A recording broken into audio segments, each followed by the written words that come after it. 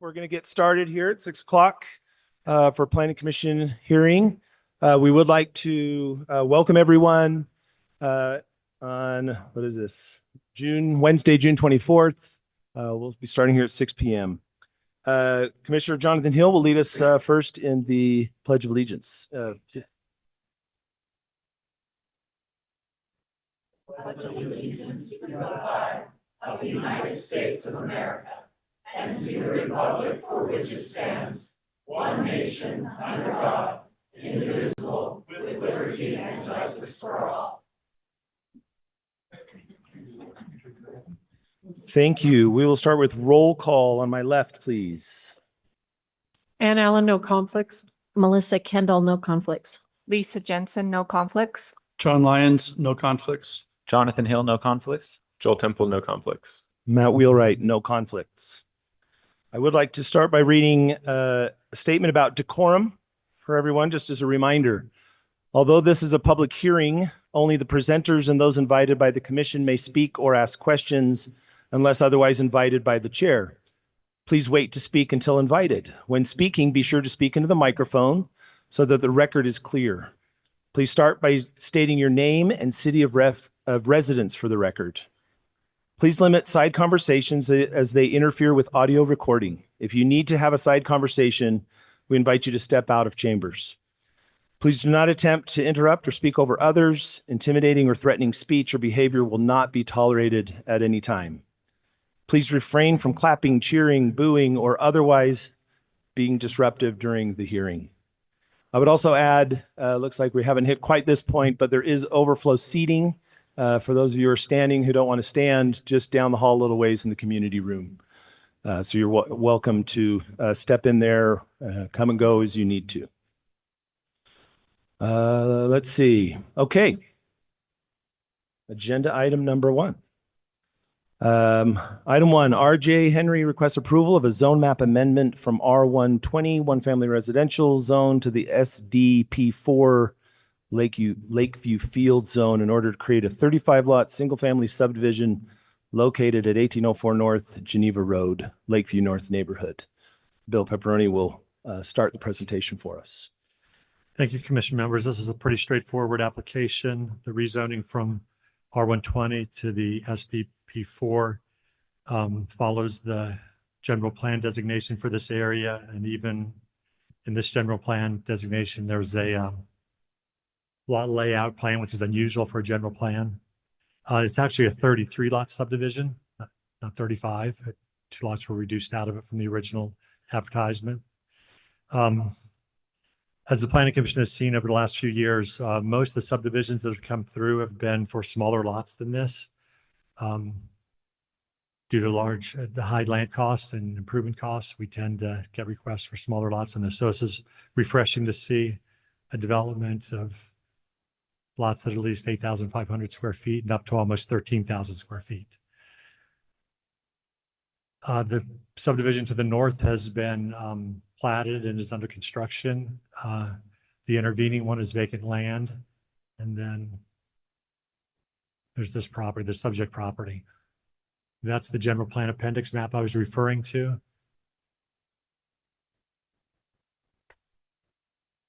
So this area that's in red would fall in this area over here.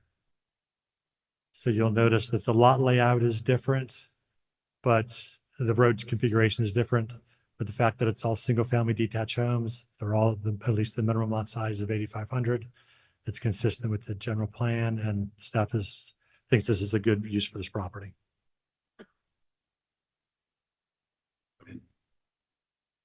My only question is, why are they asking for SDP4, which is a weird zone, instead of R18, which it is totally compatible with? I think just because it's already SDP to the north, we're anticipating the middle piece also being that same zone, and it follows the general plan designation. So because they're both fine, it's more continuous to it that way. Okay, Yeah. Thank you. Any other questions, John? Yeah, there was some discussion about a previous plan with townhomes that was never went forward. Looking at the general plan now about the need for affordable housing, is there any consideration for for something like that? Did you do it, why? Help us understand what happened, why we are here. Well, there certainly is need for affordable housing, but in my opinion, there are many housing market niches in Provo where we have need.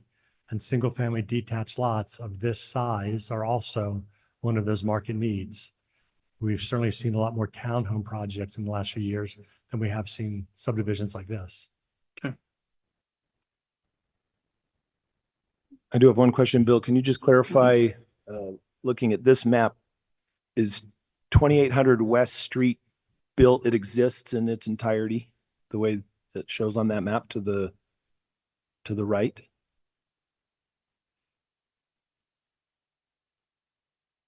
Which street do you mean? Which street do you mean? 2800 West, the one that goes past the cars. So there's no, because since the middle Oh. piece is not proceeding yet, right?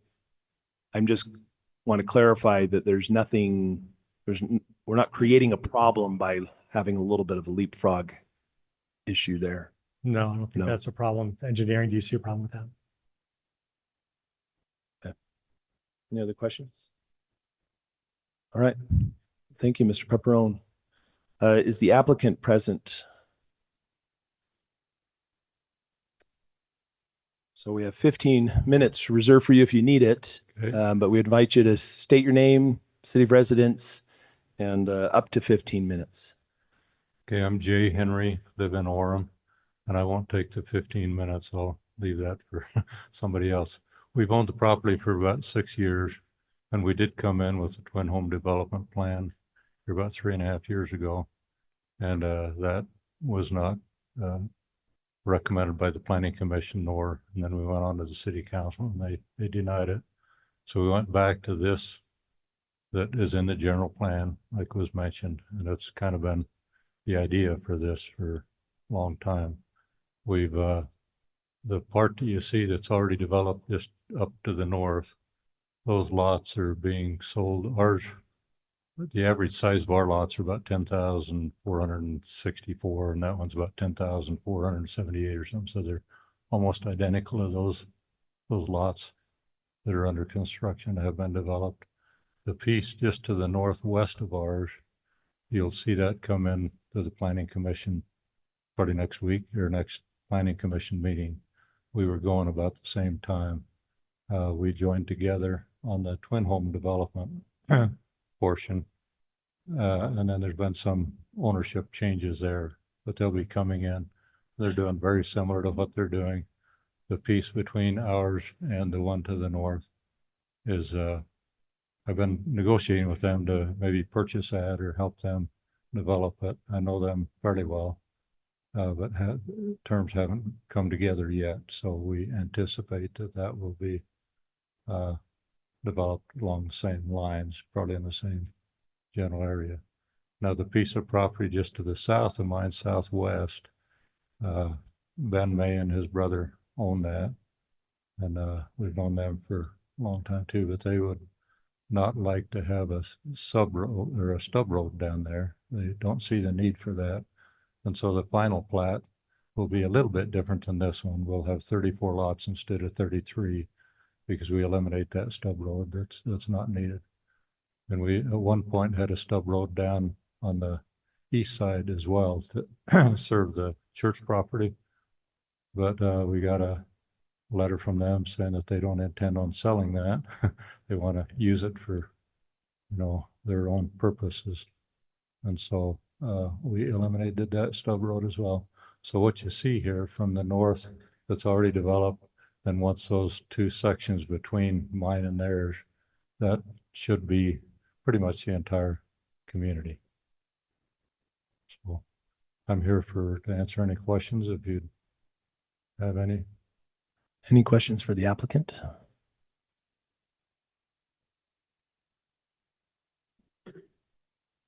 No, thank you very much. Good job on staying under the 15 minutes. Thank you. All right. We will open this item for public comment now. The This time is for comments only. If you have questions about an item, please speak with staff privately. Please start with your name and city of residence for the record.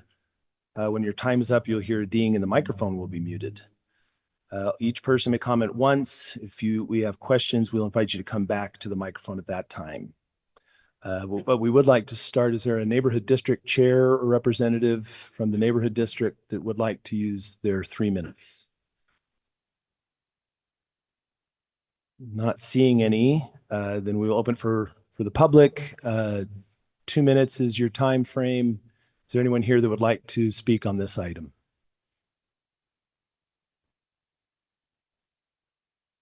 Saving your powder. I got it. Okay. Let's see. Okay. Questions, discussion from our planning commissioners. We'll close the public hearing. I have a discussion / question maybe for staff. I understand the reason for getting rid of that stub road to the south, but I remember the first time this came through, one of the main things was limiting the access onto Geneva Road. And so if you get rid of that stub road, then any future subdivision, even though currently they don't want to have one, would have no Geneva Road connection without going out to 2800 West. And I think over a certain size, that might need to have 2 accesses. Is that correct? Mr. Day, how many accesses does a subdivision of, say, 20 homes need to have? Yeah, David Day with Public Works. So anything over 22 units, but the property south of it, you're not really seeing the whole thing. But if you go about another inch down on that aerial photo, you'll see 1680 west or 1680 south. Sorry. So there's another way for them It's to get just- out onto There's just Geneva? not enough space to add that many homes, and Okay. the home that's there has a driveway now. The other space was a church, and the church is going to keep that property. I don't know what they're going to do with it, but if they were able to add a few more properties to it, they could put a church there. All right. I just want to make sure we weren't missing something Yeah, important if we looked got at rid of the that. stub We road. looked at all the options. We talked to the church and the other property owner, and the best thing is just to have no access coming south. Okay, thanks. Any other discussion? Yeah, I mean, this was my one concern too, because regardless of the feelings of the person to the south, I'm really worried about the idea of not having a stub road there. If for nothing else, that it just breaks the neighborhood up, right? In my neighborhood, we have a place where a developer went and they were not required to stub a road in. And so there's this kind of weird boundary in the neighborhood. And you have to go out to Center Street and walk along Center Street to get back in. And this would be out to Geneva and walking down. And so for a pedestrian walkability point of view, I would much rather see some sort of stub road included in there.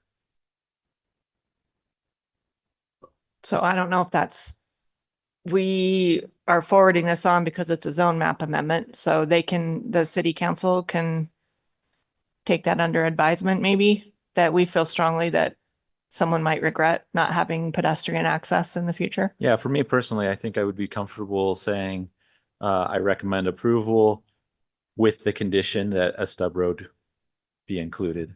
Or at least a pedestrian access, maybe. But see this, so yeah, this little road here goes to Geneva. So now if you're a pedestrian and your friend lives down south and you want to get there, you have to walk along Geneva, and that's not a road I want my kids walking along. Mr. Hill, what would you say for maybe just maintaining a pedestrian access? You know how on the homes behind the north of the Provo River Trail in West Provo, there's a few connections that have pedestrian access. Would that meet the need? If they determine they don't want a road there, at least they could stub in a nice little vegetated trail area. Perhaps. I mean, that would allow pedestrian access between the two. I mean, perhaps. So that's your number one priority, is the pedestrian, not necessarily the vehicle. Right. I mean, cars can go out to Geneva and get down, no problem, right? But it's my 10-year-old kid is walking to his friend's house. I don't want him walking on Geneva. I want him walking through some side street to I get over agree. there. That would address my concerns as well. If it doesn't divide up the neighborhood, then pedestrian access would be the thing I would need. So that would be my thing that I would like to pass along. with whatever recommendation we make that don't lose your pedestrian access. I'm curious what the others think. Not sure I disagree, except 2800 West is a much lesser traveled street, it looks like.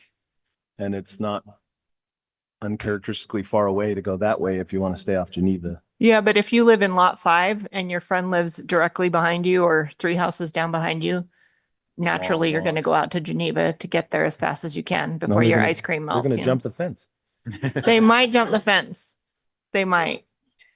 But we can make it easier for them right here and now. Yeah, but I feel like asking for a full street stub that it gets unused is also a waste of resources. and Right, which is why I space. like the idea of just a pedestrian, because it can go in the side yard right of way, just as long as it's designated as a right of way, I think, an easement for it. Doesn't even have to be built out unless there's a subdivision that goes in. Yeah, I think that would even promote walkability a little more within the subdivision. Like if going from, I don't know, this cul-de-sac up in the north straight down requires you to come all the way out 2000 north, work your way down instead of being able to just access as a pedestrian, working your way straight south through the subdivision. It strikes me, yeah, a 2-mile walk instead of, half mile as the crow flies. And especially if it's going to be a church. Right, yeah, if Yeah. a lot of this community is probably going to be attending that church and are they all going to drive the 3-minute drive instead of the 5-minute walk because they can't access it? And I don't know who at the city's best suited to answer this question, but you have choices there, right? You could have an easement across an existing lot that would be much easier to abandon if, depending on what goes into the south.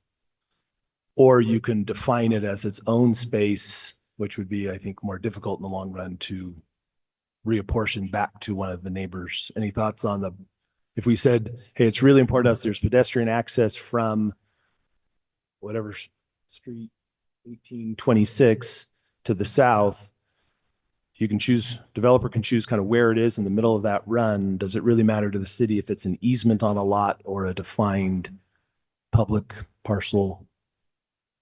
Public street. I was just thinking, the Mays that live right here wouldn't want that coming into their property. But if a church was built here, it would be nice to have that pedestrian access coming into the church property so that people could walk through that. So we'll look at that as we design that. Maybe make one of those lots a little wider so it can accommodate that easement. Yeah, my neighborhood in Layton had one of those where the back of the church parking lot had a little pedestrian access into the neighborhood, and it was great. It made it much more walkable to church instead of going all the way down and around. Cherry Hill and Orem has that. Same thing. Yeah. So Bill, do we need to officially do anything? Is that enough conversation if we just take a motion and vote? Okay. Before we move off the item, any other thoughts or comments, discussion? Hey, would someone like to make a motion? I'll do it. Let me make sure I'm saying the right words. All right, I would like to make a motion that we recommend approval of Mr. Henry's request for a zone map amendment from the R120 zone to the SDP4 zone in order to create a 33 lot single family subdivision located at 1804 North Geneva Road with the recommendation that pedestrian access be maintained somewhere around lot 11 as it's shown on the map. Second. Did you get a second? I'll second. Second. Okay, Melissa will second. Any other comments on the motion before we vote? I think I would just clarify, it says 35 on the paperwork. Lisa said 33 because that's what the map says, but it might become 34 depending on how that lot stub gets settled out. All right, let's start with the voting to my left. Aye. Aye. Aye. Aye. Aye. Aye. And I'll vote aye. So that's passes 7-0.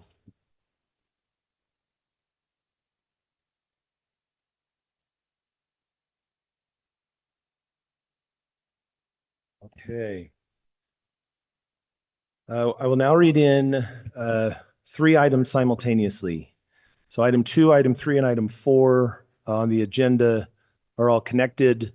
We will treat them all as one, and we will vote independently at the end as a commission.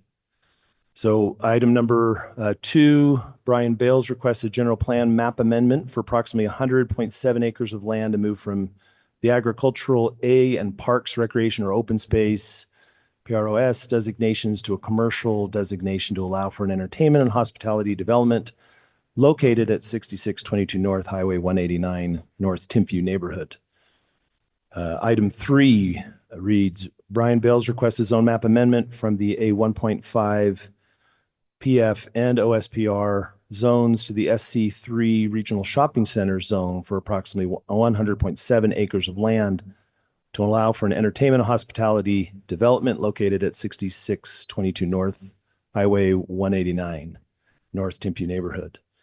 And just for clarity, those two items are recommendations from the commission to the city council. The city council would hear those two items at a future date. And item 4, Bryan Bayles requests concept plan approval for an entertainment and hospitality development in a proposed SC3 Regional Shopping Center zone located at 6622 North Highway 189, North Timpview neighborhood. And we will invite Bill Pepperoni to present on those 3 items to us. Members of the commission, I'm going to give a few comments, and then the developer will give his presentation. And then the public works director will say a few things. I know the planning commission is going to have a lot of questions. I would suggest that we get through those 3 presentations before you start asking questions, because I think we may answer some of your questions as we go through those. So yes, as it was said, there's 3 requests before the planning commission tonight. The general plan amendment and the zone change are recommendations to the city council. You are the deciding authority on the concept plan. That's under your jurisdiction. So as you can see, the subject property that we're talking about tonight, it includes the mining property of 34 acres and the city property of 66 acres approximately. You can see the zoning maps on the right, A15 zone, public facility zone, and the open space preservation zone. Then the general plan has agricultural designations and the parks, recreation, or open space general plan designation. The commission's role is to review the proposals, hear the information from the staff and the applicant and the public, and determine whether the requests are appropriate for the property based on the city's planning goals and land use policies. The planning commission is not being asked to approve a project plan this evening, but rather to consider the zoning classification that would govern the future of the use of the property. The proposed zone is the SC3 zone, which is a regional commercial zone. A development agreement will be necessary because there are significant restrictions with the proposal that do not apply to other SC3 zones in the city. For example, only land uses designated in the development agreement will be permitted. The purpose of any development agreement is to document commitments and restrictions that are agreed to during the entitlement process. Development agreements are tied to the zone change. They are a contract negotiated between the city council and the agreement is signed by the mayor. Because the development agreement is a contract that is enforceable through the courts. A zone change is not finalized until the development agreement is signed and recorded. Once it is recorded, it will appear on any title report, and that development agreement is binding from owner to owner. A development agreement can only be amended with the consent of the city council, and to amend the development agreement, there has to be a public hearing held so the public has an opportunity to comment, and the owner of the property has to justify why deviation of the original agreement should be approved. Since the planning commission received the staff report and the development agreement, further meetings have taken place between the developers and the staff. Amendments will be made to the development agreement before it's presented to the city council. The issues pertinent to the planning commission are in the development agreement you received, including the amphitheater as a permitted use and the building height of 125 feet to accommodate the amphitheater fly loft. Those are two proposals that deviate from the SC3 zone. The Planning Commission should give a recommendation to the City Council on those issues. The development agreement would allow for an amphitheater of up to 20,000 seats and up to 8,000 parking spaces. We understand that the venue size, traffic, access, and parking are all major concerns. We understand that if 8,000 parking spaces were built as surface parking, it would consume 50 to 60 acres. One of the amendments to the development agreement will be to require a minimum number of spaces be provided in a structured parking, or there be a maximum acreage for surface parking. Another amendment to the development agreement will be a minimum number of acres to be placed in a conservation easement. The development agreement requires that construction commence within 3 years, then be completed within 7 years. If either of those triggers is not met, the city can initiate removal of the SC3 zone to go back to its original zoning you just saw and to repurchase the city land. As you know, the specifics of the parking and access and UDOT approval will all be included in the project plan application, which is the next step if it gets zoning approval. For a project of this size and this complexity, it typically takes 6 or 8 months if the developers are very diligent to do all the work that needs to be done for this to come back to you for project plan approval. It's not a quick process trying to check all the boxes for project plan approval. Anyway, those are all my comments. I'll allow the developer to take his time. I will invite the developer up. Oh, Bill, did you want me to read the letter? Okay, sorry. I'm going to read a letter real quick. Sorry about that. All right, so the mayor has provided a letter. We've received lots of communications from lots of different people, entities, groups. We're grateful for all the comments. I have been asked to read this letter from our mayor.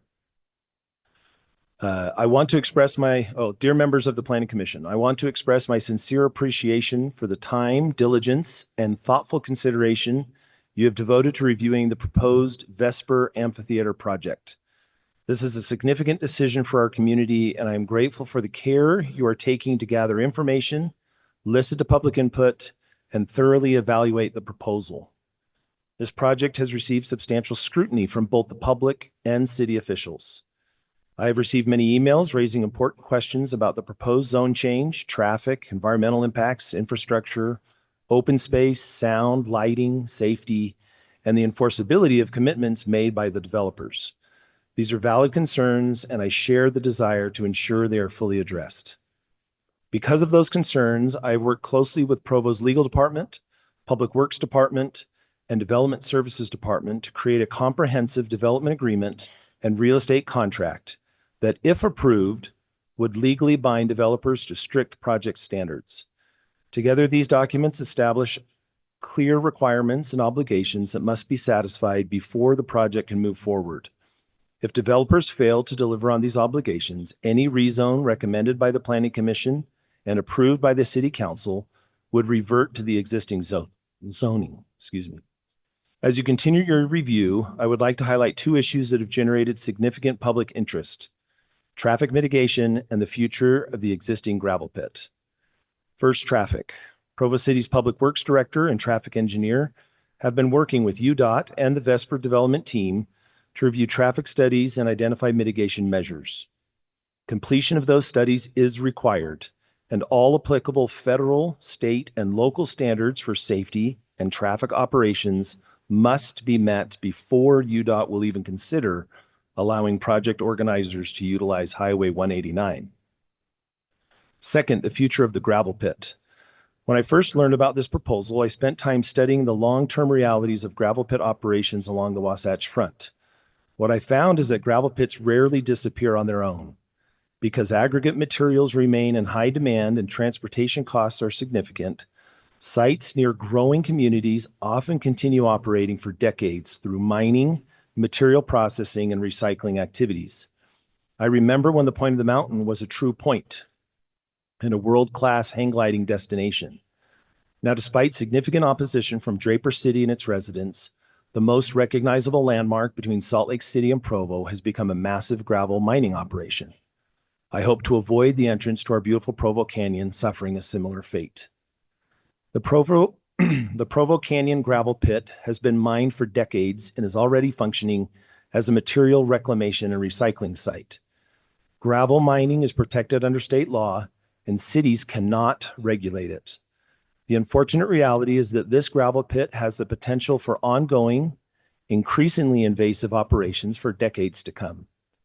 Purchasing an existing gravel pit for restoration is also prohibitively expensive, and Provo City has yet to see any proposal from a group willing to purchase the land and convert it to green space alone. For that reason, I believe it is important to evaluate this proposal in the context of the site's realistic alternatives. The responsibility before you is not simply to consider the appropriateness of a zone change. It is to determine if our city is willing to entertain a proposal for this land other than gravel excavation. If a zone change is passed, Provo City is not approving the amphitheater project. It is, however, signaling a willingness to carefully consider and review a future proposal that may transform an existing industrial site into a destination that provides recreation, entertainment, tourism, economic activity, and protected open space for the community. Reasonable people may disagree about the merits of the Vesper project, and it is entirely appropriate to apply strict scrutiny and high expectations to project plans. However, opportunities to convert an active gravel pit into a significant community asset are exceedingly rare. I believe it is important that this opportunity be evaluated with a full understanding of both the project's challenges and its potential benefits. Thank you again for your service, professionalism, and commitment to making decisions that will shape Provo's future for generations to come. Sincerely, Mayor Marcia Judkins. All right, we'll invite the developer up. You'll have 15 minutes. You're welcome to take it all, but goodwill might be in your favor if you take less than 15 minutes, and then we'll go further to our city staff. Fantastic. I'll go quickly. Good evening. I think we have a presentation as well. Bryan Bayles and Leighton. Press that and your presentation will come up. Okay. Fantastic. Okay. Good evening. I am here on behalf of the Vesper project team. We appreciate the opportunity to be here with the Planning Commission, city staff, and members of the public. We recognize that Provo Canyon matters deeply to this community. It is one of the defining places in Provo and Utah Valley, and we understand why people care about its future. Our goal tonight is to be clear about the project, the site, the approval process, the development agreement framework, and the issues that still require additional technical review. The most important point at the beginning is this: tonight is not final construction approval. It is a land use and development agreement decision. Vesper is a Utah-based project team. We are local and we care about this canyon too. That is why we believe the site deserves a better long-term future. The public discussion should start with the site as it exists today. It is not untouched canyon land. It is an active gravel mining and construction material recycling site. It has truck traffic, dust, visible scarring, slope disturbance, and no public trail system through the property. We are still early in the process. The project has gone through preliminary due diligence with Provo City, UDOT Public Safety Utilities, and technical consultants. But the rezone is not final construction approval. If zoning is approved, the project still has to go through detailed engineering, UDOT access review, traffic and parking planning, utility design, fire and life safety permits, and other city and agency approvals, to mention a few. The city's adopted hillsides and canyons plan also matters because it helps guide how Provo evaluates sensitive hillside and canyon areas. The plan identifies gravel pit reclamation as an opportunity and says that efforts could include ecological restoration, the creation of an outdoor concert venue, and other recreation amenities. That gives us an important planning frame. It does not answer every question, and it does not eliminate the need for careful review. The real questions are scale, design, studies, funding, and enforceable commitments. That brings us to the real choice. Should this long disturbed property remain in its current industrial condition, or is there a way to restore and reuse the site through a controlled project-specific framework? That is the conversation tonight, not whether Provo Canyon matters, but whether this proposal can meet the standards this place deserves. Bill did a great job reviewing the city process earlier. There's a lot of words on this slide, and I just wanted to reiterate a key point for this application. Approval would allow the project to move into detailed technical review under a project-specific development agreement. Tonight is about whether the city should create a framework for continued review, not whether every final technical issue has been resolved. The development agreement is the control document. It limits the project to the VESPR concept. It caps the major project components. It limits unrelated SC3 commercial uses. It requires future review and creates obligations for open space, canyon-sensitive design, lighting and sound mitigation, parking, infrastructure, and future approvals. It also protects the city by requiring developer-funded project infrastructure, UDOT coordination, city review, deadlines to commence and complete the project, and zoning reversion if milestones are not met. The city is not being asked to simply trust us. The city is being asked to adopt a framework that gives it enforceable control. The heart of VESPR is the natural setting. The canyon, the river, the trails, the views, and the outdoor experience are what make this opportunity truly unique. The project includes several connected elements. The amphitheater is the anchor use. It creates a place for music, performance, gathering, and shared experience. The venue serving food, retail, and guest service areas are intended to support the amphitheater experience. They are not being proposed as a separate retail center. The hospitality component creates a limited lodging option tied to the destination, not a separate hotel district. Parking and access are necessary operating components. Trail connections, public access, restored open space, and canyon-sensitive design are what make this more than a venue project. At its best, VESPR can be a place where the arts continue to be woven into the fabric of the Utah County community, and where residents, families, students, performers, and visitors can experience how special this canyon setting truly is. This slide summarizes the outcomes that matter most. We've gone over a lot of these tonight, but traffic has to work, period. Parking has to work, period. Emergency access and public safety have to work. Sound and lighting have to be addressed. Wildlife, water, geology, drainage, slope stability, and infrastructure all have to be reviewed. Architecture has to match the canyon setting. Public access, trails, open space, and restoration commitments need to be clear. Wildlife, water, geology, drainage, slope stability, and infrastructure all have to be reviewed. We are not saying every technical issue is solved tonight. We are saying the framework requires those issues to be addressed. This section explains one of the core ideas behind VESPR, restoration and reuse. The project is not simply about building on this property. It is about focusing the venue and supporting improvements in an appropriate reuse area, while restoring and preserving meaningful open space areas outside of that footprint. The reuse area includes the amphitheater, supporting improvements, hospitality, parking, and access. The restored open space areas are intended to include trail connections, conservation treatment, native landscaping, and meaningful public access. I'm going to walk through a series of slides of related exhibits that show how VESPR relates to land that has already been impacted by prior disturbance, excavation, and industrial use. The first exhibit shows the existing condition. The red or orange color, depending on your eyes, highlight the portion of the site that has been previously disturbed. This is not untouched canyon land. It is a long disturbed gravel pit and industrial site at one of the most visible gateways in Provo Canyon. This exhibit shows where VESPR improvements are being studied and how those improvements relate to the broader disturbed property. The purpose of this slide is to distinguish the focused project footprint from the overall site and show how the proposed footprint shown in blue is focused within the previously disturbed areas. This site shows the difference between areas that have been previously disturbed and areas that have not been disturbed in the same way. The light green areas represent land that has already been impacted by prior disturbance and excavation. The dark green areas represent land that has not been previously disturbed. The idea is not to take disturbed land and fill all of it with development. The idea is to focus the venue, access, parking, hospitality, and supporting improvements in an appropriate reuse area while restoring other previously disturbed areas into open space, trail connections, conservation treatment, native landscaping, and canyon-sensitive public areas. This is where the restoration and reuse concepts come together.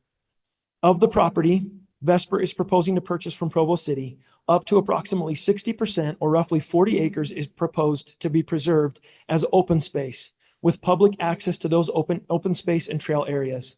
That is what we mean by restoration and reuse, a focused project footprint paired with meaningful open space, public access, and long-term canyon-sensitive stewardship. Traffic is one of the most important issues for the project and has to be addressed directly. The question is whether event traffic can be managed safely and efficiently at the specific locations and times that matter. That means the focus is on moving traffic to and from the site using the main transportation corridors, including 8th North and US 189. It also means integrating those corridors with access in and out of Vesper, including project access points, turn movements, internal queue storage, parking circulation, emergency access, and post-event release. Event traffic should not be treated like ordinary daily traffic. Vesper traffic is periodic, not constant. It occurs during limited arrival and departure windows, not all day, every day. Maximum capacity events are expected only a handful of times per year, and most event traffic is expected outside normal weekday commuter peaks. Provo and UDOT already has experience managing major traffic events, including BYU-related event traffic. Vesper would need its own traffic plan, but it would also build on proven event management tools such as signal coordination, traffic control officers, assigned or pre-sold parking, internal queue storage, ride share areas, shuttle operations, potential remote parking, and controlled post-event release. The final traffic plan has to protect the functions of US 189, avoid unmanaged queues, preserve emergency access, and show how large events would actually operate.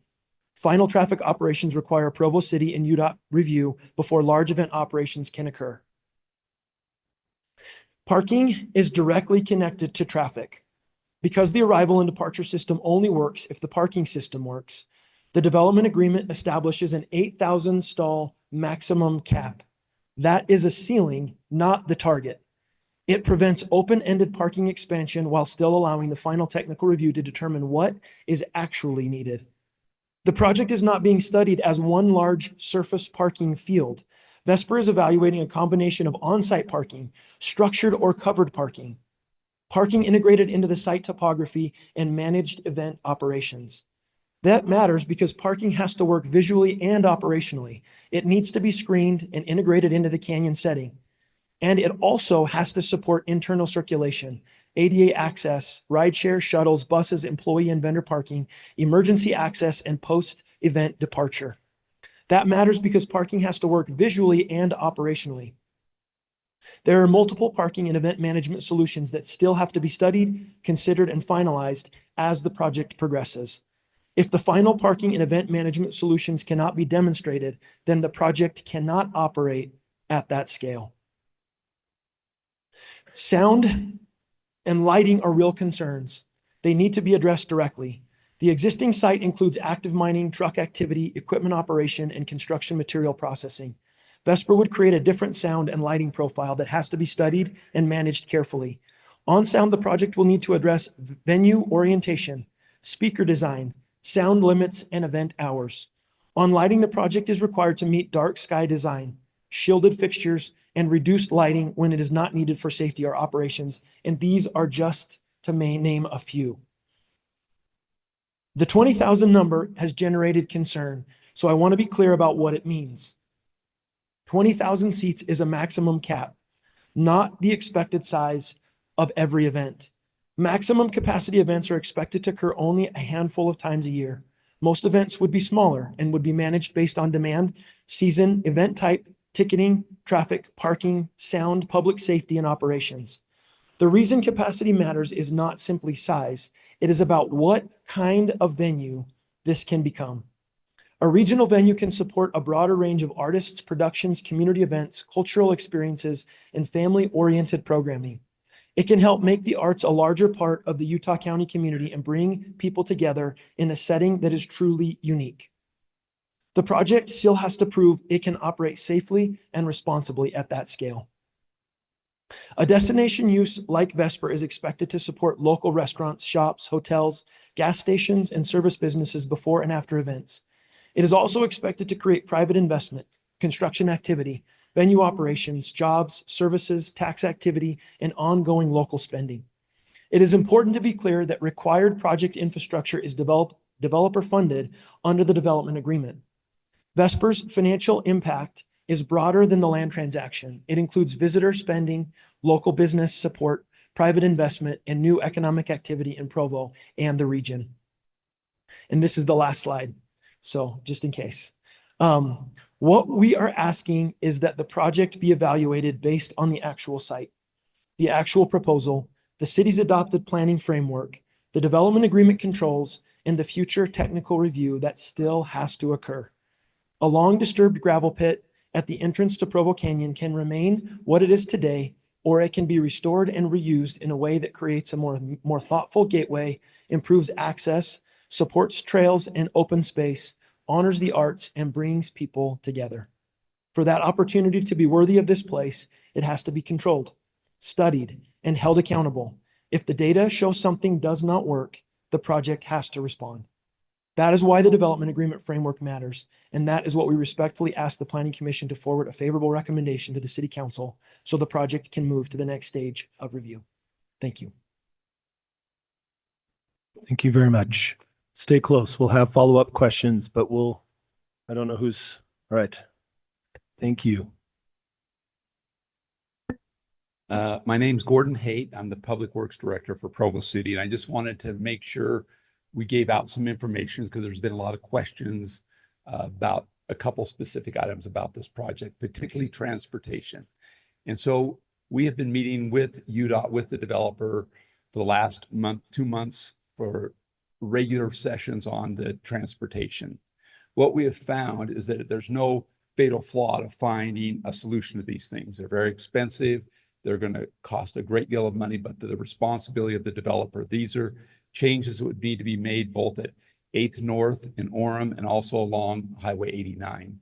And so right now the study is going to go on for probably another 3 or 4 months as we go through the criteria that needs to happen for that to take place.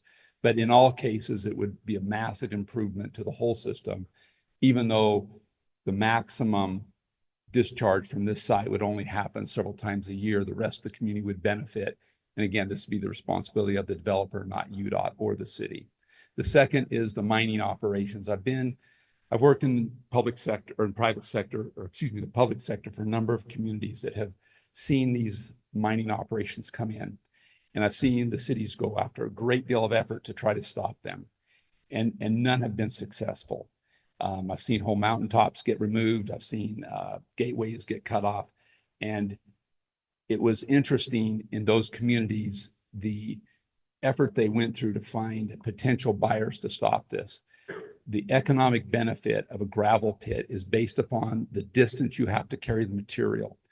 That's how a contractor gets their whole bid, whether it's 10% of the actual construction cost. It's really about how far you haul material and where the locations are. These sites, the thing that I find the hardest is that becomes you bring in the waste material from all the other gravel, all the other projects, you crush it, rescreen it, blend it.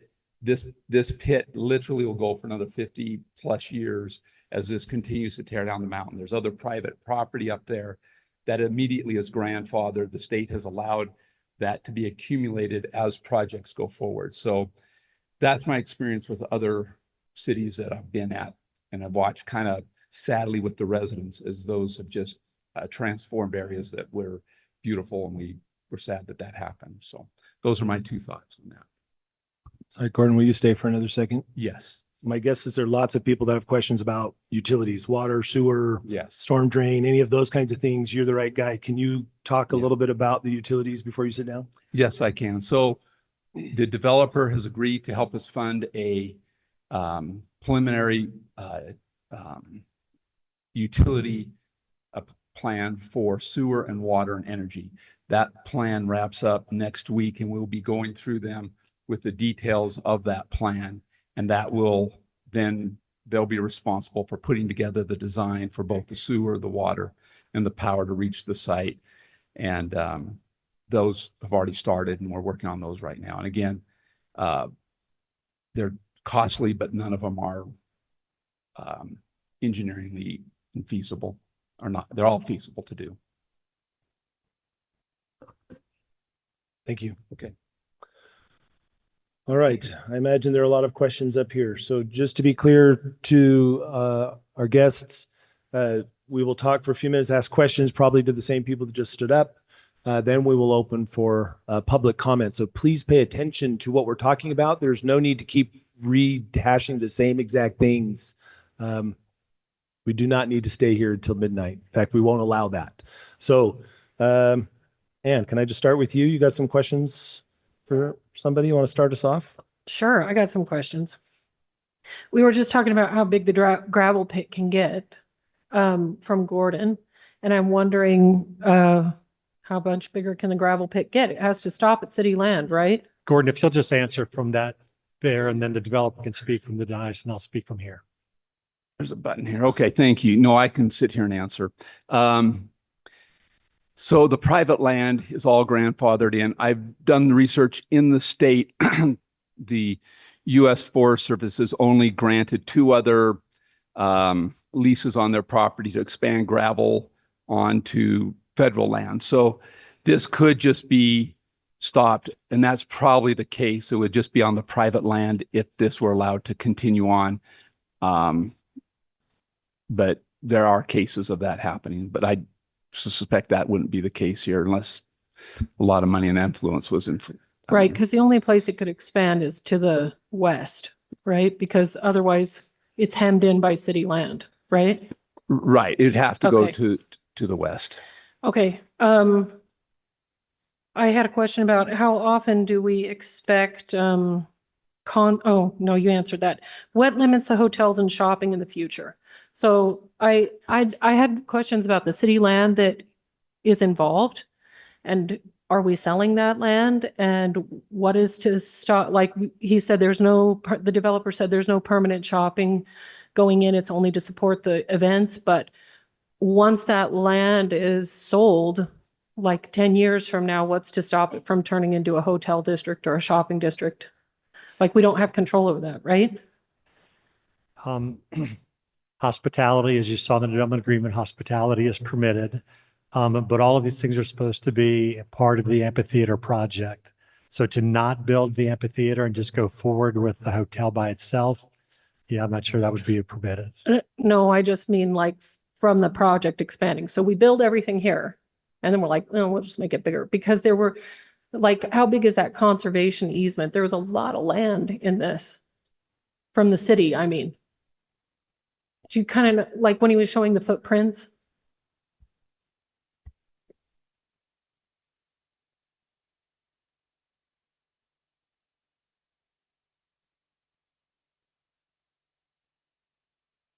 Yeah, those footprints.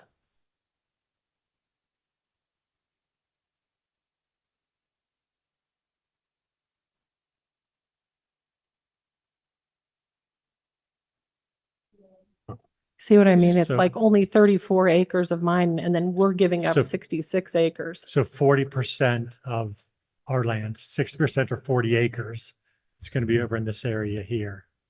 So that would be conserved as either open space or in a conservation easement. So to expand into that area in the future wouldn't be possible. So is Provo City selling this land then outright? They're purchasing all of the 66 acres, yes. Are we getting a good But- deal?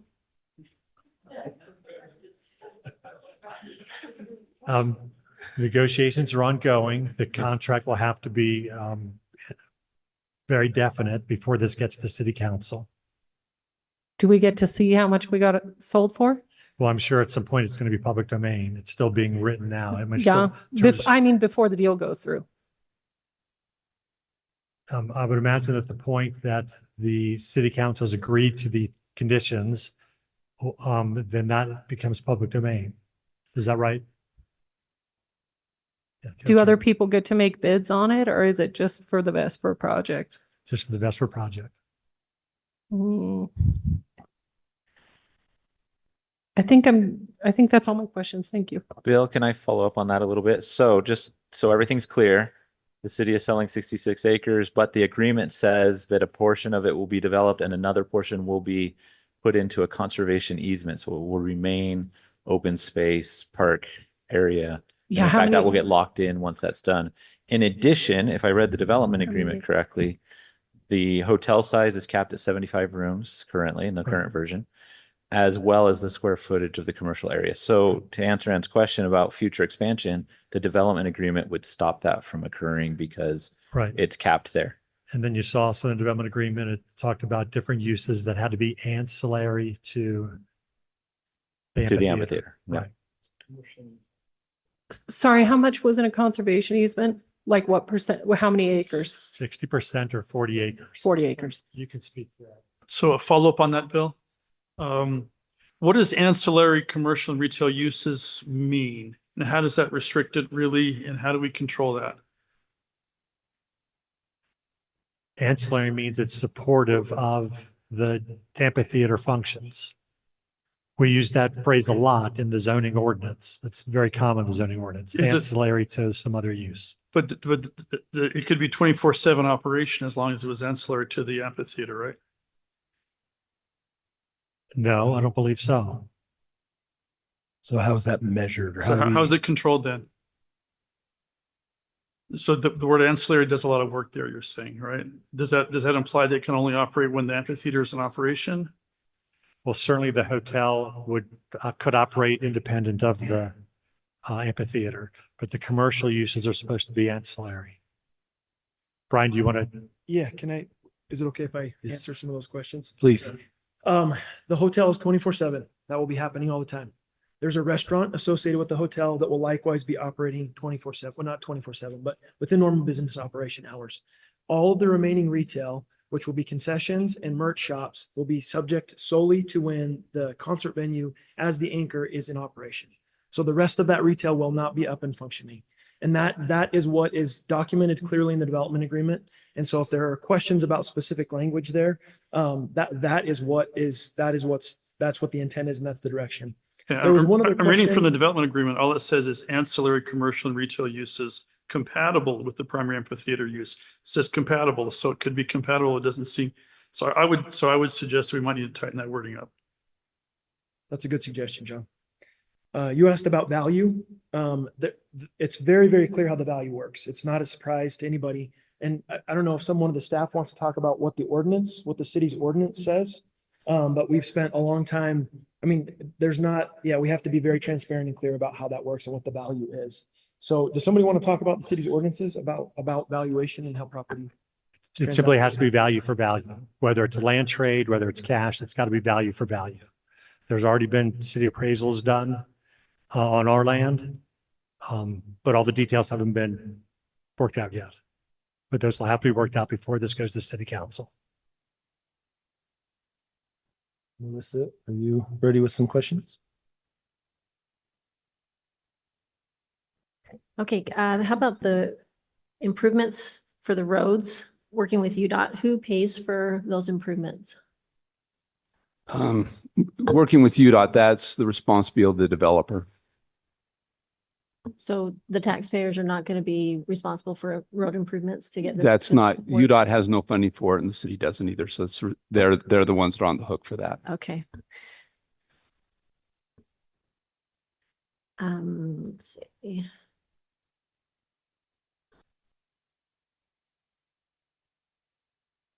I wondered, Mr. Pepperoni, do you believe that the development agreement that we've looked at has anything missing or anything that needs to be tightened up in your opinion? Well, I've referred to three things in my comments that will be amendments that will be put in there. I think there'll also be. Can you remind us those three, Bill? That was acreage of parking. Yeah, Conservation acreage. That's right. What was the third one? Is it the 125 feet, 5 feet? Height. It Is was that the the, height? no. mm-mm. So that's something we need to comment We need to- on need in our to- recommendation. Is it? An amphitheater use. In Bill's presentation, he said that we need to give specific recommendation in whatever motion we make to the city council on the 125-foot height and the use of the amphitheater, because those are two things that are being granted as exceptions. Right, of but the those weren't agreement. development agreement improvements, right? That was more the parking square footage or acreage coverage. And what were the others? I should have noted it too, and I did not note it. I noted, those are the three I noted, the height, the max acreage of parking, and the minimum conservation acreage. Oh, and the venue. So I noted those four.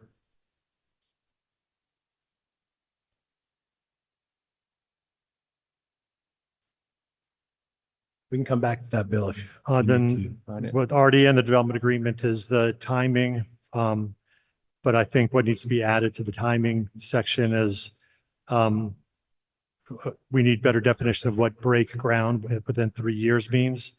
To me, that should mean that actual commence of construction. So like footing and foundations being put in within the 3-year time frame. Because if you just say commence construction, that can mean a grading permit, which really Yeah. doesn't do much to further the development of the property.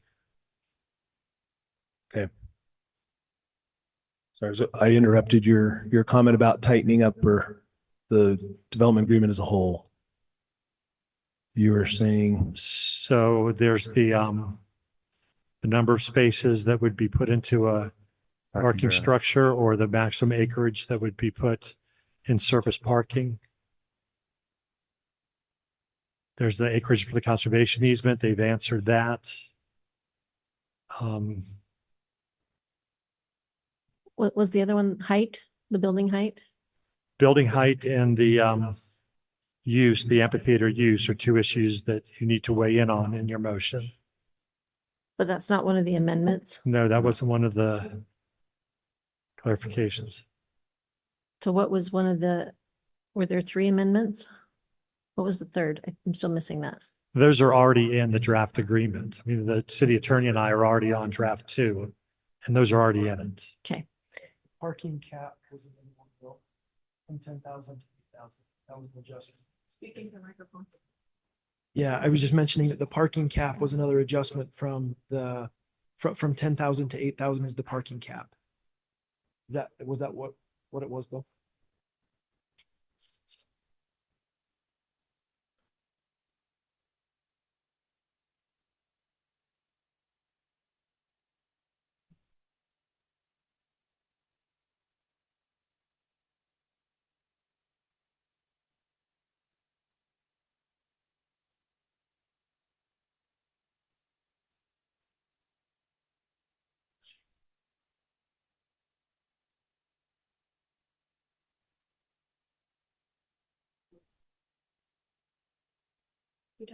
That's Oh, sorry. Are you waiting for me? I'm so sorry. Okay, I did have 2 other points, but I think, fine. I think we've got it. I wondered how much of the hillside would be removed and you've said none. It's not going to be disturbed from where it's already been. The other thing was, I just wanted to clarify that according to our understanding, that if they don't meet the requirements of the development agreement, within the time frame that's outlined, that everything goes back to the way it was, including the zoning. Okay. Melissa, can I want to make sure I understood your first question in those last 2 that you asked. You said that there would be nothing, sorry, I misunderstood. Could you just repeat that question? Just that the hillside isn't going to be disturbed from what's already been disturbed. Correct, yeah. So there will be, I mean, the trails will be, so this is the exhibit that kind of shows the areas that will be restored. The blue is the area that will be impacted by Vesper, right? That's the reuse area. So the green hillsides, there will be trails that will be built in there, hiking, biking trails. Yeah, so there will be impacts to that area. There will be also impacts inside the site, obviously, for the grading of our project. But yeah, those areas will all be restored as part of the restoration effort that we're committing to. Lisa, you ready with some questions? Holy Hannah, I have 3 pages of questions, so buckle down, everybody. All right, my first questions are for staff. And the first group of questions is about the zoning and the property history. So what is the history of the zoning of this area and why was it originally designated the way it is? So was it brought in as the OSPR zone because it was annexed and that's the default zone, or was there some sort of intention for it when it was zoned that way? I don't know how long the city has owned the city's property. The OSPR zone is a pretty new zoning designation that went onto the property 4 or 5 years ago. The gravel pit and the piece north of that have been zoned agriculture for quite some time. So to your knowledge, there was no intention really. It was more just to preserve it until something came up, or? That's correct. Okay. Has the city considered any other restoration options besides this one? No, I'm not that I'm aware of. Okay.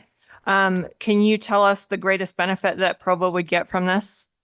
I'm going to throw out, I'm assuming economic is the first one. Is there any other benefit that you see as a huge asset if this project were to go forward? It's largely economic. Okay. One of the letters we received states that one of the goals of the Hillsides and Canyons document states that the canyons and hillsides should be left alone with only minimal improvements. Is that a correct representation of what's in there? Yes, that's in the canyons and the canyons master plan. Yes. Okay. Do you feel like this falls in that because of the do not disturb sign on the 40% or the 40 acres, 60% of your land, city's land? That's a hard question because all of the hillside protection ordinances we have, whether it's in the canyons plan, or whether it's in engineering sections of our code, have to do with preserving what hasn't already been disturbed. Okay. Yeah. I can see that. All right. Is any of this land on either property in the critical hillside overlay zone or subject to greater than 30% slope issues? The critical hillside overlay zone is on the gravel pit and on the city's property north of the OSPR zone. Which is kind of So these- ironic since those are already disturbed. Basically, the agricultural zone, what's zoned agriculture is what also has the critical hillside overlay zone on it. How would that affect the project plans? I don't think it would because it's a disturbed area.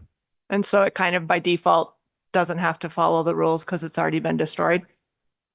Anything would make it better. Is that the assumption? Yeah, most of the rules wouldn't apply because it's a disturbed area. Okay. Item 2, page 3. In the staff response, it says in the middle of the page that it doesn't currently meet the standard for subsection D. And I'm just wondering if that's because utility upgrades are needed. And so as it is right now, it doesn't meet the standard, but that's not really a problem as we've discussed so far. Okay. Correct. Item 3, page 15, it says that the concept plan is what the development agreement is based on. So my question is then, should not this concept plan before us reflect exactly what we expect them to build if it's what the standards in the development agreement are based on? Like, for example, the aesthetics of it or the architecture or the layout. If the development agreement is tied to the concept plan, because the concept plan is a concept that can move and is not the project plan that would be ultimately approved or denied. How does that get tied exactly to the development agreement if it's a mobile document in progress? That's a really good question because we do attach the concept plan. So we have some level of assurance as to what we were shown and what's going to get built. On the other hand, we still don't have the geological report for this property. And depending on where the geological hazards are mapped, that could impact that concept plan. So how do we say for sure we're tying it into this when we already know at the get-go that it's changing? How do we put safeguards in there so that the document that is tied to the development agreement being dynamic, how do we protect ourselves? Yes, we don't know that it's going to change it, but it could. But it could. So but I think those are good questions that the development agreement should address. Do you have recommendations on what we should consider putting in as language to address a dynamic document that's supposed to be firm?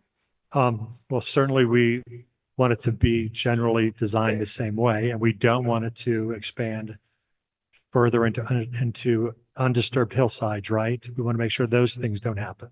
So I think those things should be tied down, or those restrictions should be clear. Is it appropriate for me to chime in? Yeah. Yeah. The ultimate safeguard in the development agreement, one that developers do not like, and I have never signed a development agreement that has this in there, is the ability for it to revert back. That is a massive, massive thing. And we are committed to building this project in this special location. And as a result, we have to commence construction, to Bill's earlier point, within 3 years, and we have to complete the project within 7. So those are massive, massive obligations that if we can't meet, it goes back to Provo City. So that's a very important, I guess, trump card that the city has and that developers don't like to offer.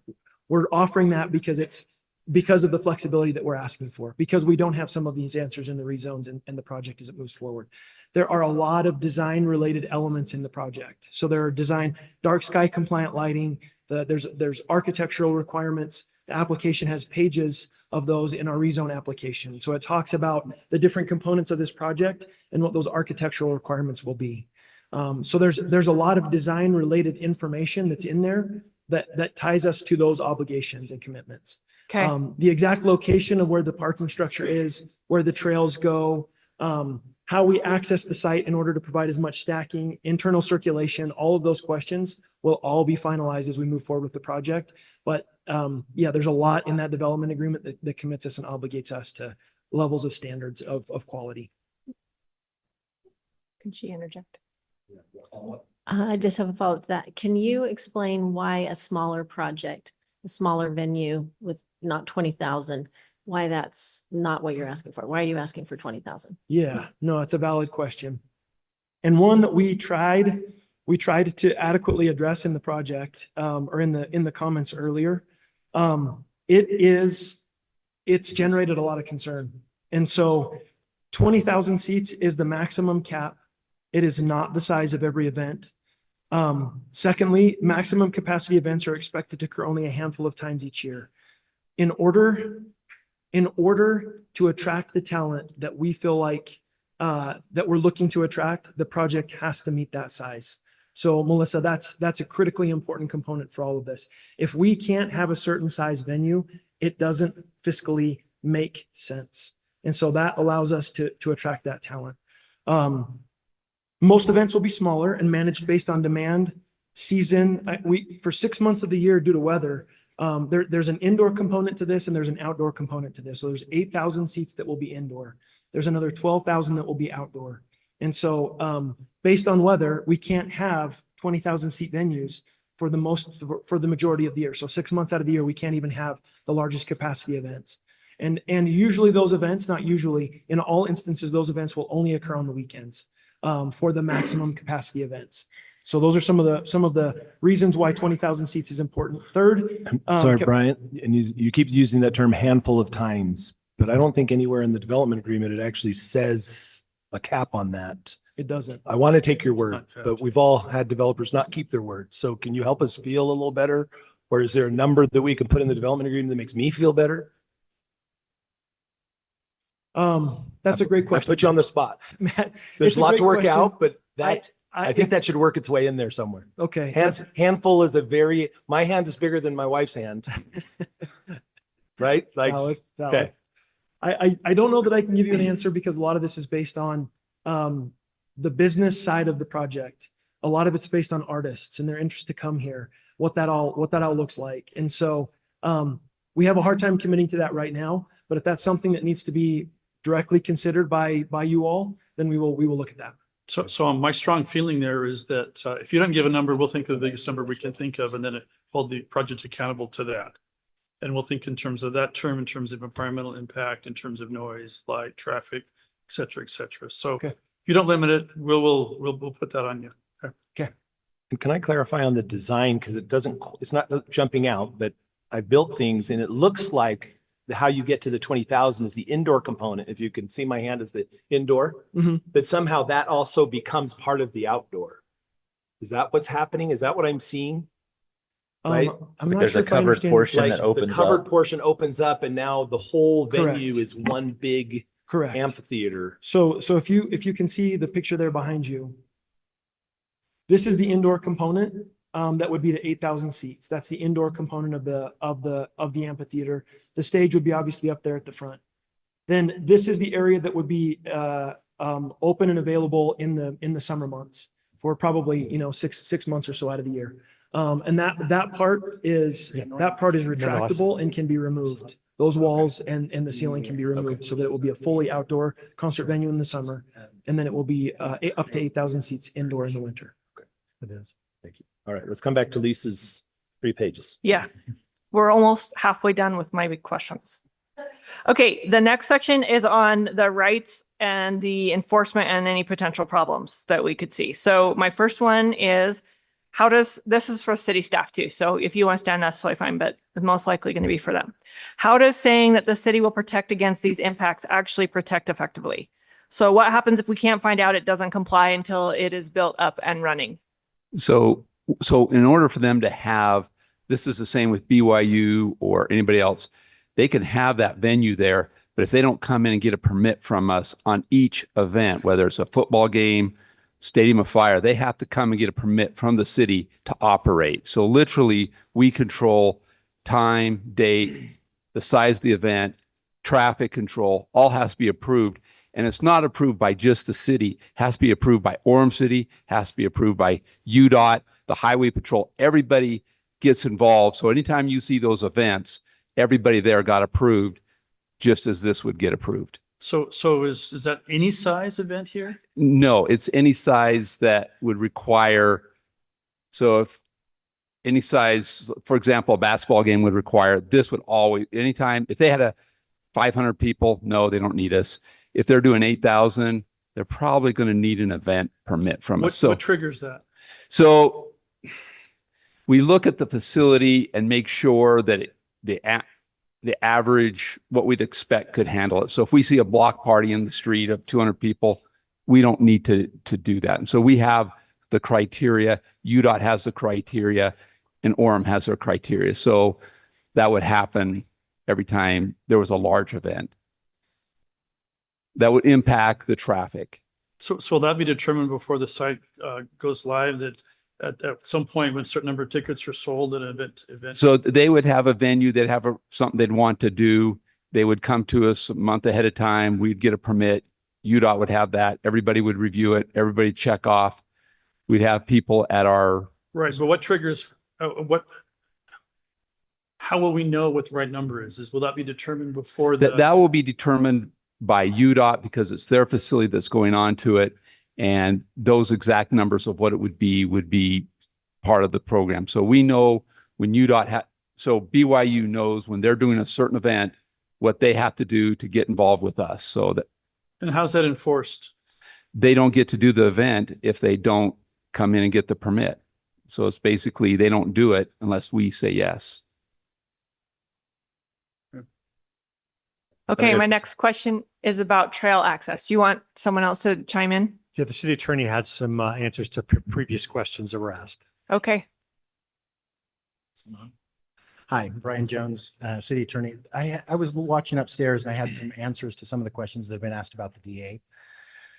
First off, before I forget, I wanted to say when there was the comments, the questions about what the third topic is, it is actually about the height. Because the thing that's going to change between now and then is limiting the height. Right now it says it's SC3 except for it's 125 for the unoccupied fly loft.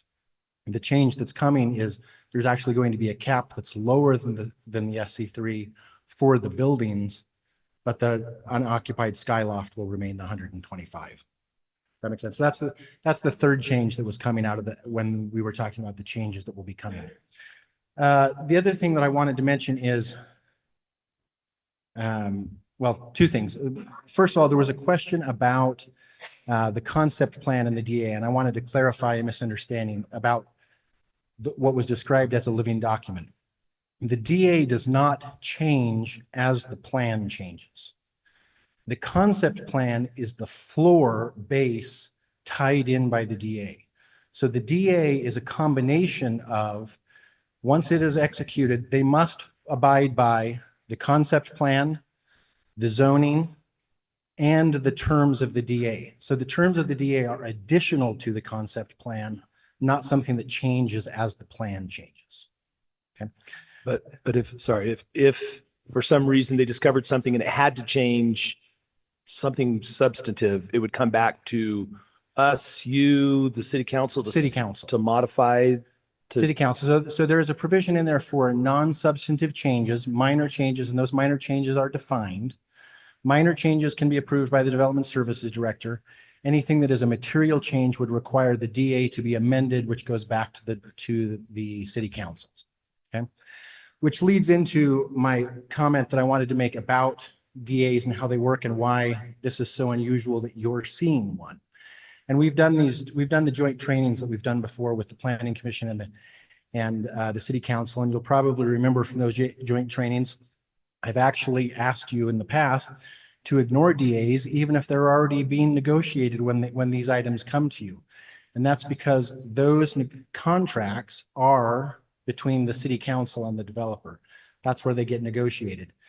And it's unusual for them to be at this stage. The reason why it's at this stage is because there are two paragraphs, which Bill mentioned in his remarks, about the 125-foot height for the skyloft and about the amphitheater use that isn't permitted under the SC3. Under state law, the only way that a development agreement can grant exceptions to the code is if it follows the entire process for a text amendment, meaning that the DA itself has to go to the Planning Commission just like a text amendment would, right? So the concept here is that those two paragraphs, as Bill mentioned, those two paragraphs are the ones that need the Planning Commission recommendation because those two paragraphs are the ones that grant the exceptions. That's not to say that you shouldn't be concerned about the rest of the terms. I'm not saying stop asking about the DA. That's not my point. My point, however, is that when you get to the point where you are ready to act and to give your recommendations, that prior instruction and counsel on how DAs work still stands, and that your final recommendation should not be a list of all of the things that you want changed in the DA, but a list of the concerns that you have that you want the city council to address when they finalize the negotiation of the DA. Is that any questions about that? With the exception of With the exception of those two and the things. amphitheater use. Correct. Okay. Yes. While I'm here, are there any other questions I can answer while I'm already at the mic? Yeah, so the developer commented on the reverting back concept. Yes. Can you talk about how you've seen that work or not work because it's so abnormal to include it? Do you agree with his assessment of that? It is very abnormal to include it. In addition, and again, the separate agreement about the purchase isn't the subject of your decision making tonight, but that agreement also has a repurchase option in it, which I've also very rarely seen before if the project doesn't go forward. It is very rare. There are actually some city codes about already talk about reversion where a project is zoned and then just nothing ever happens. But actually including a provision, especially the completion provision that says, even if you start, if you don't finish in time, that the city can undo the rezoning. I've never seen one before. And in the idea of reversion would come back to the city? It would come back to the whole city. piece? Well, okay, so or the owner would keep it under. The two agreements work together in this way. The purchase agreement says it's got the same timeframes. It's the same 3 and 7 year timeframes. The purchase agreement says if the city ultimately agrees to sell them the piece of property and they don't start the project within 3 years or finish within 7 years, the city can repurchase the property, the city's property from them, not the gravel pit property. And they can do so if it hasn't been started for the price at which it was sold.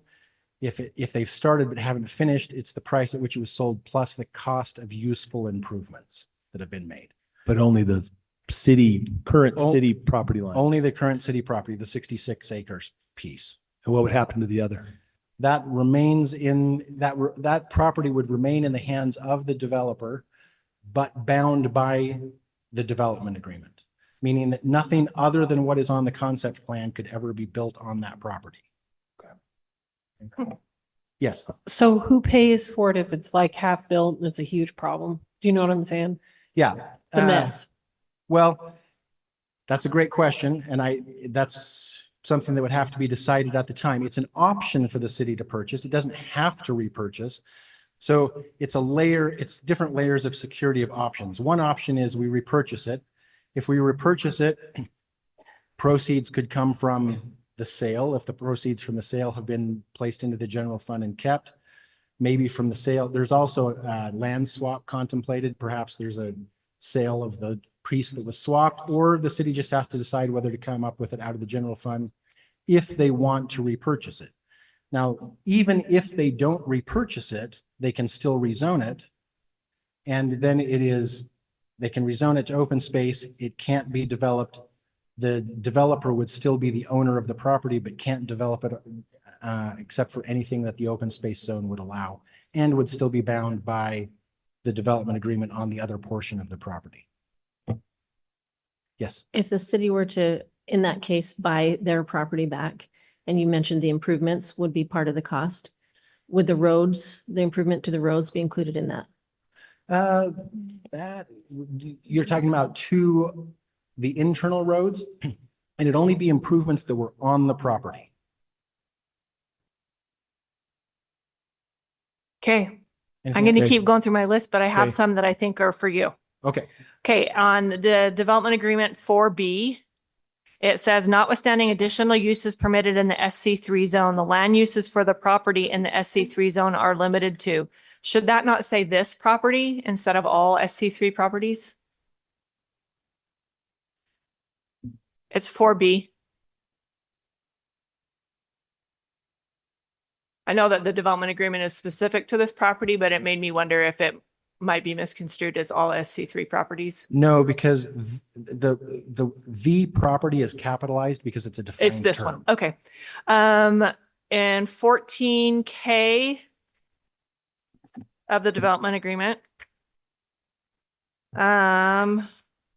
In sections A, B, and M, the number of years don't match. 7 years, 5 years, 10 Yes. years. And Did we straighten that out? Yes, we're aware of that. It's because it was originally 2 and 5 and it was changed to 3 and 7, but this version didn't get all the Okay, so updates. that will be correct. So it's now 3 and 7, 3 to start, 7 to finish. Correct. Okay, and then my last legal language question, or maybe not, is oh, no. 14K subsection B. 14K subsection B. It says 7 years for substantial completion, and then it says during that period, lack of substation completion. Is that supposed to say substantial? Or are we Yes. building a substation as well? Nope, that's definitely substantial. Okay, just wanted to I make think sure that we I didn't think that put one's some. been fixed as well already. Okay, but I'll didn't want to double check have that. any secret messages in there. And then on number 16, it talks about the timeline, or it talks about selling the property and what happens. And my question for you is, if the property gets sold, does the timeline start over, or does it still start with whenever the 3 and 7 years started? The timeline begins with final approval of the project. No Has matter nothing to who- do with the ownership. So Correct. we couldn't put it off by selling it to someone and Correct. secretly buying time. Correct. Okay. Thank you. I have just a few more for staff. I promise I'm going through these. Thank you. Okay.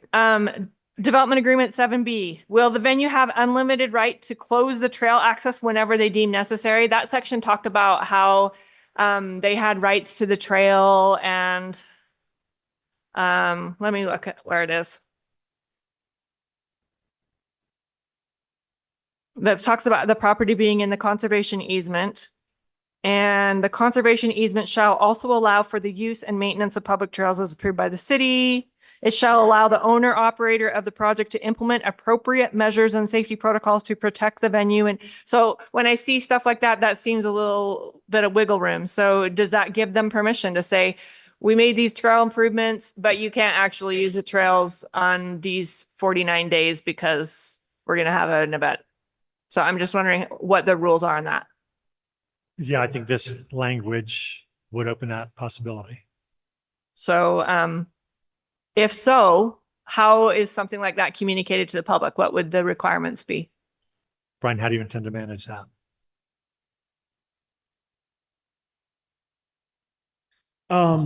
It's similar to how mountain bike races for high schools are done down in Gooseberry Mesa. There's signs posted, events happening, continue to move through the trails. There's no looky-loos, no free concerts. But we will be monitoring that very closely with drone technology and other technology to make sure people are moving and that the performers and audience is safe. Okay, so they wouldn't be stuck and have to turn around and hike 12 miles back somewhere. They just wouldn't be able to sit there. Okay, Correct. thank you. 8G of the development agreement, who determines what what acceptable means in sound levels and how is that enforced?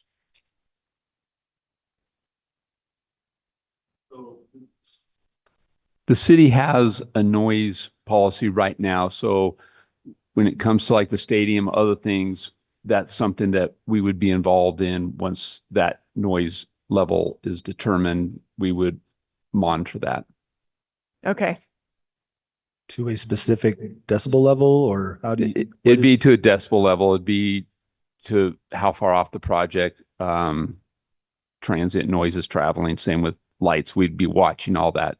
how do you really do that though? Because sometimes I can hear the stadium of fire in Southeast Provo or a football game. I can tell when a touchdown has been scored based on the roar. And so I imagine that based on the echo in a canyon, that it could travel quite a distance depending on how the wind was blowing or which direction the drummer was facing or whatever. So there are outdoor features that make 100% impossible, but what we will require from them is a very detailed design that shows how the how the sound is being directed, the equipment's being put together, so that the actual optimal sound control can be implemented into their project. So will there be a moment when a wind blows, when the atmosphere is just right, that the noise travels further?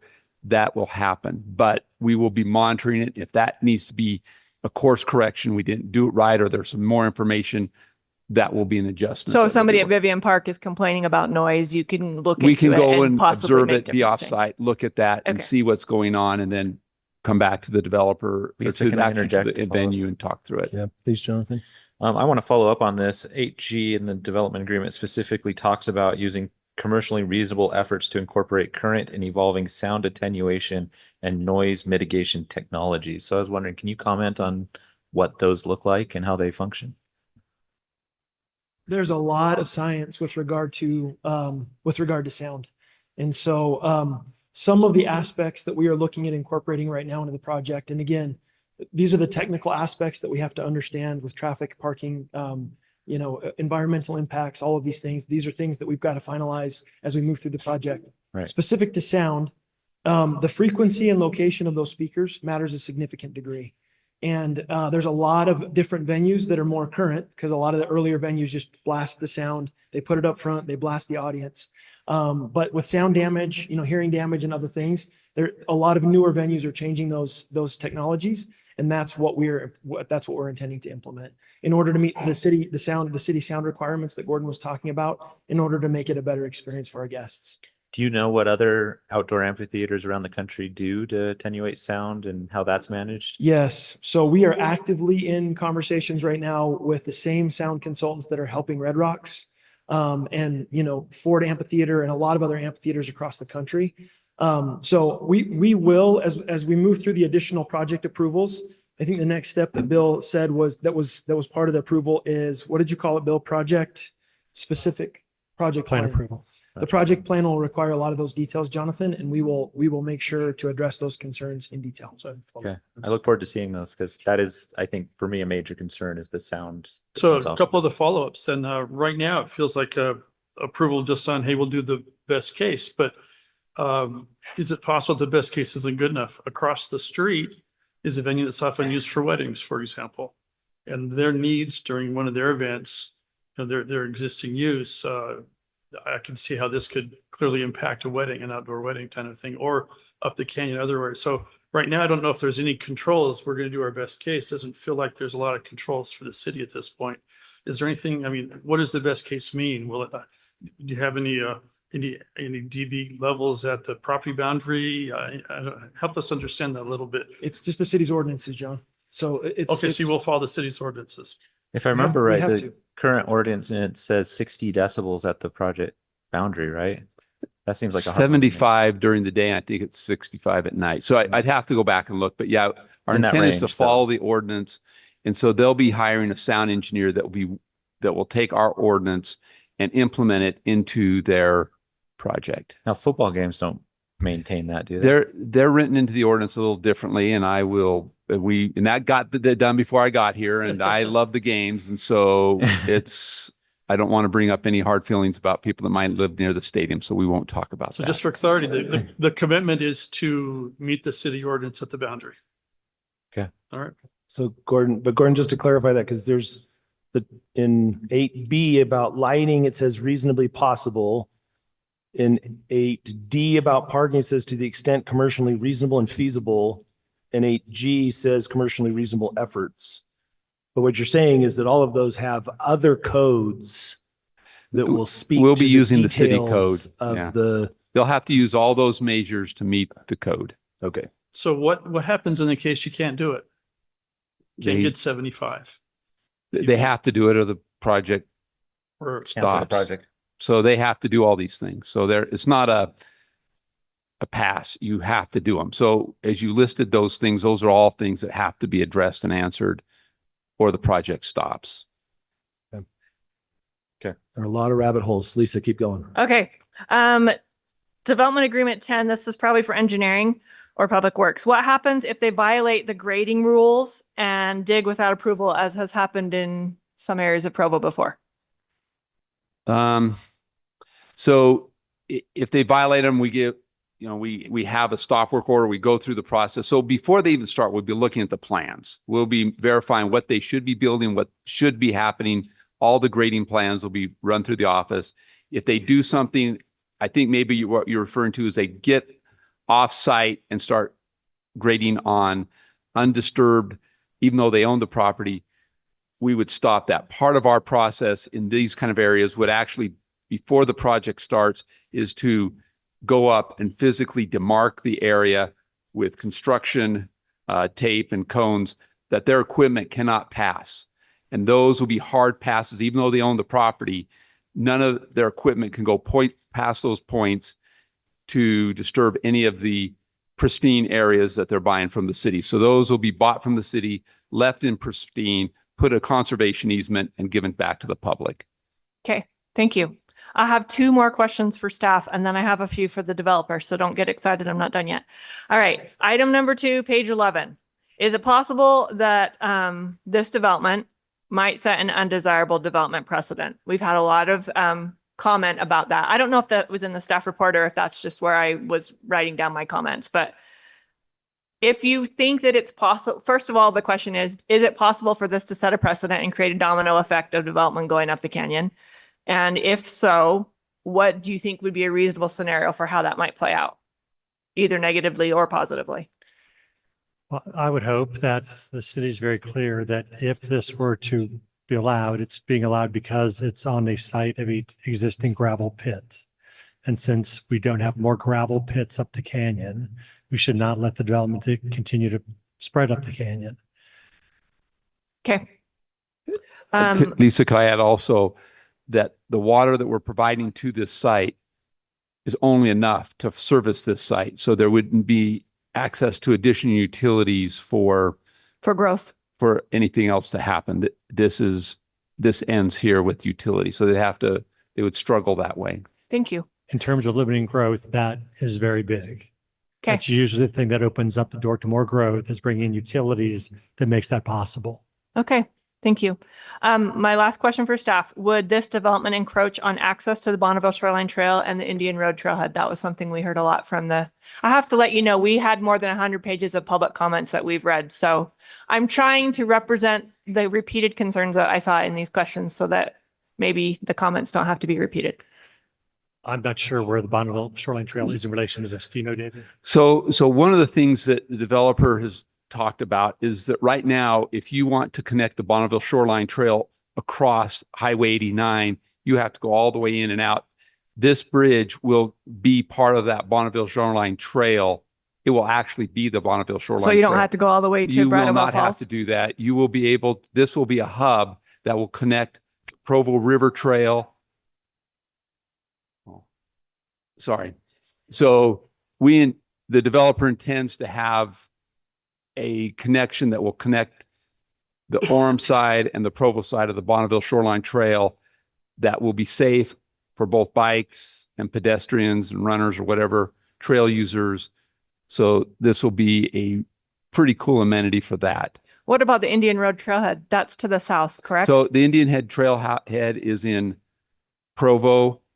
There's another developer over there. Right now, they're working with the parks to create a better trailhead there and really connect it much But more. isn't that, it's kind of far away from the border of this property? Yeah, that's quite a ways away from this, but Okay. but Would the this, trail itself have limited access by this development? The Indian Road Trail? no, this won't reduce that at all. Okay. All right. My questions for the developer have mostly been answered, but here's the ones that haven't. You've talked about your operating hours being mostly on the weekends, but what are the most extreme operating hours? Like how many days a week, how many hours a day? Give us What time of the night? worst case, best case scenario, depending on which side you're on. Yeah. It's a business. We want it to be used. We want the business to be used. We would hope to be able to have certain events, new skin events, those kinds of things at our venue, a lot of concerts, a lot of performances, a lot of plays. I think best case scenario, I think we would just point to other venues, what other places have done that are similar to us. And so it would be, it would be certainly on the weekends. That would be the majority of the use. But then specifically throughout the week, it would be whatever other events will occur that will be significantly less than the 20,000, the large events. That's a lot of words to say. It will be used, as much as we possibly can. But the smaller events will be whenever they come. I guess I don't know how else to say it. If there's a mountain bike race that finishes right here for the high school, a mud run, there's just a lot of things that could take place here at this project. It will be used. Yeah. I don't know how to define that really clearly, but it will be multiple times each week. Yes. Would passersby that are trying to access the recreational amenities be charged to park there or not be allowed to park there? Or how does that look for regular users? Yeah, there will be users. Part of the beauty of this is to provide increased access to the residents. So absolutely, the people can come up, park here, use the trails, use some of the facilities. Even when there's an event? No. Yeah, when there's an event, no, that would be very difficult. Obviously, people wouldn't want to mess with it. I just am like trying to get a realistic expectation. Yeah. Okay. With only 8,000 parking spots allowed, when you have 20,000 people there on peak events, how do the rest of the 20,000 people arrive? Because I'm going to assume they come 2 by 2, not 4 by 4. So I'm just going to expect the worst case scenario that they are all driving their own car as a pair of people going to an event together. So there's a lot of data regarding concert venues and the number of guests that come per vehicle. And that ranges anywhere from two people to maybe even 1.8 people per vehicle to 4.5 people per vehicle in other locations. So we're using 3.5 people per vehicle. That's what we're using. That's right. And I get that as far as how much is enough parking for the standard, but what happens if you have more cars come than you have parking spots for? And employees. Yeah. And right? Employees and hotel guests that don't care about what's happening at the venue. Like there's some overlap there. And one of the concerns would be, are they going to overflow into neighboring parks? Are they going to try and park on the highway? I'm just wondering what your vision is of that. Yeah. So the traffic is important and parking is important because if it doesn't work for the project fails. So we've got to figure that out. And right now we're looking at several options for the parking. We kind of talked about those in the presentation. The four or so options that we're looking at is obviously on-site surface level parking, the structured or covered parking, which has the ability to be expansive. So we can increase the size of that structured parking or even the surface parking in order to accommodate additional parking needs that the project would have over time. Furthermore, managed event traffic parking. So people won't be able to just show up and park wherever they want. That's not an option given where we're at and the location. There's no neighborhoods around us. And the potential for off-site or shuttle served parking for larger events where agreements can be reached. So those are all things that we're looking at. The big parking lots that seem to make the most sense for people to be shuttled to the site would include Splash Summit, the parking lots down there that's kind of what we're looking at as one of the potential employee parking lots where we would shuttle people up to the site. We're looking at places in BYU where they have a lot of additional parking that isn't used most of the time. We're also looking at some of the office complexes down in the Riverwoods with additional parking that they have that are not being used right now. So those are all things that we're considering right now and trying to figure out. And one of the reasons why we can't agree to a specific number right now, we've agreed simply to a cap, is because we're examining all of those opportunities to try to figure out what the best solution is for parking for the project. Okay, for comparison, can you tell us if you know how many parking spots LaVelle Edwards Stadium has and how many parking spots Tuacahn has? Just to don't know. compare. Does don't know. anybody have any ballpark numbers on that? Lisa, I don't know that question, but I was going to kind of maybe help facilitate what's the process going to be for this. The developer is incentivized to reduce the on-site parking. And the reason for that is UDOT is looking at the improvements they have to make at 8th North and on the road by the volume of traffic that's going to be there. So the more shuttling, the less traffic, the less improvements, and the less costly the venue gets. So I think you're going to see a venue management in terms of the shuttling. If you think of LaVelle Edwards Stadium, they have nowhere near the parking they need for that, and it goes up and down the neighborhood. If we find that somebody is parking on Highway 189, they're not getting ticketed, they're getting towed. No one's parking on that road for this venue. They're out. So that's not really ever going to be an option. Yeah, but I can foresee that the parks nearby would, because of the Provo River Trail, they would have lots of people parking there and walking on the trail because they couldn't get parking. Yeah, so I'm looking at across the street, you have the county park and the Orem City Park. Those would be the only two that would be close enough to be even considered for walking distance. The rest are, you're walking up a highway, which we don't allow either. You're ticketed and you moved off the highway. So in reality, that is the one area that we would protect. We've met with Orem, we've met with the county, and we would protect those parking venues, and people would be turned away if that's what they're intending to do.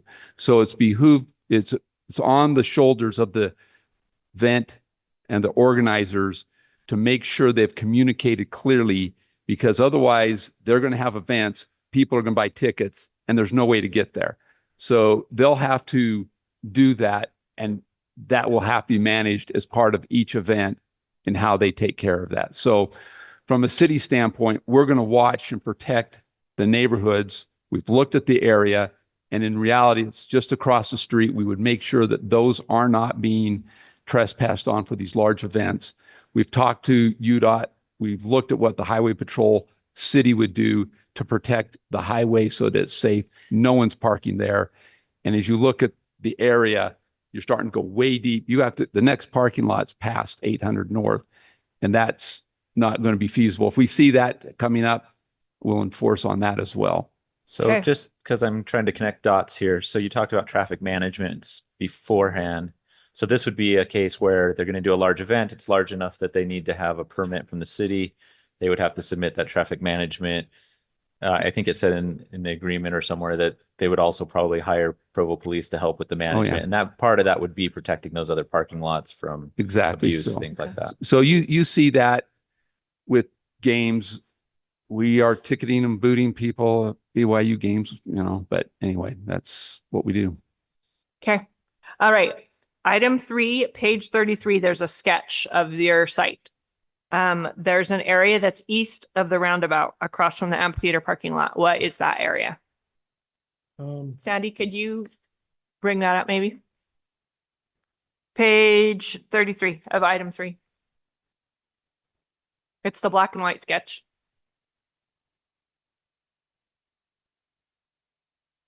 Is it okay if I pull it up on the screen up? That's top? what she's doing, I Oh, think. she's working on it. Okay, Yeah. perfect.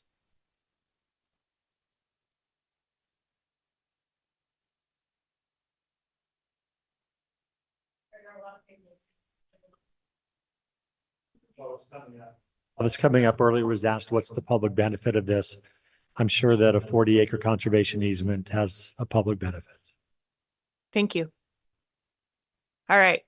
So on this, that would be the bottom left corner. There's a roundabout right below the A. Well, that's the park across the street. That's the park. Across So the that street. roundabout then is encroaching into the park. That exists. It already exists. That's already there. Okay. Yeah, that's there. Okay. Now the The part that is encroaching though, Lisa, to your point, is there any way to rotate that? Just turn Can your you head pull up like my this. presentation again? I think I've got it in there to show it. Okay, perfect. Back. Okay, It's right there. It's right there. That's good enough too. that's a good one. I've got the other one that's more similar to what we were just looking at as well in color right here. There we Yeah. go. Okay. Okay, so the part that is encroaching, moving so quickly through the presentation, there's a lot to look at and study on this exhibit. There's a lot of information here. Matt asked about some of the specifics of the concert venue itself. This over here, the numbers correspond obviously to these uses, but this is the maintenance structure, snow removing, yard equipment, and all of those types of things. This is all the parking, surface parking. This over here that you can see is the parking structure. So this is a gravel pit. This is an existing gravel pit, which means the material at that site is very, very valuable. We need that material to build our venue. And so we will be removing a significant amount of this property right here in order to provide the material that we need. And as part of replacing that, we will leave those cliff faces because they're such an iconic part of coming up the canyon. We will leave those cliff faces, but in the hole that we dig to get the material to build our facility is where we will be building that parking structure. So that's where that parking structure will be located.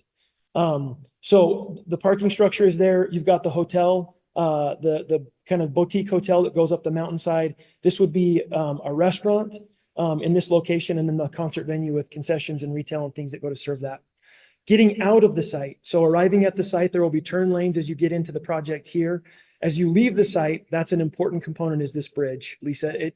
It addresses, and we're studying the specifics of that bridge and what that looks like. But right now, that bridge comes over and connects up with the southbound traffic to get down to Provo City.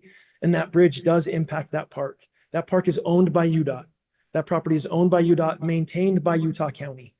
And so we've talked to them specifically about that bridge and what that on-ramp looks like so that traffic will continue to operate safely and efficiently in that location. We're also talking to UDOT about potentially an off-ramp there where traffic coming from the other side can get off and access the venue. And then the Provo traffic would come from 8th North, come up the canyon and access there. There would be a significant amount of stacking that allows that traffic to get off of 189 so people can continue to operate on 189 so that it's safe. What about that road that goes into the parking garage? Is that an opportunity for them to make right-hand turns instead of left-hand turns to get into the property? That will not happen. UDOT has told us right now that is an unsafe corner. Because of the right there corner. because of the safety issues, and that will not happen.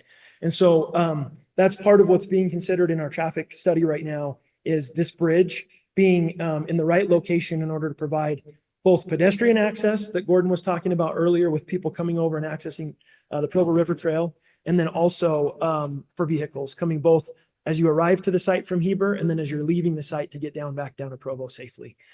So that bridge does impact all of those things, and we've talked to UDOT extensively about that. Conversations are ongoing, but your question was the roundabout, which is existing right now. And I was kind of more referring to the impacts that off-ramp will have on that park. My next question was going to be about controlling the left-hand turns. So I like that you can get southbound without making a left-hand turn as you leave the property. But the fact that you can't get onto the property without making a left-hand turn is still troubling to me. I would love for there not to be any left-hand turns required on that road because it's and very are you- dangerous. Sorry, just to make sure I understand, are you talking about which flow, which? So if you're coming from Provo up Uh-huh. the canyon, Uh-huh. you would have to make a left-hand turn to get onto that bridge road that you just described that had plenty of stacking room to get to the parking lot. Okay, so- Lisa, just briefly, this will be an interchange, so it will have ramps both on and off. And right now we're looking. Right now, it just shows one driveway, but it's more This is extensive than that. conceptual It is. because they hadn't met with UDOT, and this design will be over the next 4 or 5 months.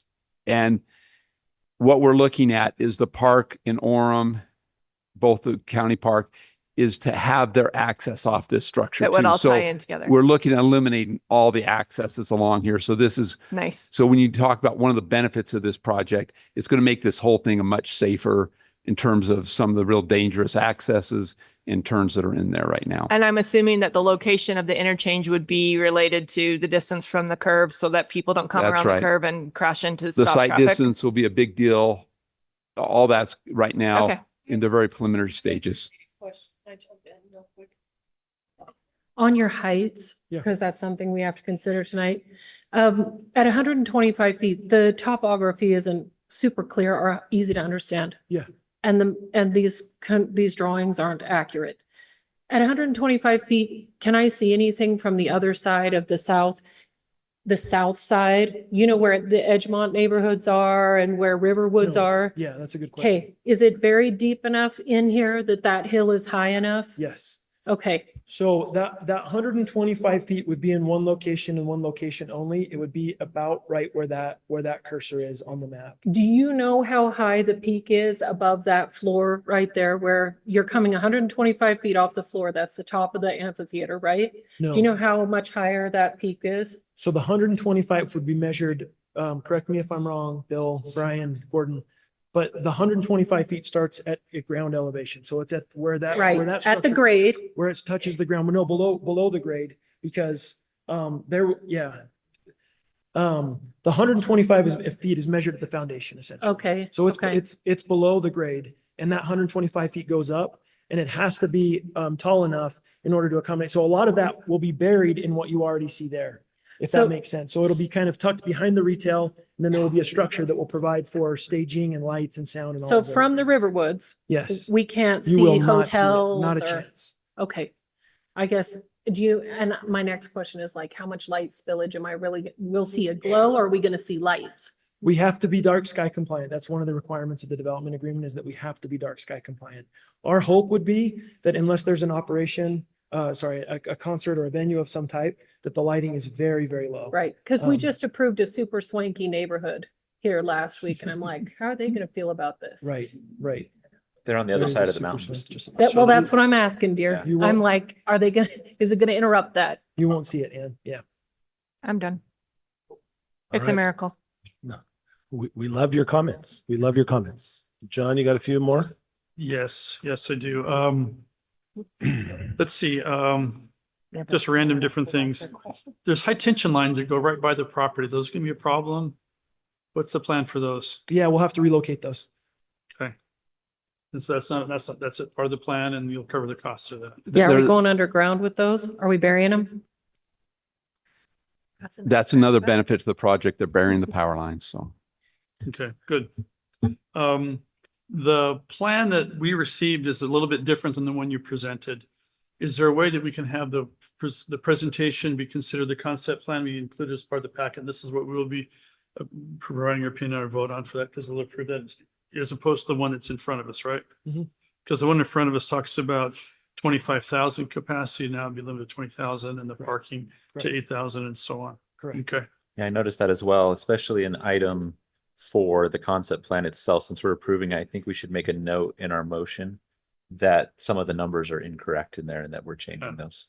So the changes would be, to your point, John, 20,000 seat amphitheater and 75 room hotel still stays the same, but 8,000 parking. okay. are Yeah, the two I changes. noticed was the 25,000 and the 10,000, which weren't right. Right, and then also I think it also defines I don't have the exact number in front of me, but the 40 acres conservation, and the drawings of that are very different than what we have seen. So, and then the fact that it will be only covering, that you'll be only only developing land that's already been disturbed. Correct. Right. So I want to make sure all those are part of the concept plan we're talking about. Let's see, since you're up here, for transportation, are there any performance criteria that we talk about? Like how long is it going to take to dump, to load and to unload? What's the impact going to be upon the highway? Are there any performance criteria involved in that at all? Just UDOT standard. If you're talking about loading and unloading on our site, then the unloading piece is just, we want people to come back. And if they're waiting for more than 90 minutes, they're not coming back. But in terms of getting on and off 189 and 8th North, there in Orem, that's all UDOT's requirements. We have to meet their rigorous and high standards of safety. So we need to learn what those efficiency. are. Okay. Yep. Okay. For public safety, you mentioned that. Are there any specific concerns, thinking of evacuation, other kinds of things? How is that going to be addressed? We've got to make this a safe venue. There's city standards. We'll review all of those. So John, I don't know that there's any specific, we have to have ADA, we have to have people getting in and out in the event of an emergency. All of those things have to be addressed. So when they get a event permit, just like a football game, we usually have Provo City Fire, ambulance, police, all those things have to be checked. This is similar kind of a thing. So there's the same checklist. Even when we do the rooftop series, we have Provo City Police involved in everything. Okay. Since we have this picture up, are there parts of the plan that that are important for us that we haven't talked about yet that are on here that should be addressed? Yeah, I mean, we did touch on it. But this access right here, based on conversations with more recent conversations with UDOT, would come through probably about right here, John. Okay. So that would become the major access. And that is actually very, very important for the project for a couple of reasons. And I'll just explain those really quickly. As you get off, the majority of the traffic is going to be coming up this way versus coming down this way to get to the event. We've got a significant amount of traffic stacking that will be occurring on our site, but just off of 89 right there. That's a place where semis stop to pull over and put on their chains. There's a significant amount of stacking that will occur right there. And one of the reasons why we got rid of this is because that would not provide, well, UDOT said it's not possible, but it also doesn't provide great stacking. And so by making that adjustment, having the main entrance to the project come up here, that's a very important stacking area that will probably have 2 to 3 lanes in that location, but pulled all the way off of 189.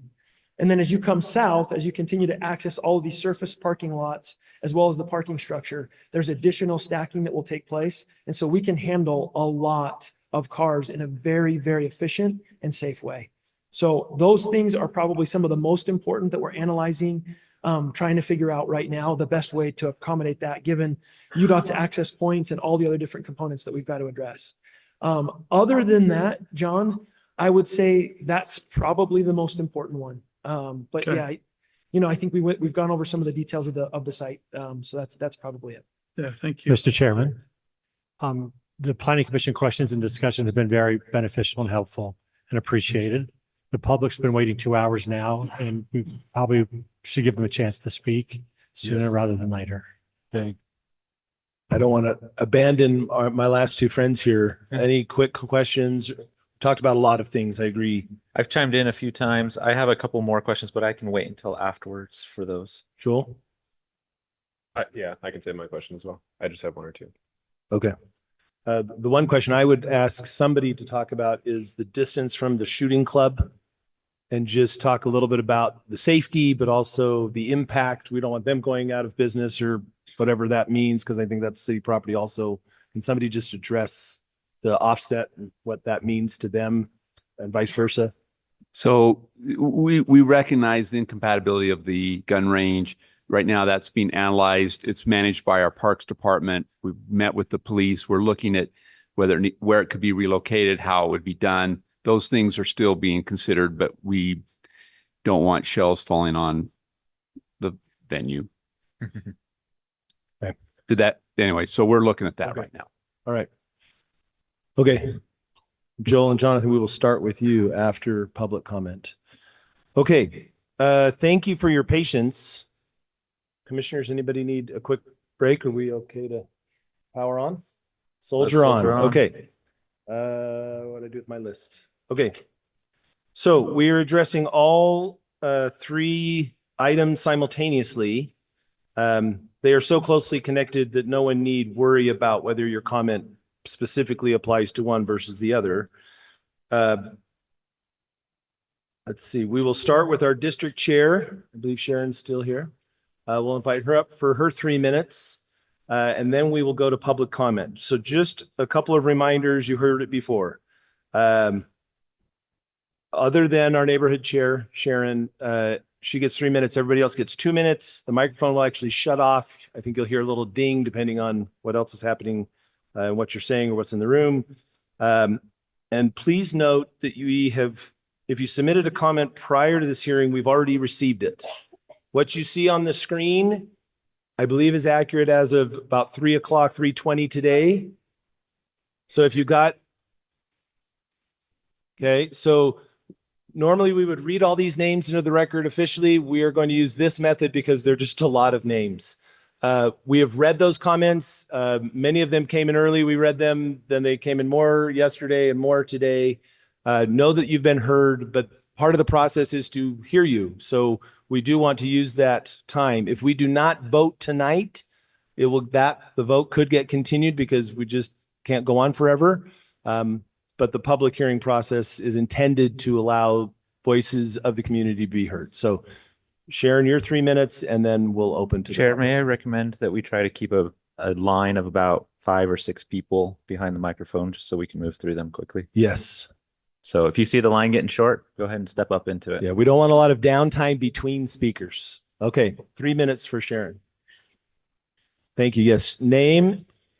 Look at that. Oh, there's more than 6. All right. If you build it, they will come. Okay. You're fine. Hold me up. to you. He's gonna hold me up. Don't push. Everybody will get a chance. All right, Sharon, please go. Please right. name and city of residence to start, but we know Sharon Sharon Mehmet, Provo, Northeast Area Board. Thank you for reading all of the reports on this. I have to admit, I did not get through all of it. So I apologize if I am recovering something, including especially the results of our neighborhood meeting, which was over 7 pages long. I'll suffice it to say that most of the people in that room were against the project. Not all. I want everybody represented. There were a few that were in favor of it. The more the people I heard that were in favor of it wanted it much, much smaller. Tuacahn was one of the representations that was brought up. So for reference, which is about 2,000 or 1/10 the size of this. The city claims, so some of the things that have come from my neighbors since then. The city claims not to appreciate pro zones, but just 6 weeks ago, the request was made and Planning Commission recommended approval for what was an MDR zone project of only 7 acres, but was changed from MDR to a pro zone to move it from 16 units to 46 units to allow simply for the increase in height restrictions and building density. This is a much, much larger project in landmass and scope, and as such deserves consideration of its own zone. When I looked it up, what is allowed in an SC3 zone, I actually don't see an entertainment venue of any kind allowed. Maybe a movie theater is listed. The Covey Center and the Marriott Center fall in their own downtown and PF zones, so it's hard to ask for those to be applied here. So we've seen, as we've followed this process, wow, is that already gone? We've seen many development agreements disappear or be overturned in one simple city council meeting. This is too big for that. Please consider using pieces of the development agreement to create a pro zone limiting lot coverage and specific uses. This doesn't actually cover, this does not actually increase or preserve open space. As mentioned in the staff report, you're actually selling off OSPR land to rezone all of the SC3 shopping center land. More from the staff report talks about implementing, reclaiming the gravel pit, which I don't think that a shopping center really fits as other recreation amenities. Some of the things we could be left with as you rezone the entire thing for SC3 are gas stations, malls, car dealerships, motels, a brewery with a restaurant, an auction house. Please don't recommend approval. For the general plan map change, we don't want the amount of commercial there consistent with a map change. Please don't recommend approval of the zone change to SC3. Let's come up with a good pro zone that covers this specific project. of the 50 acres, not the whole 100, if you really feel that this is that great of a project. Thanks. Thank you. Okay, so thank you, Sharon. For the rest of those who want to speak, this is public hearing time, 2 minutes. Please start with your name and your city of residence. Hi, Joel Farah, Northeast Provo. So first thing, I just added this right at the very end because Commissioner Lisa Jensen asked, what is the benefit to Provo City aside from economics? And I think the developer missed an opportunity here, which I'm sure he's fully aware of, but I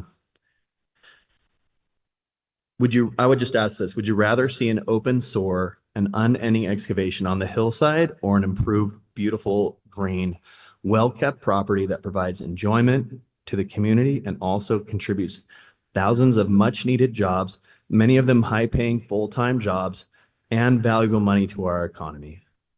Also point out, there was another question about how loud and what would be allowed. And I would just point out, and this was just a quick Google search, cars run anywhere from 70 to 100 decibels. So I think the limit on that was going to be lower than the highway noise. So I think that should be considered as well. I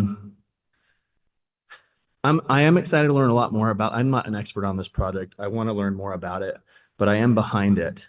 I'll just say I've been using this canyon for over 40 years. You know, through all the improvements that we've seen over this canyon, I still to this day drive this canyon every single day. And I'm still for it. I'm still for all the additional traffic and things that we think we may see. It's safe to say I do understand the traffic issues in Provo Canyon and on 800 North. Again, I drive by this gravel pit every single day. It's an eyesore. It's a place of almost unregulated air, ground, and water pollution. My perspective on the gravel pit is it is not addressing wildlife concerns or the danger posed by the trucks entering and exiting the highway. I also would consider all the amphitheaters that have been discovered all over the world that we've excavated and cherished over our lifetimes and over the. Thank you very much. Hello, Catherine Watson. Good evening. Much has been said tonight about how the development agreement will protect the city, but a development agreement is not a substitute for sound land use planning. It is simply a contract governing a project after the city has determined that the project itself is appropriate. The question before you is whether a large commercial entertainment complex belongs on land currently designated open space, conservation, and recreation. If the answer is no, then no amount of contractual restrictions can cure that fundamental incompatibility. I also have a question about the proposed conservation easement. We are told it is a significant public benefit, yet the city already owns all of that land today. How is the public being better protected by selling public land and placing only a portion of it under a conservation easement than by simply retaining public ownership? Finally, the mayor recently observed that no conservation buyer has come forward for the gravel pit. But to my knowledge, the public has never had a meaningful opportunity to determine whether one exists or to seek one out.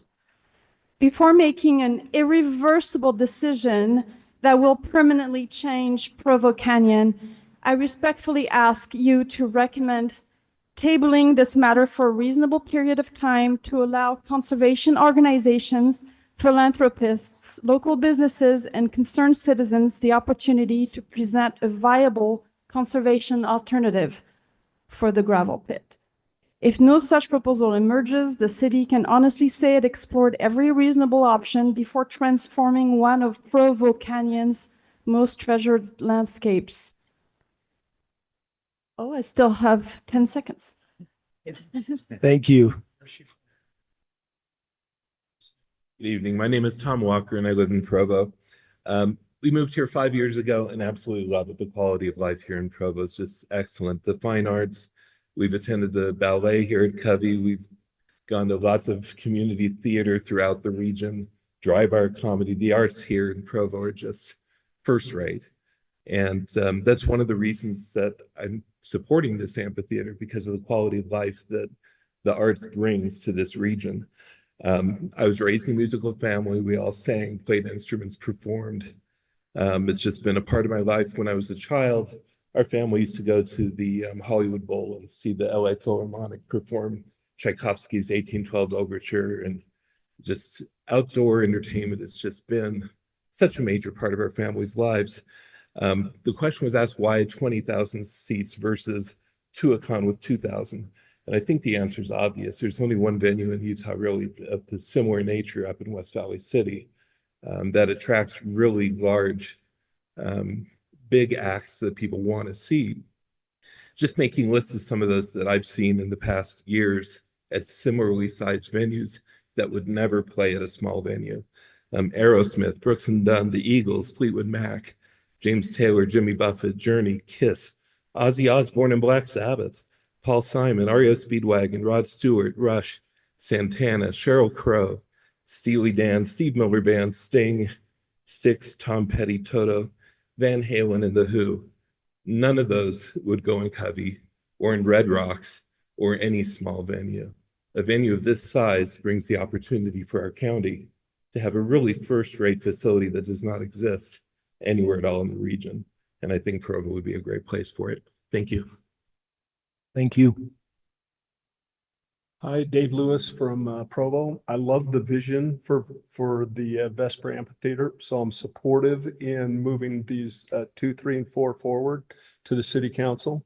Look forward to the improved trails, and personally, I think it beautifies the canyon. Thank you, Dave. Hi, my name is Cynthia Stott. I've written into you before, but I have one other question or some things to bring up. I've been a resident of Provo for 17 years. The Provo Canyons and Hillsides Plan adopted into the Provo General Plan December just 3 years ago expresses clear intent to preserve canyon and hillside areas in their natural condition with minimal development. In the best practices section, it reads, the city should conduct a site assessment before developing in the canyons and hillside zones to identify significant natural features or habitats. I'm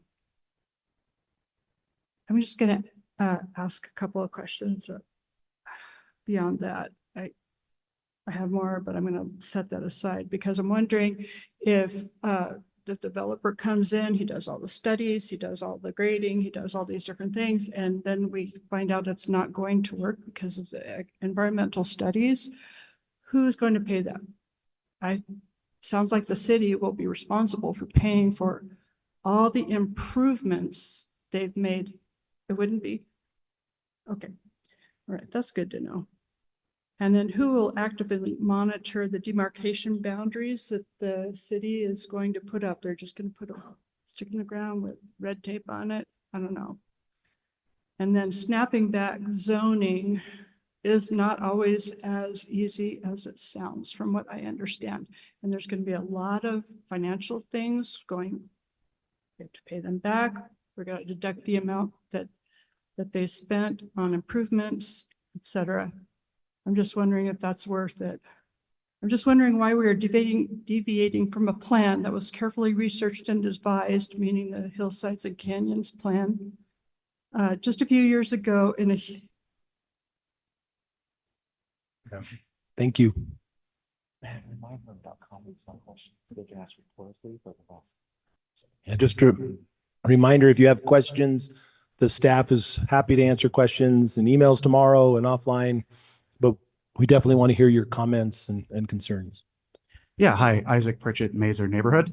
I'll try and keep my comments just genial to what you're actually voting on today. I believe that as proposed, this does not meet the standards listed in the agenda. Point F, it specifically calls out inconvenience to property and landowners relative. Without a traffic study, it's impossible to say whether this currently meets the standard, which means as it's proposed, to me, it doesn't meet the standard. There's a lot of traffic, there's a lot of concerns. Point D, it talks about timing and sequencing. The city says it does not meet the standard, which I agree, but the staff says that all the infrastructure will be done at the cost of the developer.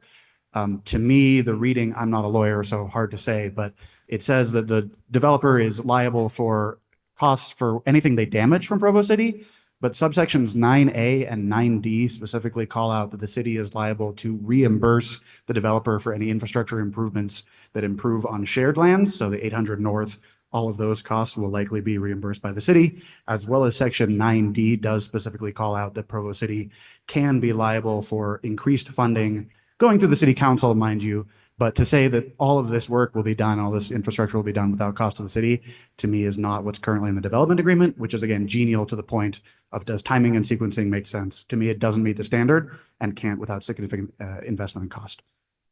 Secondly, whether it actually matches the hillside report, to me, maybe technically in letter, but not in spirit.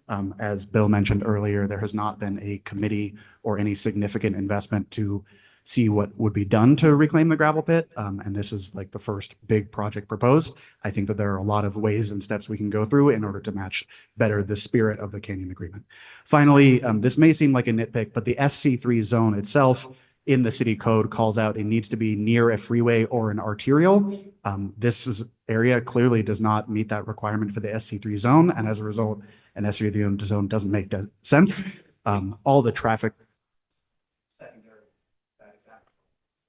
Thank you.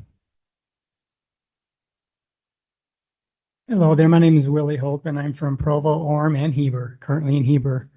Apparently I'm not the only one who loves Provo Canyon. According to the data in the Provo Hillside Canyons Plan that was adopted by Provo City in 2023, 91% visit the canyon during the past year. That's a lot of people that's already visiting the canyon.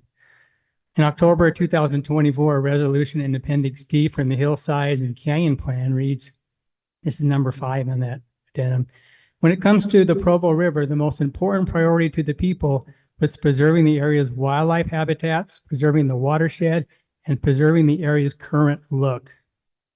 We all know Vesper's big selling point is the gravel pit they will be restoring, the one people can't even see from the road.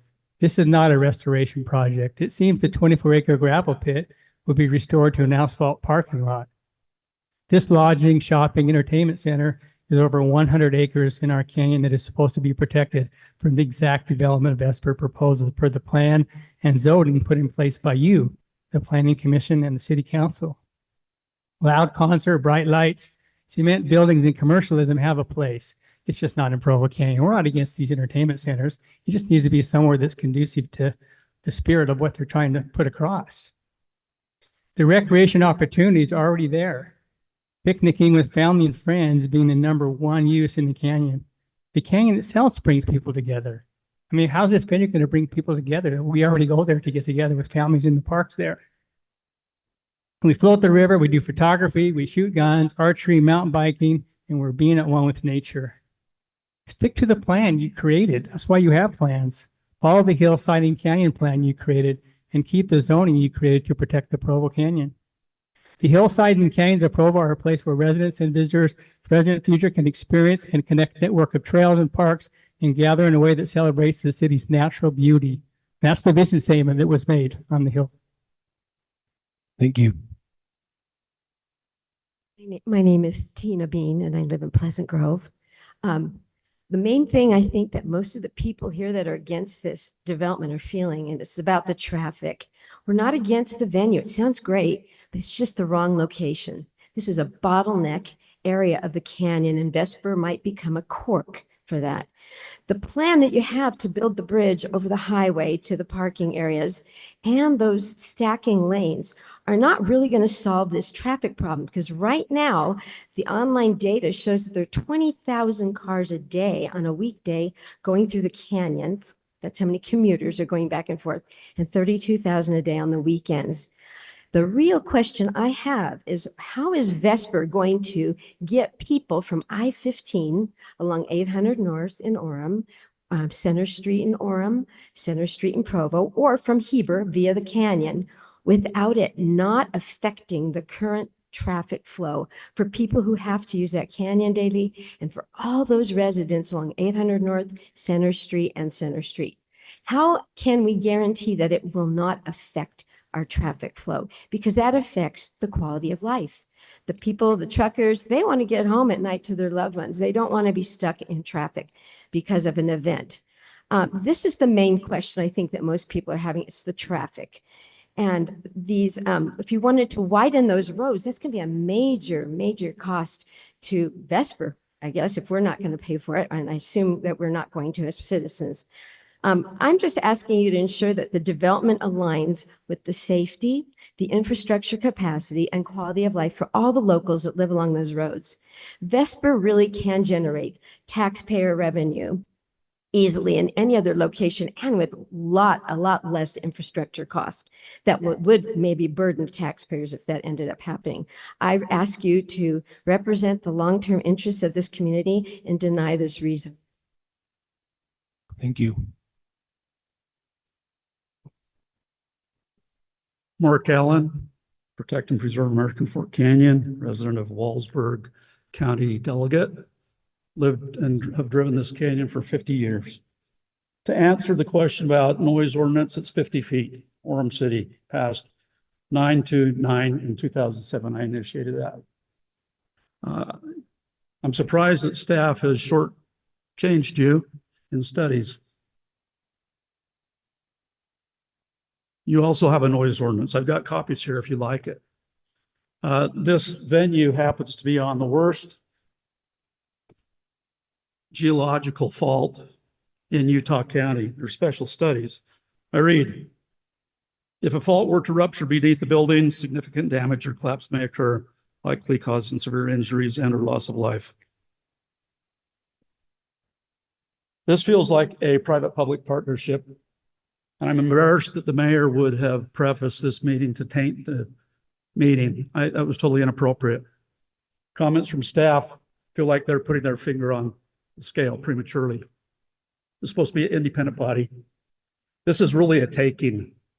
It's a taking from the gun range, probably a taking of 200 acres.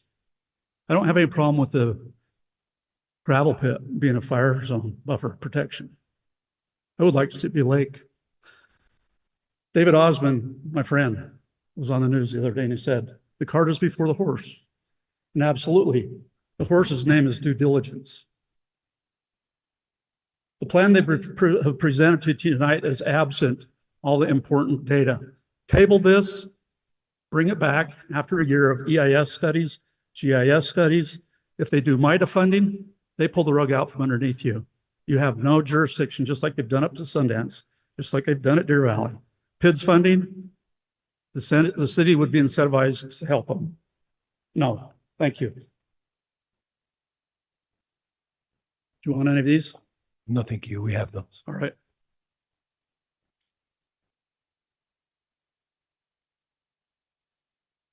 Hi, my name is Johnny Griffith. I live here in Provo, resident just around the corner.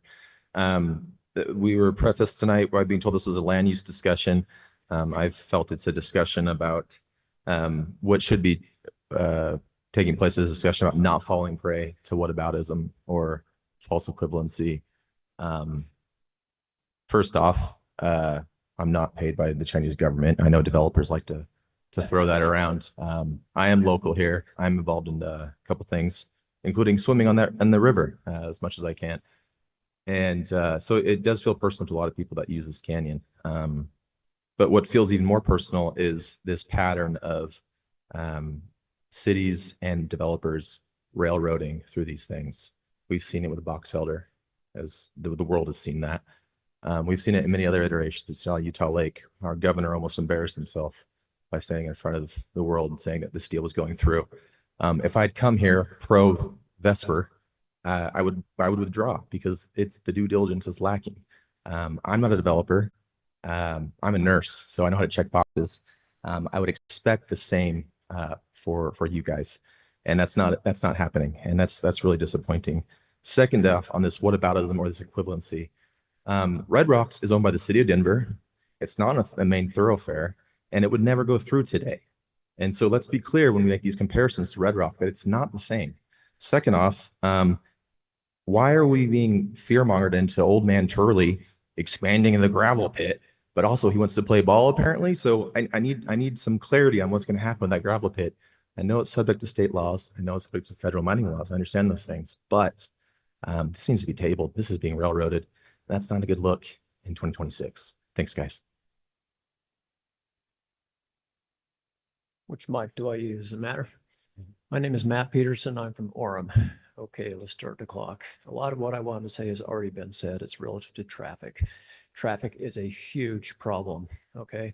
They want to build a parking terrace that houses 8,000 vehicles because they want to park 8,000 vehicles in that. It's not just there just in case. They want to park 8,000 vehicles, okay? They're going to try to. You have to get 8,000 vehicles up that canyon, okay? All at the same time. That's going to happen Thursday, Friday, and Saturday every week as it stands now. It might expand throughout the week. Red Rocks has performances 7 days a week. You mark my word, it will not be Thursday, Friday, and Saturday. It will be more. All right, so research suggests it will take 2 full hours to get 8,000 vehicles up that canyon if we do not have something known as traffic shockwave. What is traffic shockwave? It's a domino effect. Don't take my word for it. Go out on I-15, tap your brakes, see what happens. Shockwave, domino. Next thing you know, you have a traffic jam. That is going to happen every afternoon and every night. It could take up to 4 hours to get into the canyon and longer to get out. No one else will have access. One more item along the topic of traffic and terraces. The software that the engineers will be using is called VISM, VISSIM. That software is limited. It is not perfect. If you do the research, you will see that there are numerous articles that state that oftentimes it fails to successfully model or predict traffic movement.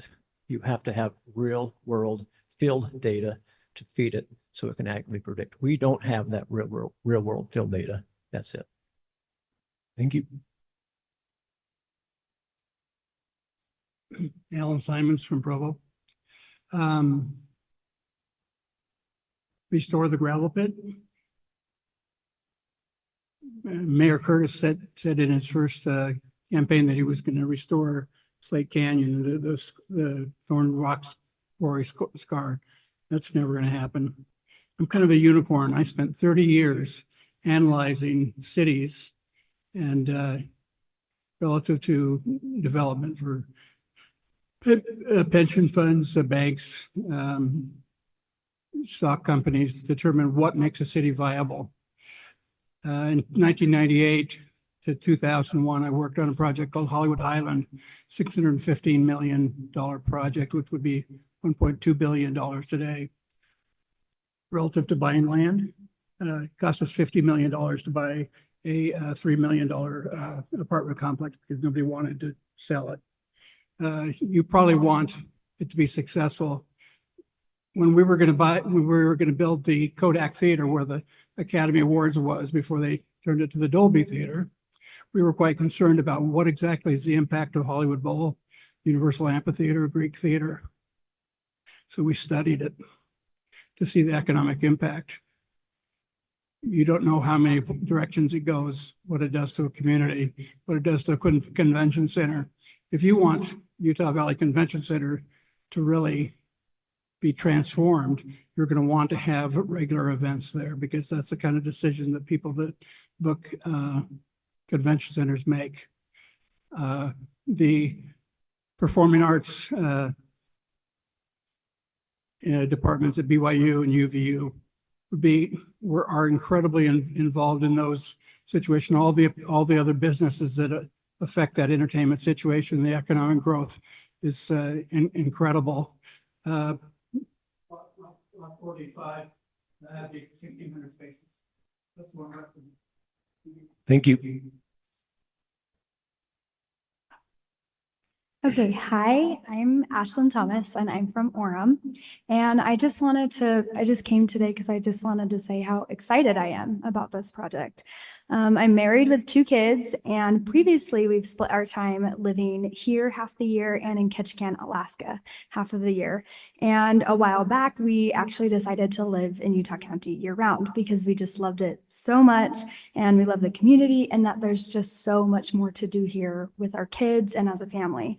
And so one thing I hope our area continues to invest in is places where families can gather and make memories together. Right now, this property is a gravel pit, and it's not somewhere my family spends time. And so this proposal gives it the opportunity to become a place where my children can grow up attending concerts, community events, and experiences that currently require us to drive to Salt Lake or beyond. I appreciate that this project isn't proposing to develop untouched land. It's taking land that's already heavily disturbed and giving it a new purpose. That feels like a much better legacy than leaving it as a quarry.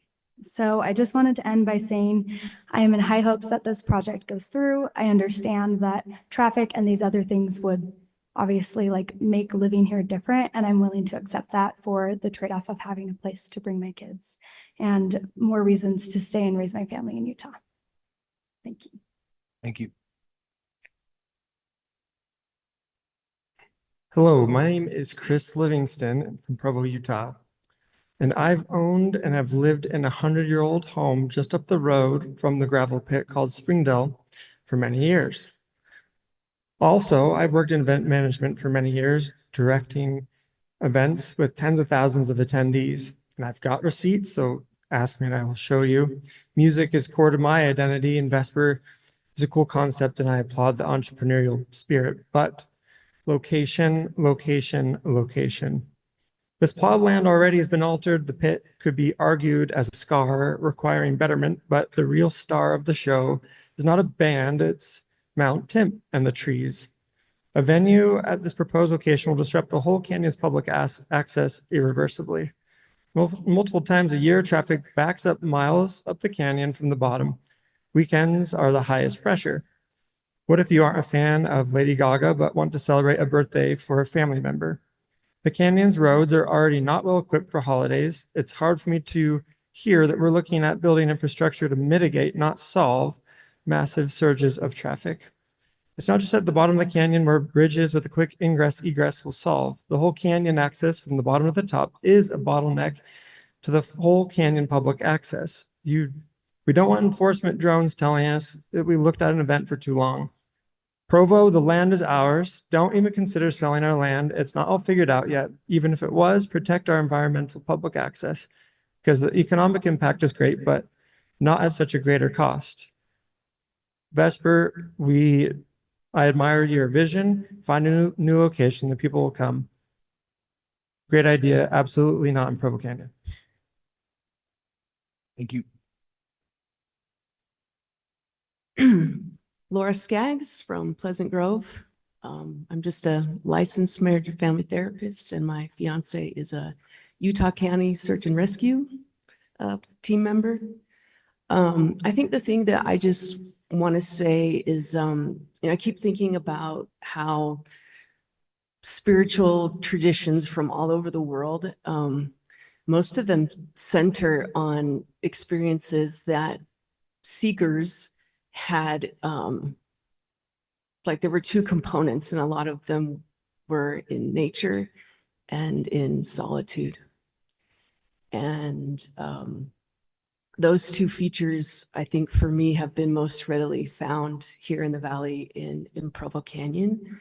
And I think when I think about this project, it's those two things together that strike me as so precious, and that I can't see being congruent with bringing in, 20,000 people and all of these cars and all of this traffic into a place that I think is precious for its solitude. I think Provo City just did an amazing thing with Slate Canyon, and I feel those values, sort of permeating all the way through, choosing the conservation route. And I just really, hope and encourage that we can, do that with Provo Canyon really consciously.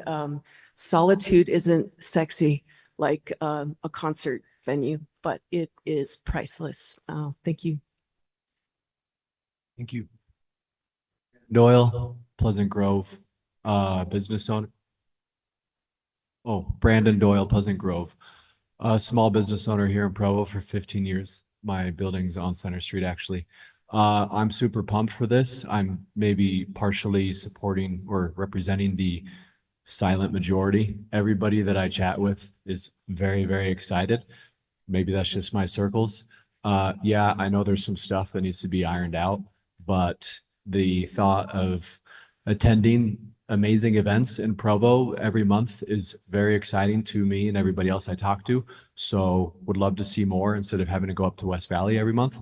And yeah, that's all. I've got little kids at home. My wife's out of town, so I gotta go. Thank you. Thanks for being here. Carol Walker. I live in Orem, but spent many hours and still do serving Provo. First of all, the gravel pit's an eyesore. We go up and down the canyon a lot, and it is an eyesore. There is traffic noise with it that would be gone. Time of the events will be different than the big traffic times in the canyons as far as travel with people going to and from Heber with working hours. I think it's a public benefit. It'll be a beautiful facility, and I'm very supportive of it. We don't have an amphitheater in this valley, and we have BYU and UVU, but they're private entities, so to speak. So it's not like having something, this will be private, but we still will be able to have access to it outdoors. It's a totally different concept than any venue we have had. I know there's a lot of obstacles to go through, but I think it is worth moving forward. I want to thank you, the Planning Commission, for your dedicated time. I really appreciate your due diligence in this specific project and how much you researched it and had very, what do I want to say, just very good questions that you asked. Thank you. Thank you. My name's Austin Libbert. Live in Provo, just a couple miles up the road. And lived here for a few years, grew up in Arizona. And I've seen over the last 10 years back home a lot of opportunities similar to this, that, I mean, a great opportunity to change up downtown Mesa, put in amphitheaters, put in all these great things, public stuff and stuff to support the arts. It was a great plan and it just didn't go through.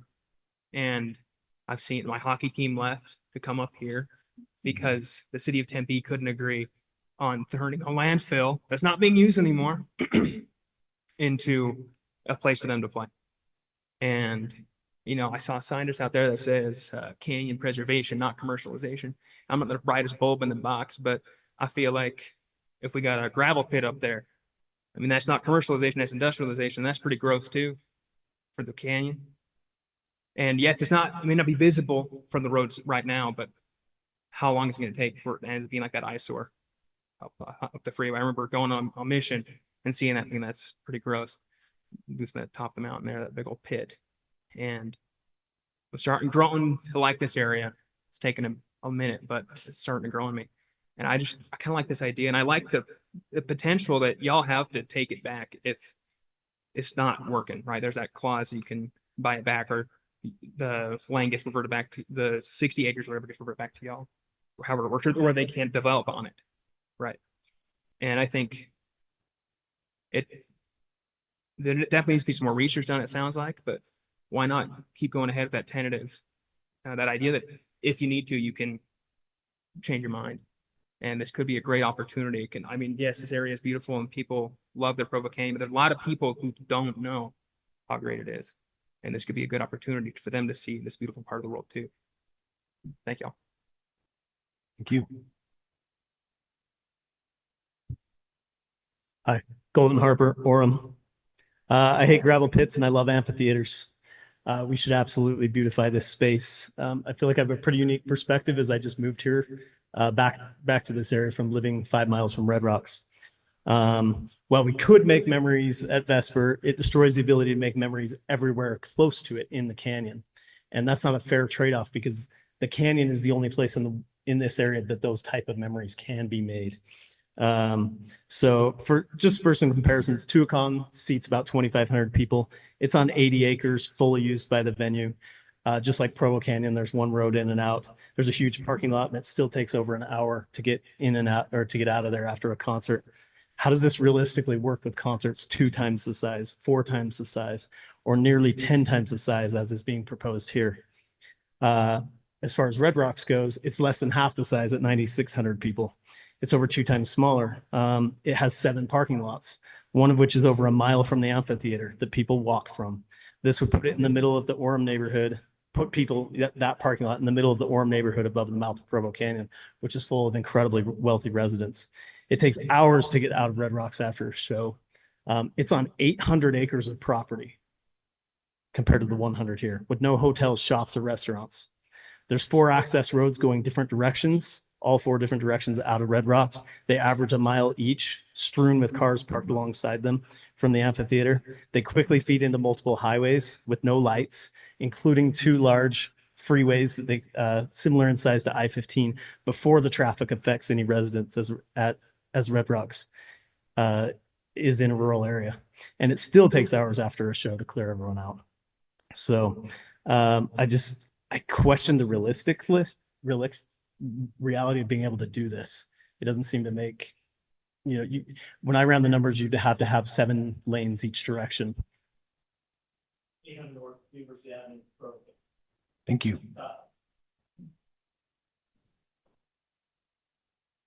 Hello, my name is Luke and I live just down the street from the gravel pit in the canyon. So this amphitheater would affect my family quite a bit. We all know that this location is incredible and they're trying to make it like Red Rocks, which is also incredible.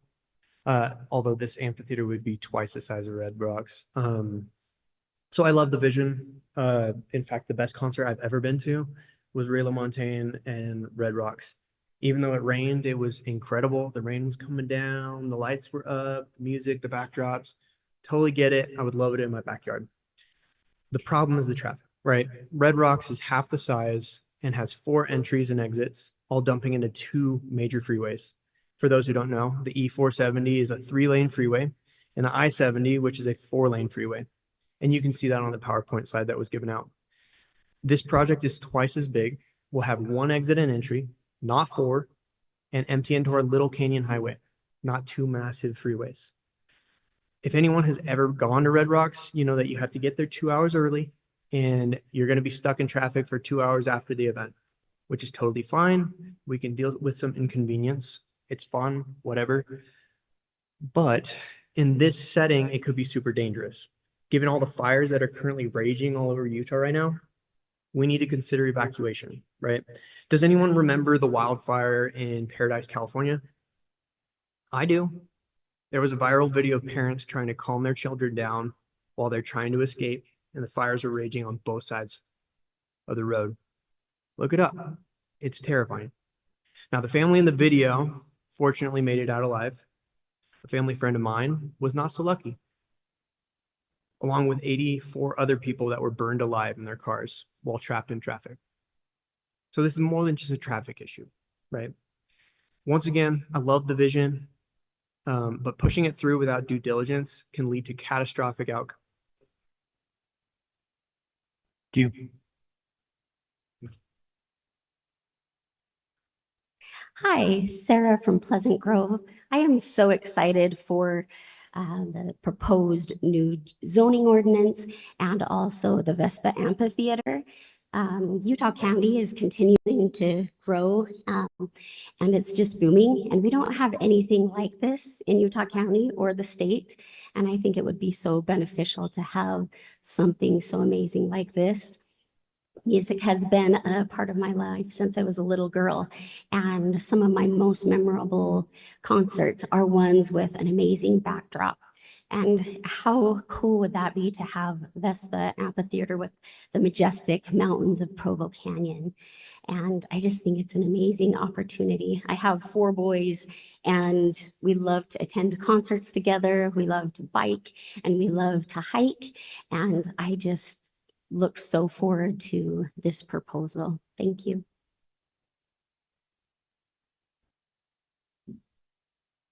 Hello, I'm Marilyn Green. I have been a business owner in the state of Utah for a couple of different businesses. Economically, I can see an immense opportunity here for Provo, Utah. I live in Lehi right now, and the point of the mountain is right in my way all the time because the dirt blows all the time. and the wind never stops. And so I can see some real benefits in turning a sand pit into something that's clean and beautiful, and where we can have entertainment in our state close to home. Because for us, we travel to Tuacahn, and yes, we wait in the lines. But one thing I've learned being a business owner is that I might not have all the answers in my business, but I know people who do. And as I've listened to all of you, I can see that your capabilities and your scope of accessing people who know how to handle traffic problems, who know how to handle some of the issues that are at stake here, is incredible. And I think this would be a really, really beautiful addition to our area. And I personally, I mean, you know, sometimes I'm not the brightest match in the box, but I'm like, my dad used to say, never look a gift horse in the mouth. And I think this is one of those rare, beautiful opportunities that you can really improve your economy and also turn a sand pit into something beautiful. Thank you for your time. Thank you. Hello, my name is Sarah Warren from Northeast Provo, and I speak to you tonight not as someone against progress, but as someone who deeply understands scale. I grew up in a small town, but I also lived several years in Shenzhen, China, a city that it was a city that exploded from a village of 30,000 to almost 18 million in a few decades. Having experienced both extremes, I know firsthand what urban creep looks like, and I know exactly what it can destroy. What drew me to Provo was the mountains, a rare gift of escaping the hustle and bustle of the city to be in a quiet, natural surroundings within minutes. For decades, I have frequently hiked these mountains, run the trails, especially the one that we're talking about, those all around there, skied the slopes and mountain biked here. As a NICA coach whose daughters are competitive mountain bikers and have spent years on Sundance's Arrowhead ski team, I know the canyon very well. An amphitheater of this magnitude is a wonderful concept. It is just in the wrong location. My home sits in the ravine above Tentview High School. During events, the school's audio is so incredibly amplified that it feels like the music and announcements are at times right inside my house. I can hear word for word. In a tight canyon, this issue is exponentially worse due to acoustic reverberation. Sound waves bounce off the steep, hard rock faces, creating a megaphone effect that will amplify low-frequency bass and shatter the canyon's peaceful vibe, permanently distressing local wildlife and ruining the natural escape for residents. We must protect Provo Canyon from turning into a commercialized tourist hub of hotels, shops, and restaurants. Let's support this venue, but let's build it where it won't compromise our traffic, safety, wildlife, which I'd like to hear a lot more about, and gold medal fishing. In a world increasingly dominated by screens and devices, we desperately need a place where we can disconnect from the constant light. Thank you. Daniel Sorensen, North Provo, Canyon Road, near where the mouth of the canyon. First off, I want to say that there's been a lot of people talking about what an eyesore the gravel pit currently is. It's not an eyesore. When I was talking with my sister-in-law, who admittedly is not a native of Provo, about the project, because she hadn't heard about it, she asked, what gravel pit? She didn't know where it was. When you're driving down the canyon, you don't know where it is in its current iteration. Might it get worse in the future? Yes. But as they talked about, that's limited in scope because it's bounded by the city land. What would truly be an eyesore is if they start building the project, get halfway through the construction, and then they go bankrupt or some other problems happen and they're unable to finish, and they're left with partially completed buildings that are sitting there until someone pays to tear them down. Even if we buy back the land, we still need to pay to tear down the thing or leave that as a continued eyesore for forever. Another concern that I have is that with the city council approving The residential area up in the hills above Provo for the private land, that's going to put this amphitheater less than a mile away from residential area. That means that is people can go park there, hike over the hill and down into the venue for parking, for the thing. So that means that residential neighborhood might become parking, and that would be terrible. I live near the area. I'm not in that area, but that's a terrible thing for that to happen. The noise also would be bad. I expect to be bad. I live on the bench. I live right above the shops at the River Woods, and sometimes when they're playing their music, I can hear it better up where on my front porch than down at the venue, and I expect that that might happen again with Esper. Thank you. Thank you. My name is Miles Welch, and I'm a resident of North Provo, and I've been an avid mountain biker, runner, hiker, and just all-around explorer of Provo Canyon for 4 years now since I first moved here. The first concern that I have that hasn't really been talked about is I emailed the city council about if the gun range would need to be moved, and they said that it would need to be moved for this project, but that hasn't been talked about. I don't know how that would work. Secondarily, I want to reiterate that the gravel pit in this instance is not an eyesore. It's visible for less than 5 seconds when you're driving up the canyon and probably about 10 on the way that you're down, and it's not even primarily visible and it blends in.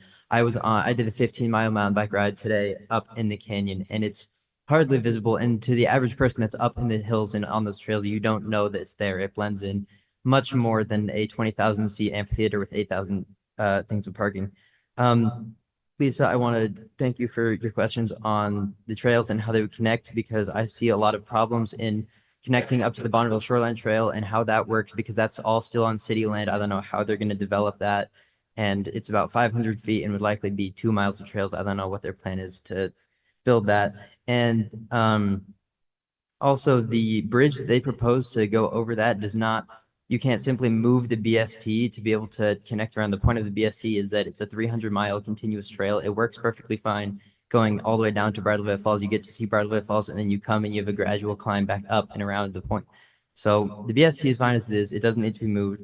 And I just have concerns for the way that they have open access and the trails that they're going to connect. And my final concern is just that as the mountain bike team, I have ridden with them and I have many friends with them, and they would have practice up in the canyon many times on both sides of the canyon.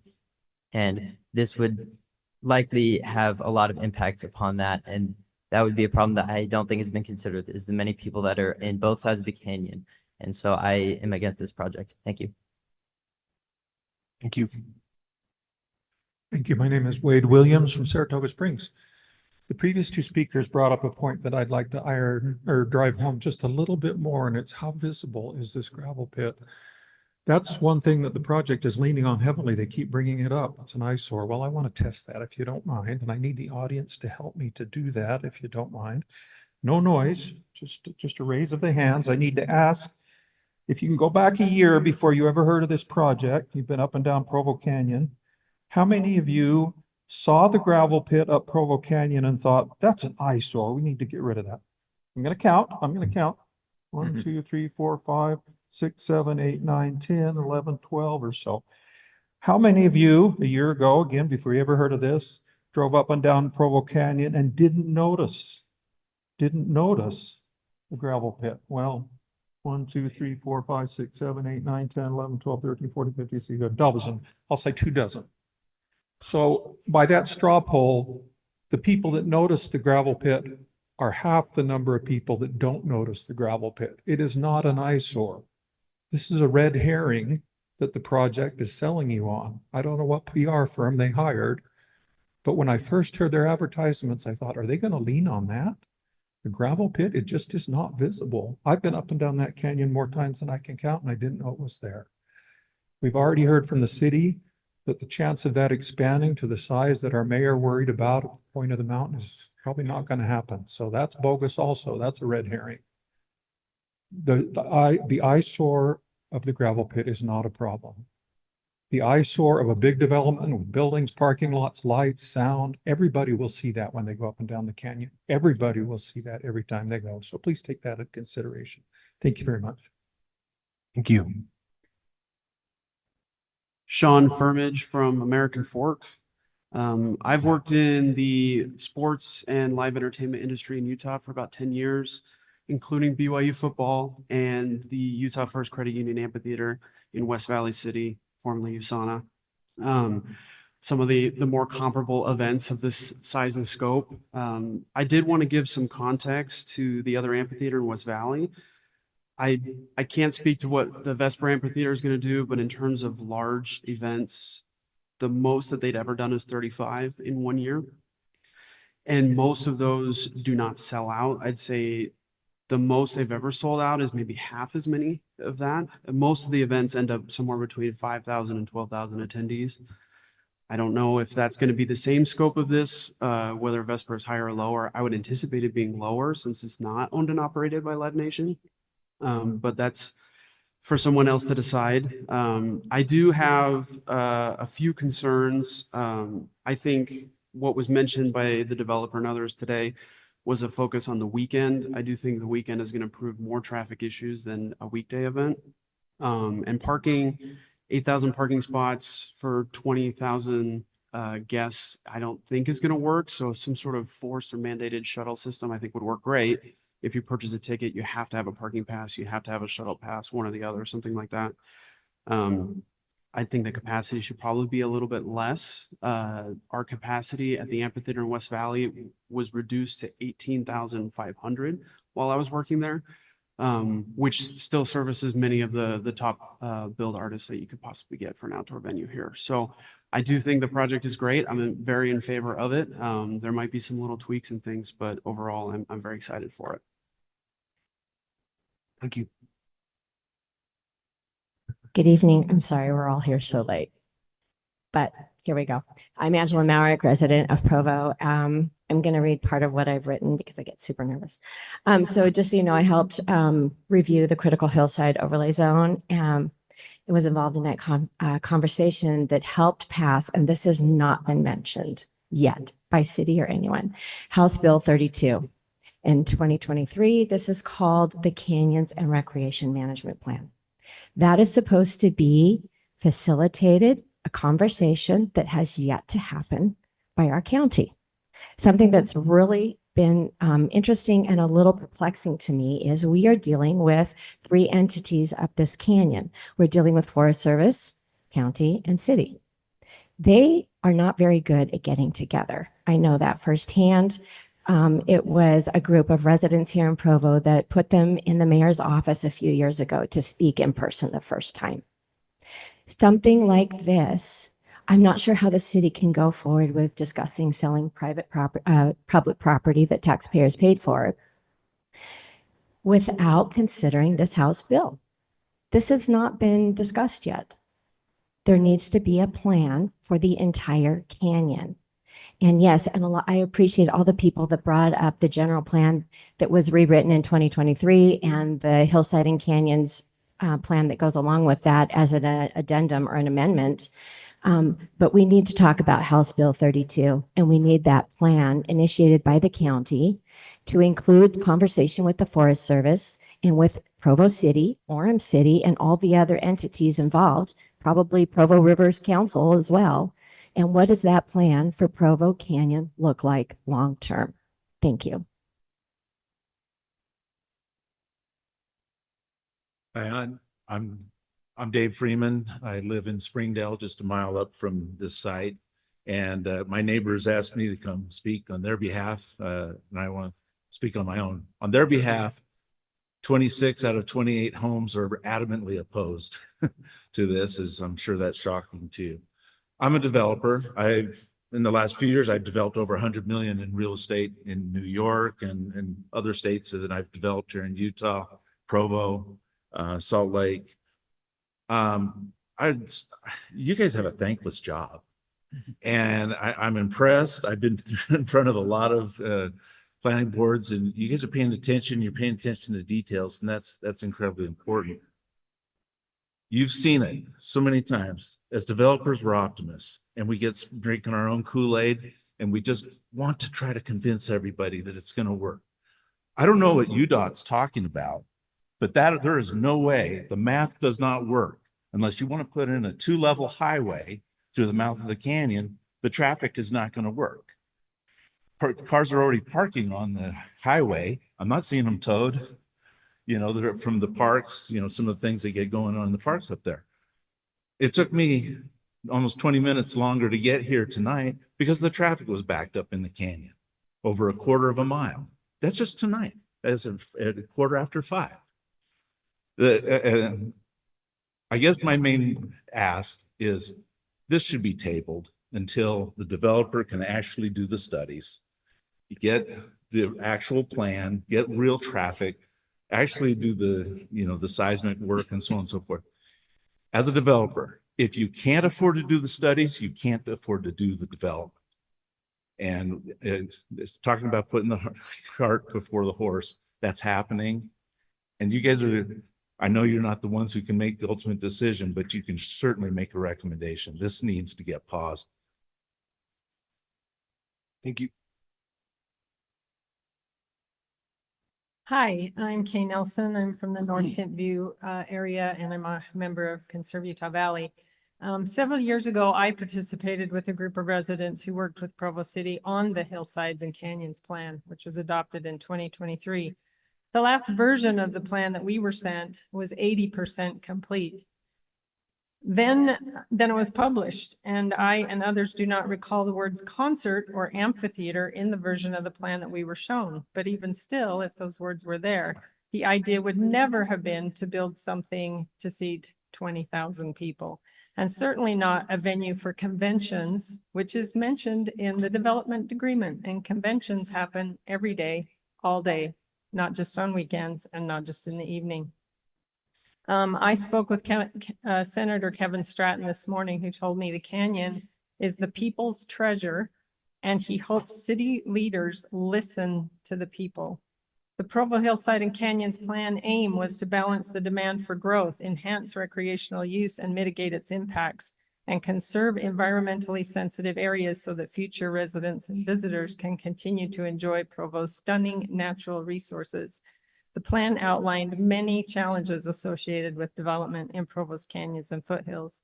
Tied to this plan, a survey of more than 1,000 Provo residents showed nearly all residents, 91%, had visited Provo Canyon during a 1.5-year period and consider it the feature they visit the most often. From the plan, it says overall, residents would like to see the hillsides and canyons preserved as they are, with minimal additional development beyond improvements to basic amenities. Provo City residents have spoken. Provo Canyon should not be open to development. If this was true less than 3 years ago, it is even more so now. Again, Vesper could be a great idea, but not in Provo Canyon. Just because you can doesn't mean you should. Thank you.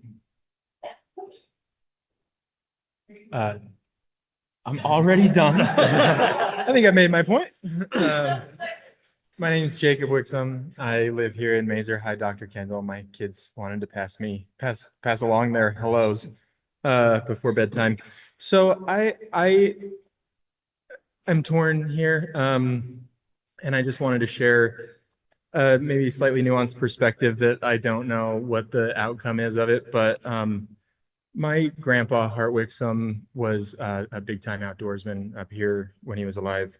And he actually collaborated with Robert Redford to preserve Provo Canyon as it is now. In fact, there was a time that Robert Redford called my dad's childhood home, said who he was and that he was calling for my grandpa. And my aunt hung up on him, thinking that it was just her uncle playing a prank. So this is pretty dear to my heart, but I still don't know where I stand. I think that if my grandpa were here, he'd first be ecstatic that this many people care about Provo Canyon.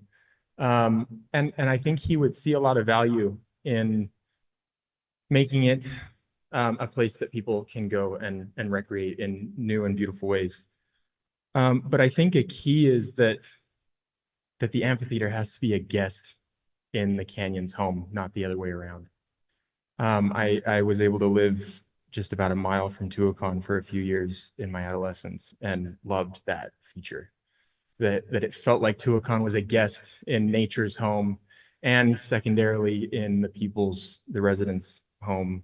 And that would be my big big ask here. I think it's a really cool idea. I think at this scale, it's hard for that to be the case. And my worry is not the traffic. My worry is what gets done for the traffic, that the canyon doesn't stay the way that it is in order to satisfy the growth for this to work. So even considering like public transportation, make it part of the experience, like Disneyland, you know, shuttle people, make it fun. Anyway. Thank you. Jenny Smith, Provo.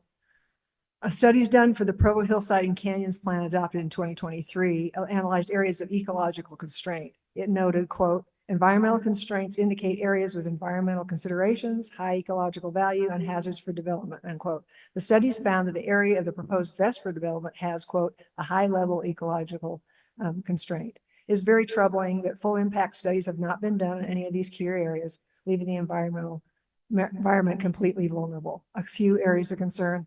Digging into the area outside the gravel pit will disrupt the current ecosystem and can result in long-term slope creep. Development here could result in sediment and runoff affecting Provo River, aquifer, and spring contamination and alluvial deposits, particularly with a massive underground parking structure. Up to 8,000 cars during venues will dramatically increase air pollution in the canyon. Concert noise, crowd noise, traffic noise will all be amplified through the canyon. This will be a huge disruption to local residents' way of life, those utilizing the canyon, and to wildlife. The light it would be a huge disruption for those using the canyon, to nocturnal wildlife who live in the area, and those that use it as a migration zone. Dark sky conditions would be hard, if not impossible, to implement. Our land, air, and water are precious commodities that we do not want to see them impacted any further. The dark skies and quietness of the canyon are special and should be preserved. We urge Provo City officials to take into account the 2023 studies that were done identifying this potential development area as a high level of ecological constraint and say no to the VESPR development. I think that this event center that is masquerading as a concert venue could have an impact on the environment every single day of the year, and ancillary uses could be 24/7 as well. Thank you. Scott Smith, Northeast Provo. I've heard a lot of talk, but I haven't heard real answers and figures on how they're going to enlarge that road. I am somewhat of an expert with Provo Canyon, and I lived and worked in Provo Canyon across the street from where this is at a hydro from 81 to 88. When they blasted that canyon and widened it to 2 lanes both ways, it took 2 years. UDOT has the information, the times they blasted, the average time when they blasted that canyon was closed. I recommend you look into that, because it'll be a big job, and it'll be a lot worse now than it was in 84, 85. You'll have traffic jams. Little concerned with parking, how they're going to do that. Just Googled the Salt Lake Airport has 6,600 parking. Half of that's out in the parking lot, half of it's in covered parking. And it's quite a few acres of ground. That'd be interesting to hear exactly and see the conformity on that for the parking. Another concern I have, and it was not addressed, it was on that bottom of that list, was sound and lighting will not be decided until sometime before the development's done. I have ground that'll be a few hundred feet from the southerly boundary of what you're designating for the city. And we've had a ranch there, actually, I'm the 6th generation since 1855. And we've enjoyed the hills just like they are. We cooperated with the trails. But I'd be interested in hearing some of the findings with the decibel issue. That's been brought up, and the traffic that Brother Freeman just brought up coming out of that canyon right now. I just don't see how that's possible to accommodate it. Thank you. Thank you. Nicholas Kurth, Provo resident. I know you've heard I had something prepared, but you've heard it all times 10 tonight. So, but I've lived here for a few years. I came here for school, and I've decided to live here since. I'm originally from a small farm town in Ohio, and coming here obviously is quite a difference from that. You could fit my whole city population times 2 and then some in the proposed amphitheater. So I have a unique appreciation for the mountains and canyons here. It's so amazing to me that you can walk or bike, drive in a matter of minutes, and you're in this quiet, serene, natural place with beautiful hikes, beautiful river, amazing views of the valley, of the lake. And I just am astonished that something like this is being proposed in such a beautiful place. Honestly, I think it's a good idea, but I don't think it's the right place at all. And I find it interesting that Vesper's website has a 94% approval rating that they boast when judging on the public comments and what we've seen tonight. I don't think that's accurate at all. And another benefit that they mentioned is the economic benefit. I think you could get just as much benefit moving it somewhere else, if not more, closer to I-15, somewhere else. If it's going to be such a great economic benefit, why are they so reluctant to move it to some other location? But I won't waste your time. I've got dinner at home waiting for me, and I'm sure you have families as well, but thank you. Thank you. Mike Green, N Hwy. I was born and raised in Pleasant Grove. I lived up on the bench. The mountains was our playground. We loved the mountains. I grew up in them. But I still think this is an awesome opportunity for people to be able to have a venue that can come and enjoy things in this valley, and they'll come from other valleys. I do believe that there's situations and, things that still need to be figured out and worked out. But I think it is an amazing opportunity, and I think it would end up looking beautiful up in there. There was a little talk about looking for somebody else to do reclamation and fixing it up. Nobody's going to pay that kind of money to come in there to clean that up and not have anything but land sitting there. They just won't pay that kind of money. It'll cost them a fortune. People just they won't do that because it's not a benefit. But I think this venue will be. Thank you.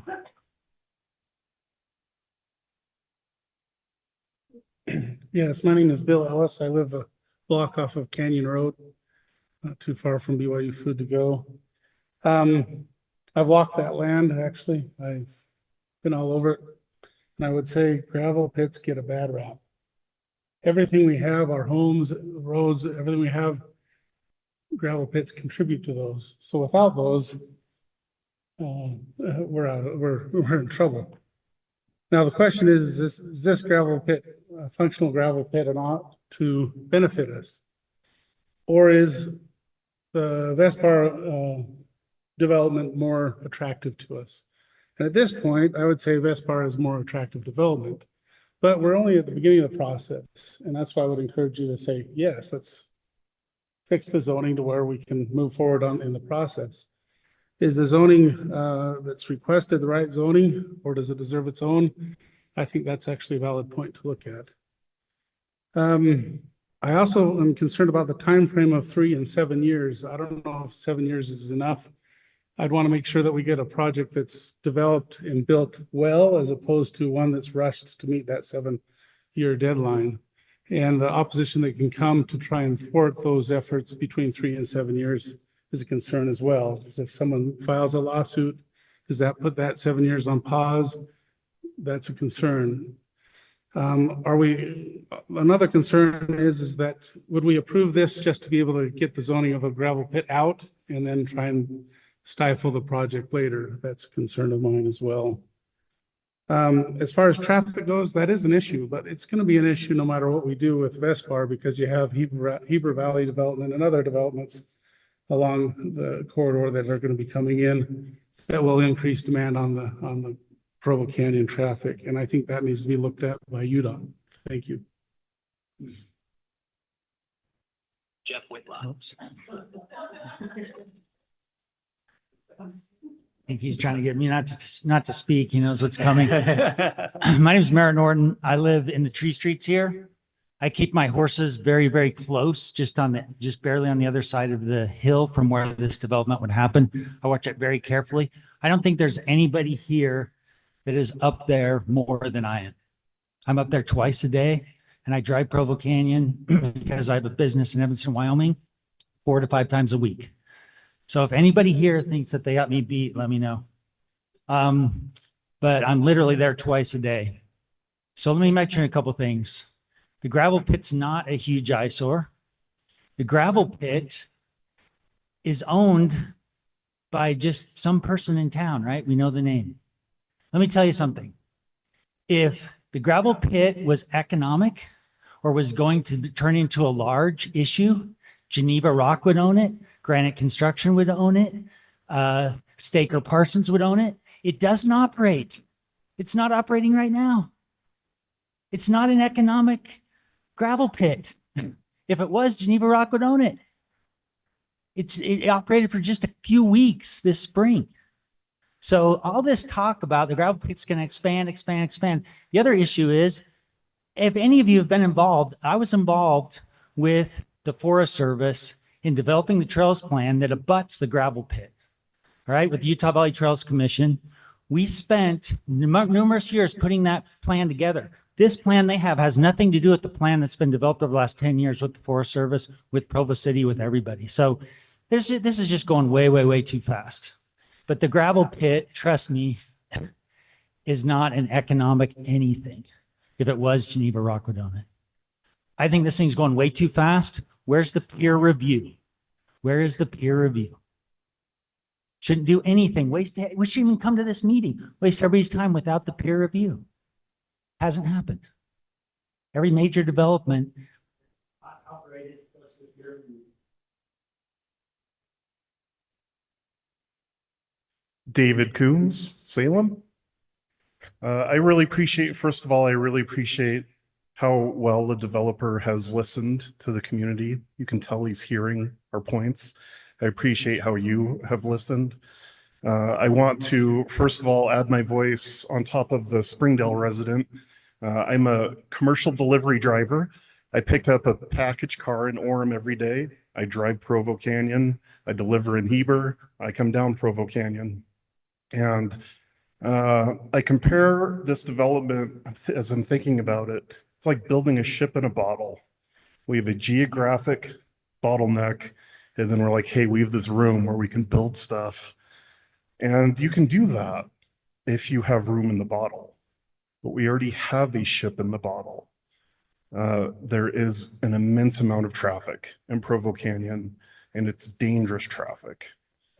I cannot tell you how many serious accidents I have seen over the last 20 years in Provo Canyon.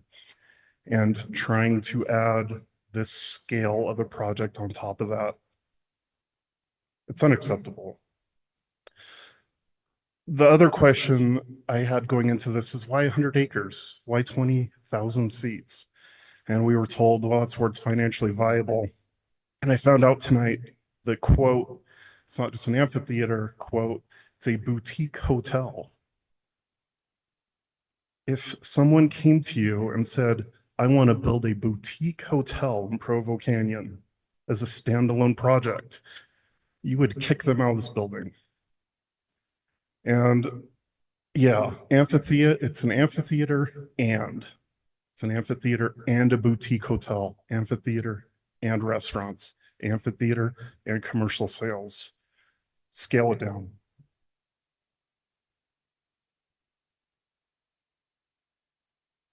Hi, my name is Joshua. I live here in Provo and I grew up here. I will say I am excited at the prospect of an amphitheater, especially of the size of one in West Valley. However, a lot of the concerns many of the other citizens here have expressed are concerns I share. So I'll spare the reiteration of those. I think my biggest concern with this project is more the heart of Provo. When I think about like, what is Provo? Where is the heart of Provo located? I think about downtown Center Street, where we're here right now, or BYU, or many, many of the other public parks we have here. I think those are all complementary. I think for me, the heart of Provo is Provo Canyon. I've spent many hours wandering the nature there, enjoying the quiet, resetting. And I think my concerns with this project is it's going to change that. It's going to change the soul of Provo Canyon in a lot of ways. And I think in a lot of ways, this project is trying to capture that. It's trying to capture the soul of that. But I think the irony in it is it's potentially going to permanently alter. I think for me, that's the biggest concern. Like if I was told, okay, we're going to build this amphitheater somewhere else here in Provo, I'd be incredibly excited. And I think a lot of people are excited at the prospect of this. It's just, for me, permanently changing the way Provo Canyon is structured, especially in that choke point there, it's just too big of a risk for me. But that's my personal opinion. Thank you.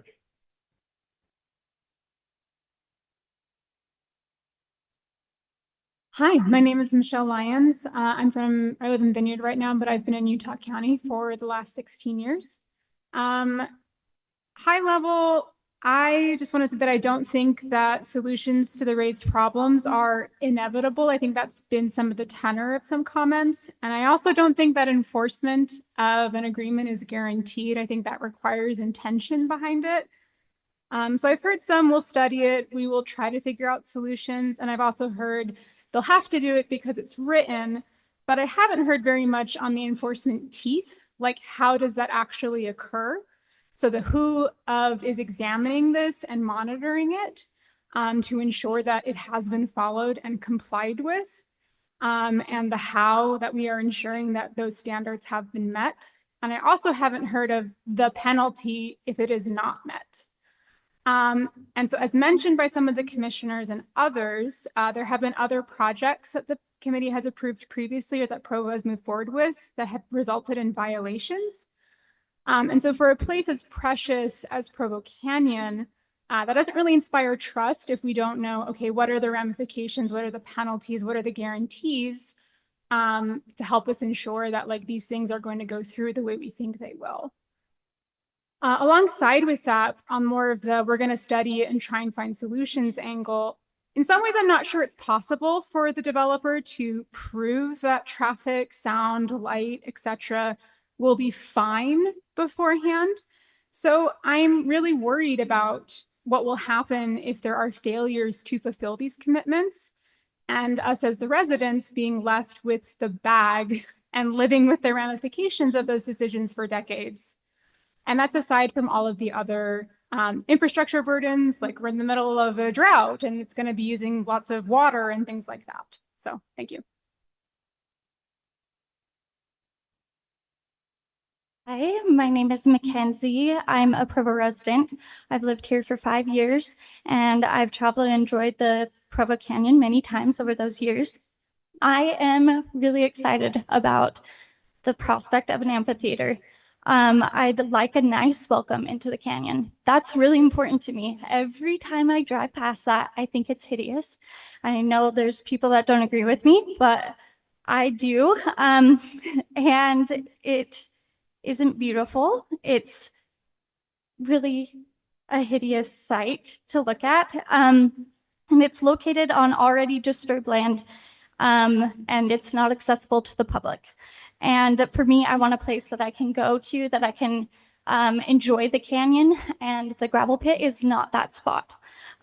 So with these improvements of an amphitheater trails, I have access to the other side of the canyon that I didn't have before. So I'm excited about that.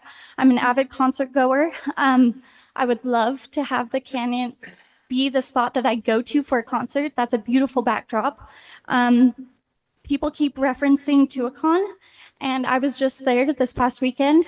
I actually timed it. I stayed in Tuacahn for about 10 minutes while traffic got out. It took me 5 minutes to get out of the parking lot. So I don't know other people's experiences, but it was a busy time and it was great. So again, I'm just excited for Provo to have this economic growth and a driver in this area. And I'm grateful to you for hearing your comments. Thanks. Hi, my name is Catherine Covey-Sagers, and I just love this forum, and I love how we all have differing opinions and we can all share our thoughts. Obviously, different issues. I love the canyon. I have lived in Provo my entire life, except for a few years through school. We own property in Sundance, and I represent majority of my friends who feel the same. We have I believe, an amazing opportunity to bring an incredible, unique venue to Provo. I do understand the concerns about traffic and parking because I have those same concerns, and I actually would like it scaled down a bit. But it does seem like the developers are very willing to bend over backward to make it work. And this will not only provide us a unique venue, but also create trails and hikes and picnic areas for all the locals to enjoy. Obviously, a huge economic boost for Provo City, jobs, jobs, jobs for locals. This is progress. Just on a personal note, since we are right next door to the Covey Center, my late mom, Sandra Covey, only dreamed of a venue like this. She wanted to bring the incredible culture, plays, and concerts to families in Provo for enjoyment, instead of having to always go to Salt Lake. And that is why she helped bring in the Covey Center for the Arts. But that's the most she could do. That is not big enough for the top tier entertainment that people truly seek. So we need to catch the vision. It'll be an incredible addition to the valley if it is done right. Thank you. My name is Cindy Sorensen. I'm from North Provo. My vote would be no. I don't get to vote. You do. You represent us, and I appreciate the work that you're doing, trying to make this right. My vote would be no because of zoning, because of traffic, because of safety. And as a possible music venue, I would like to invite Joni Mitchell to make a comment. They paved Paradise and put up a parking lot with a pink hotel, a boutique, and a swinging hotspot. Don't it always seem to go that you don't always know what you've got till it's gone? They paved Paradise and put up a parking lot. Thank you very much. Don't. Thank you. Next time, sing it for us. I concur. My name is Crystal Blodgett. I'm a resident of Provo and have been for the majority of my life. I appreciate the attention to detail that you have all asked a lot of questions to both the developer and the city officials and everybody. I appreciate you being willing to listen to the concerns of the citizens and being mindful of your decision. I believe that the zoning that is asked for would be appropriate at the mouth of the canyon because there's a lot of Provo Canyon beauties that are enjoyed further up. I wouldn't consider stopping at that point of the canyon to get a deep breath of fresh air. I would consider going further up personally.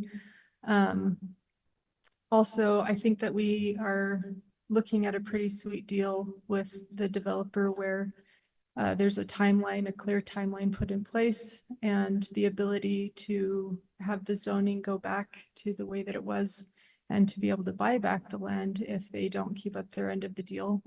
That's not something that you see all the time. And I also want to say that people don't like a city to grow up after they plant roots in a city. They'd rather the city stay the same. There's a lot of people that don't like change. Change can be hard. But I would like to see Provo City grow up. I like that we have an airport that is fast growing, and I think that the rest of Provo City should consider growing to fulfill that need that the airport is bringing, particularly becoming more of a destination than just a stop along the way for people to come and visit other cities. Thank you. Thank you. I'm pretty neutral. I came with no opinions. It's very curious. Sorry, name and city. I'm an outlier. Oh, sorry. Name- Jared Moore, Lehigh City. I was just at a meeting at a building and a business that I own just up the street and thought I'd come over after and check it out. And so I just wanted to talk about this from the approach perspective. Because I think a lot of people in the room seem to feel like this is the end game today. And that if the zoning changes, that all of this happens immediately. And just having gone through that process for my own business with the way we affected traffic and the way we needed parking, there was a lot of of data that I needed to discover and know, but I didn't want to go through all that cost and expense unless I had a possibility of executing the business. And so I see that side from the developer that, you know, if they're going to spend all that time, money, and energy to gather the data, they need to know there's at least a possibility. And I personally would like to see that data because, you know, I think there's some concerns that have been brought up today that have been real. And, but I also would like to see an expert opinion and not just a lot of assumptions. Like I've heard a lot of definitive statements that aren't so definitive when you break down the data behind them. And so I personally would like to see the next phase of the data. And you know, I did have one thought about this line. I thought if this was a proposal to put a gravel pit at the mouth of Provo Canyon, how big would this line be? And I see that we're stuck with something we don't love and something that possibly is not going to be a beautiful thing for the canyon. And in the end, I ask, are our interests actually aligned? Can we have a developer come in and pay for something, you know, that actually does beautify the canyon and save us a ton on taxes if we were to ever try to do that ourselves? Because I know my taxes would go up, I'm sure, on my building if I got 10 seconds left. You got the point. I'm done. Thank you. Julie Crook from North Tempe area. I actually used to live right across from the stadium, and my least favorite time of year was football season. I lived in the cul-de-sac right there. Traffic would be blocked. I'd see my driveway right on Canyon Road, and I would not be allowed to go on to Stadium Avenue to my driveway, which I could see right there. It got a little frustrating at times, but I think the most frustrating part was actually the people who would park in my cul-de-sac and use mine and my neighbors' yards as throughways to get to the stadium. I am so appreciative of all the research going into this, but I am worried that no amount of preparation or infrastructure can account for the type of people that this is going to attract. Provo is a beautiful place, and it's so attractive to me with its family-oriented spaces, with BYU, with having Orem as a neighbor, with UVU right there. We attract the brightest and the best from across the globe in my eyes.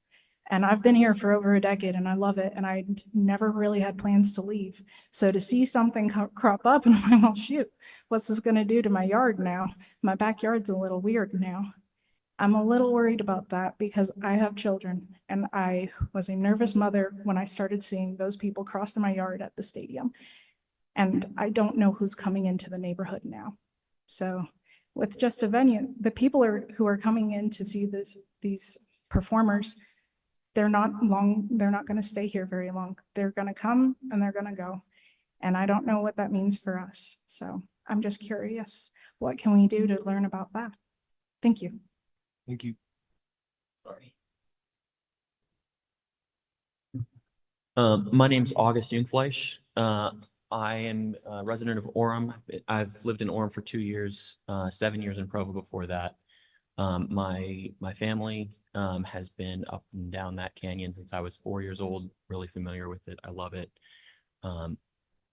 I studied conservation bio at BYU, and I worked in events management there for 3 years during my undergrad. And I can speak to how disastrous BYU events get when they're super crowded like that.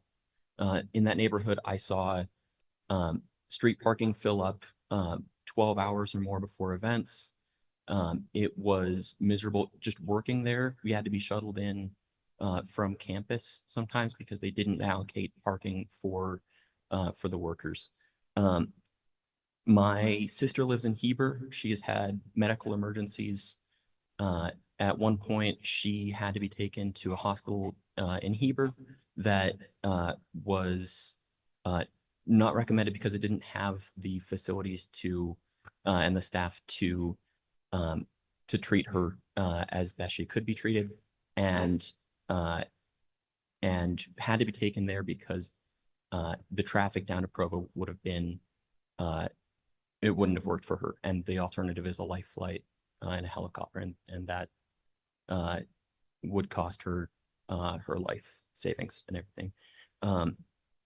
It's I just don't see any way for that to work. I drive up there regularly, and accidents and deer, I've seen the worst of it.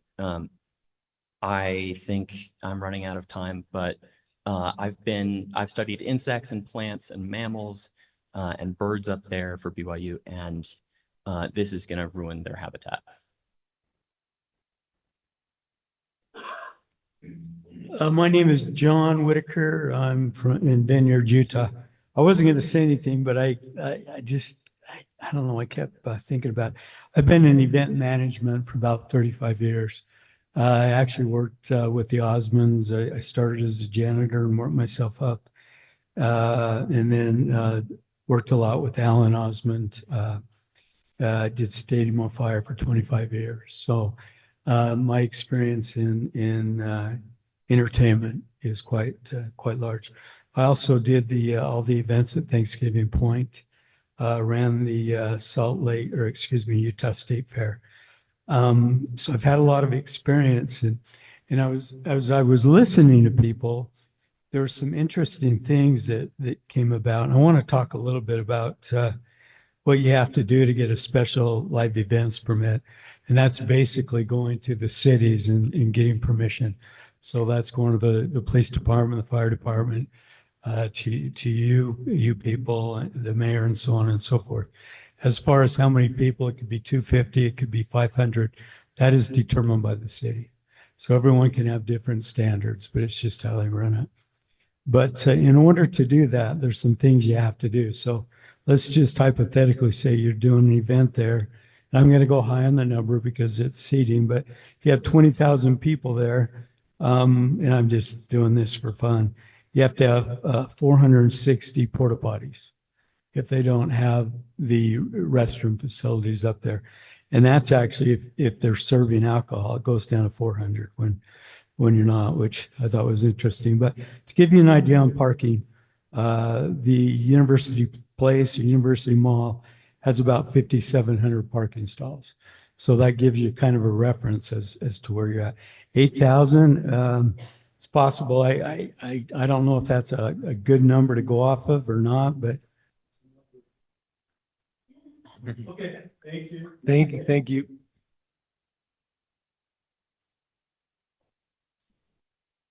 Hi, my name is Angie Carter. I live in Provo, and I've lived here since I was a BYU student in 1985. My questions about safety have been tentatively answered. My goal tonight is to ask you to preserve the feeling of open space in the canyon. I don't want to see the amphitheater or buildings from Highway 89 as I'm driving there, and the map currently makes it look like you would basically see the parking lot and then you would see the amphitheater. I would like to have the sense, if you drive onto the property, that it would have the sense of the whole property emerging out of the canyon as you drive in rather than seeing it from the road. I also have a concern about the parking structure. It sounds like they're planning on removing a lot of the rock cliff entrance on the west side to put a parking garage in there. It would look okay from as you're driving east, but as you're driving west, you would see a parking structure there. And I just want to point out that rock cliff is not just an entrance point, it's also an exit point out of the canyon and its beauty.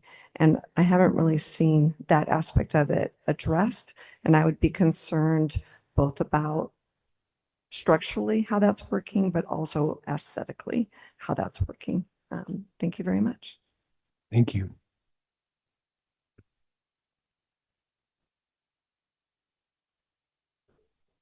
I'm wondering. All right, I think I'm going to close public comment. Bill, thank you, by the way. You can see all of the names. Sandy, do we have a number of so more than 200? You all came and have stuck with us. We're nearing 10 o'clock. Thank you for being thoughtful. Thank you for being considerate. It's great being part of the Planning Commission.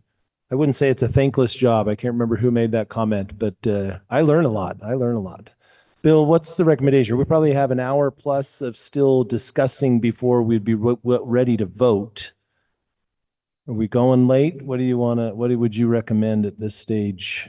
I hate to carry it on with folks that have come to see us vote. It's not as exciting as it sounds, but Bill, thoughts? So it's completely up to the planning commission, just so the audience knows.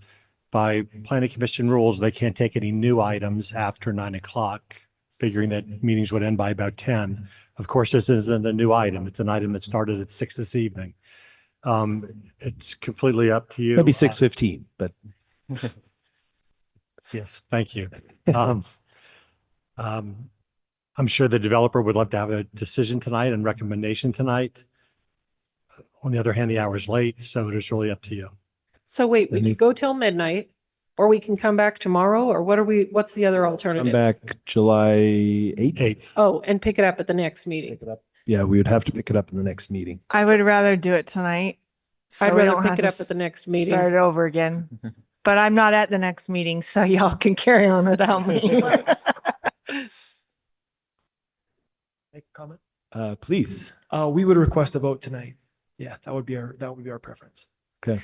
Well, naturally, but that's like midnight, right? Well, not necessarily. So I think we've heard a lot and have more questions, but we could take a straw poll as to how many people feel like we should continue this item.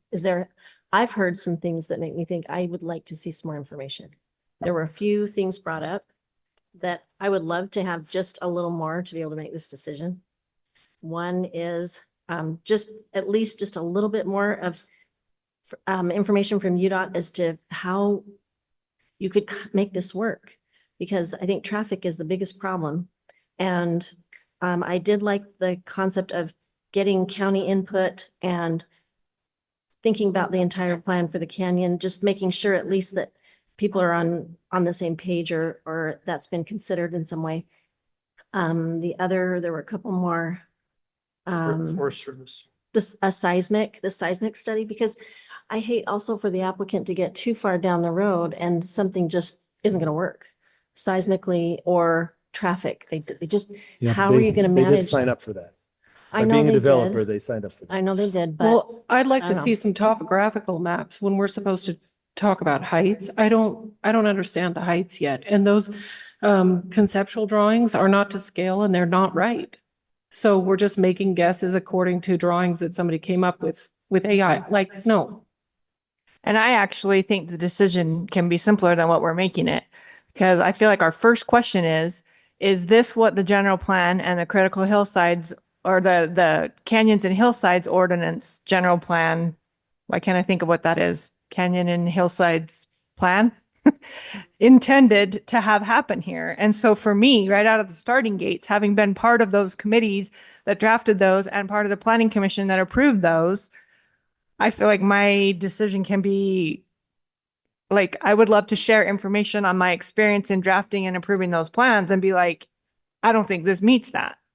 I would add a nuance though, because when we did the West Side Plan, we were warned that you can't cover every idea that would ever come. And if a good idea comes, you should be flexible in those, right? And so That's true. the question is, I'm not committing to anything because the question is it a good enough idea to justify moving those plans, which is kind of a long discussion, right? I don't think that's an easy. Yeah. And do we have enough information to have that discussion? Like we're just spinning our wheels if we don't have, for instance, the Okay, so it heights. is 9:45-ish. I suggest we take a 5-minute break because as long as nobody beats me to the restroom, I need the restroom. Let's take a 5-minute break and then let's start with the discussion with, do we think we can get to the finish line in an hour or so and take a vote? Or is there something else that we need to work through and want to discuss? So let's take a 5-minute break. Citizens, stand up, shake your legs, go home and go to sleep, whatever. But you can't use the bathroom yet. Of note for the citizens here, I do want to point out, if you do need to go home or if this does get continued to the next time, this is broadcast online and you can find it on YouTube and watch it. You don't have to come and sit here the whole time. So, okay, so 5-minute break and then we'll keep going and just kind of see if we can get there. Welcome to my world. Yeah.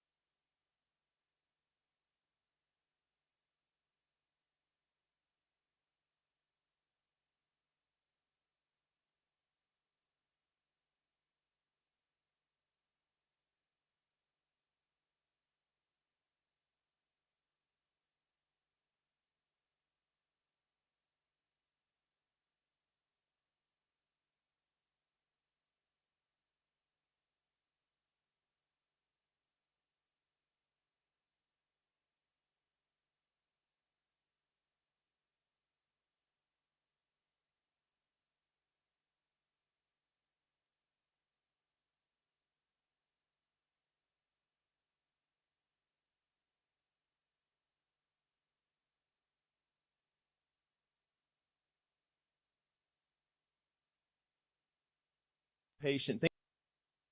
The public process, community engagement, sometimes they're hard to come by, but we're glad you're here. We lost our applicant though. I hate to proceed without, what's that? I understand that. He changed his mind.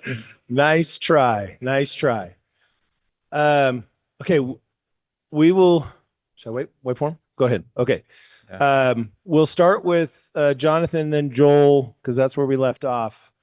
I just wanted to make an observation with all these comments. I was talking to my sister today, who lives in Dallas, Texas, and she brought up this meeting tonight, which I found fascinating. And she asked me, well, what do you think? And we're not really supposed to communicate that kind of stuff, at least not on social media. I said, I have no idea. This is a fascinating project. From a very personal standpoint, I have one point of view, and from my role as a planning commissioner, what we're trying to accomplish for the city is a little different. And it's been fascinating to listen to the comments, to read so many letters today and so many documents. This is a really robust process. Bill, the rest of the staff are excellent. There were a couple of comments that I actually took a little bit of exception to because there's a lot of focus and a lot of energy. So I just want to acknowledge the level of effort, say thank you to all those who I guess are part of this thankless job that has been acknowledged. But I'm glad to be part of the process. So Jonathan, oh, you were cut off. I'm sorry. We will, yes, is that okay, Jonathan? Oh, yeah. Okay. So just a couple of comments and questions, and then real quick. we'll save the discussion piece after we get a few more questions kind of ironed out. Looking at the development agreement, one of the permitted uses was amusement. What does that mean? And I start to get concerned if amusement is a permitted use for this location. Maybe Bill, do you have a specific, I mean, there's lists of So it's item 3 in the development agreement. I can pull the page, but it's under permitted uses. It's a concert venue, amusement related. 4B2, first thing is amusement. And I don't know if, I'm guessing there's a legal definition, but I don't know it. but it just, we're talking zoning and making recommendations on what zone it should be and how we limit that zone. And if that's where I was concerned about commercial and retail uses compatible with the primary amphitheater use, because if that's compatible feels like it's open to definition, and if really this is only intended to be used during the venue when venues are happening. Correct. And if the development agreement could close that down so there's no confusion about it in future. And same thing with amusement. I didn't know what that meant. And does that give you the right to then put additional amusement kind of things on there that are above and beyond what we were thinking? Even though we don't see them in the plan, I don't know if the plan's detailed enough to indicate that. That was my concern. So that was one concern. And right now it sounds like that was not a desired from the plan. No, Okay. it's not our intention to do things outside the amusement related to the concert venue. That's fine. Yeah. Okay. Thank you. Second one, there's a number of comments came up about resolution 2020-44 about the city's support of the preserving Bridal Falls. And there is the comments that were made had to do with using that and those comments, those reasons to the question is, how does that resolution play into what this proposal is? Is this proposal directly against that resolution? I'm not sure I understand the nexus between this property and Bridal Falls. The reasoning for Bridal Falls had to do with preserving the feel of the canyon. So the question is this going against that resolution? I'm not familiar with that resolution. Okay. All right. The other questions for you really, on your website, it talks about number of the benefits that come to the city. And I want to just understand those a little bit. I think I have too many notes here with too many numbers on them, but I think there was a $98 million local economic benefit. Could you just talk to that just a little bit? Where does that number come from? Is that an annual? Is that over a 100-year period? What's the foundation of that? Yeah. So it comes in a couple of different perspectives, the benefits that come in a project of this size and scope. So let's talk about a couple of those. There's financial benefits, and then there are also other benefits that come as a result. I think your question is just primarily focused on the financial benefits. Is that Start there, yeah. okay? So you've got money that's spent at restaurants, shops, hotels, gas stations, service businesses, and other local businesses before and after events. So that's an important part of it. You've got visitor spending can spread to the local broader Provo economy, particularly downtown along University Avenue, around hotels, restaurants, and other commercial areas. The project also creates direct investment that includes construction activity, hospitality, retail, food and beverage venue operations, maintenance, security, event staffing, and other ongoing jobs and services.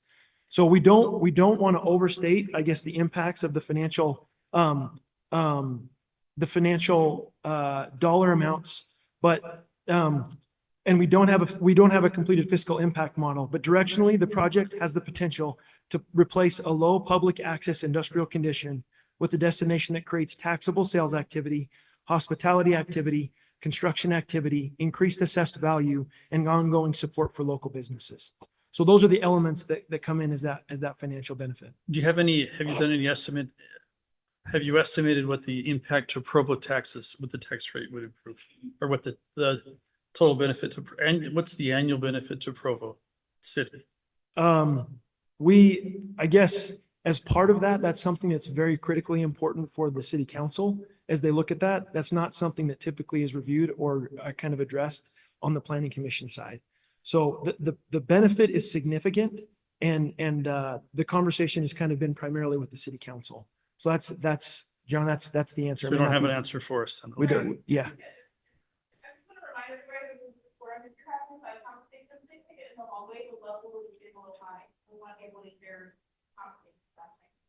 Thank you, Sandy. Same thing, I wanted to hear a little bit about the local jobs, the 2,000 jobs. Those are, I guess, event-related jobs with some. Yeah, it's all the things we talked about. So event-related, construction-related, security-related. I mean, there's just so many different aspects. Restaurant, hotel, the hospitality piece, all of those things contribute to that number. All right, I'll move on. That's all. Okay. All right, Jonathan.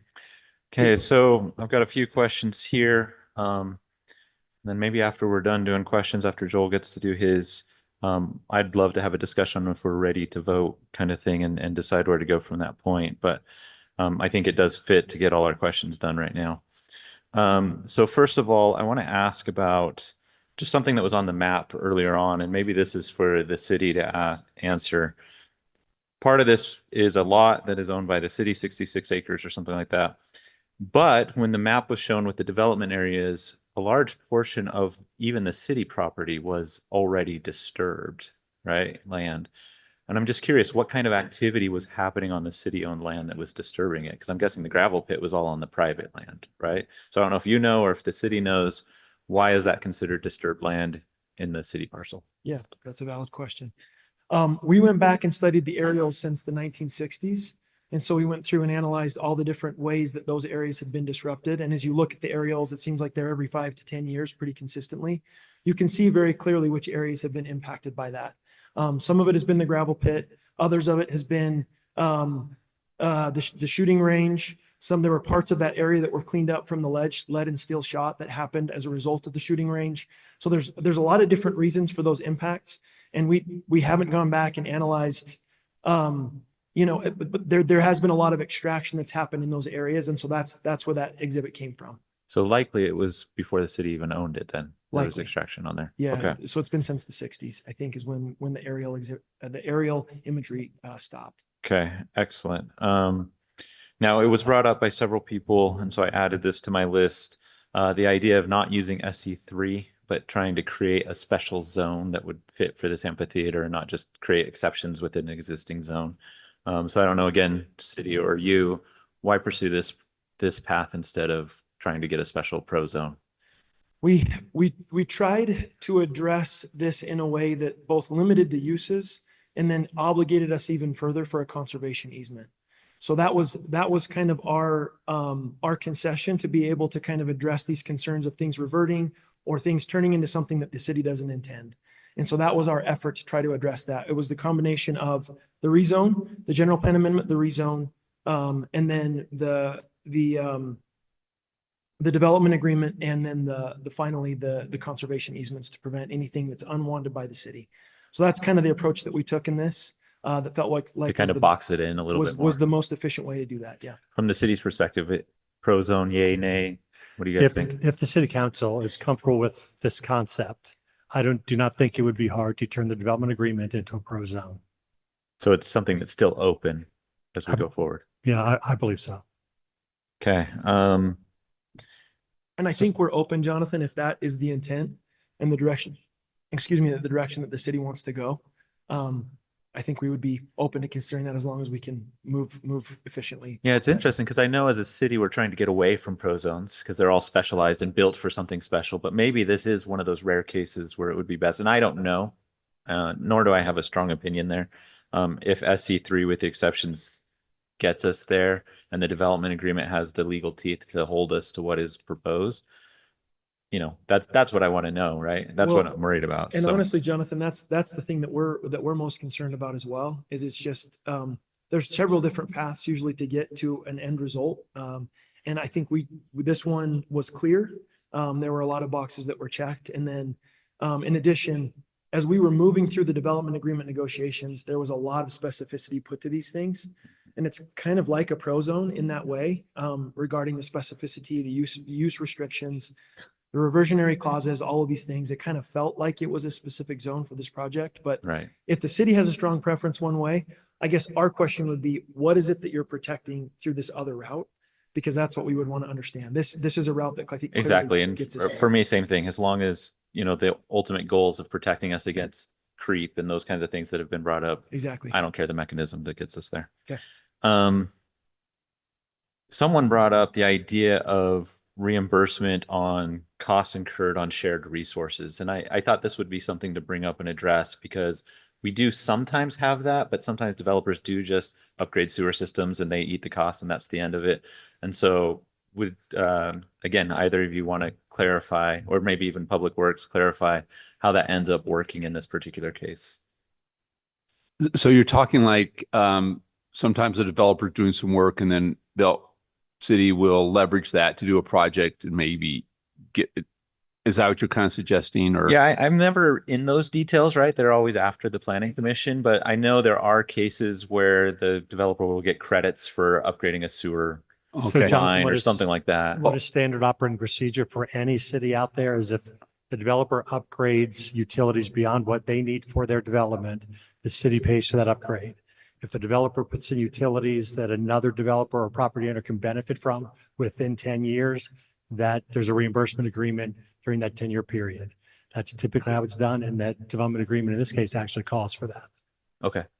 But in this case, are there plans for that happening? It sounds like you guys are just going to put the utilities in that you guys need, and it Yeah. won't be a benefit to further development Well, of the canyon or something. We don't there's want going to that. be a water tank that is going to be used by the whole city that we plan for. They're Mhm. going to need, so there'll probably be some joint use of that. There's probably a Right. few things like that we haven't got to the details, but we're planning on some things like that. And that makes sense, right? Because that's going to be shared benefit and something you Yeah. guys were planning to do, because I know it's come up in previous items before this commission, that water tower. So as they go forward, we'll look at ways to leverage our infrastructure, storm drain, water, sewer, power, all those kinds of things to make sure that we are most efficient. We do things once and what we need to do for our residents. Right. And Jonathan, it's the same scenario on the roads. Yeah. So who is the beneficiary of the road improvements that take place? It's everybody. So Right. people that have a benefit from the infrastructure that's put in, that payment goes towards those infrastructure items, both on that side as well as on the roads as well. Okay. So that's how that works. Can I expound on that? So Yeah. I think it's 9D in the development agreement lists a whole bunch of avenues to financing, community reinvestment areas, tax increment financing, public infrastructure districts. There's a very long list. Do those cost our taxpayers anything?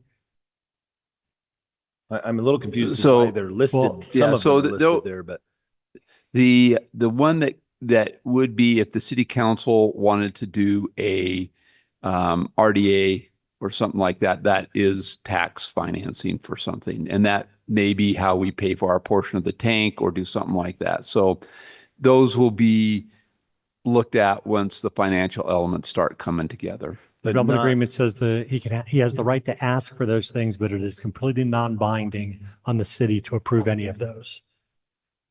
So why would he ask, why would the city ever approve those?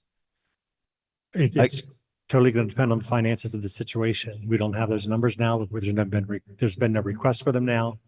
We're just saying that those opportunities are still on the table, but he's going to have to convince the city council that it's financially beneficial to the city to enter into any of those. Okay. For example, like TIF Right. financing, you basically say, hey, you're going to increase the tax revenue so much, we're going to give you a portion of that back.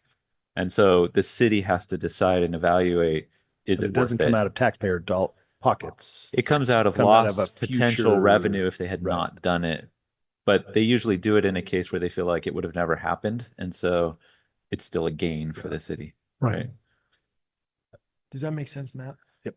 So it's the increase of both property taxes, sales taxes, all of those things come as a result of the project. That helps offset the costs, the improvement costs. But it doesn't come out of the taxpayer dollar. It comes out of a future. Sharing future. So share Yeah. a future dollar. Yes. Right. Okay. Of increased dollar. Yep. And yeah, what the city evaluates there is there's obviously increased costs that come with it as well, right? Policing, roads, maintenance, et cetera. And so is it worth it? That's the discussion that has to be made. And there's analyses that get done. And then finally here, I think this came up several times with a lot of people and the concerns. And so maybe Bill would be best to answer this. One business owner actually did touch on it. We often see requests, especially on big projects, for a zone change before traffic studies, utility impacts, et cetera, are completely done. Will you talk about why that is and how this process works going forward? Yeah, so that has come up a few times. And then also the question or topic of a peer review was asked about. I've been a city planner on the Wasatch Front for 37 years, and I've never seen a peer review on a zone change. In addition to that, like was mentioned, the zone change is the first step in the development review process. If the zone change is granted, then there are many or several technical studies that have to be done. If UDOT were to say, this isn't feasible, it can't be done, this isn't going to be safe, the project's dead.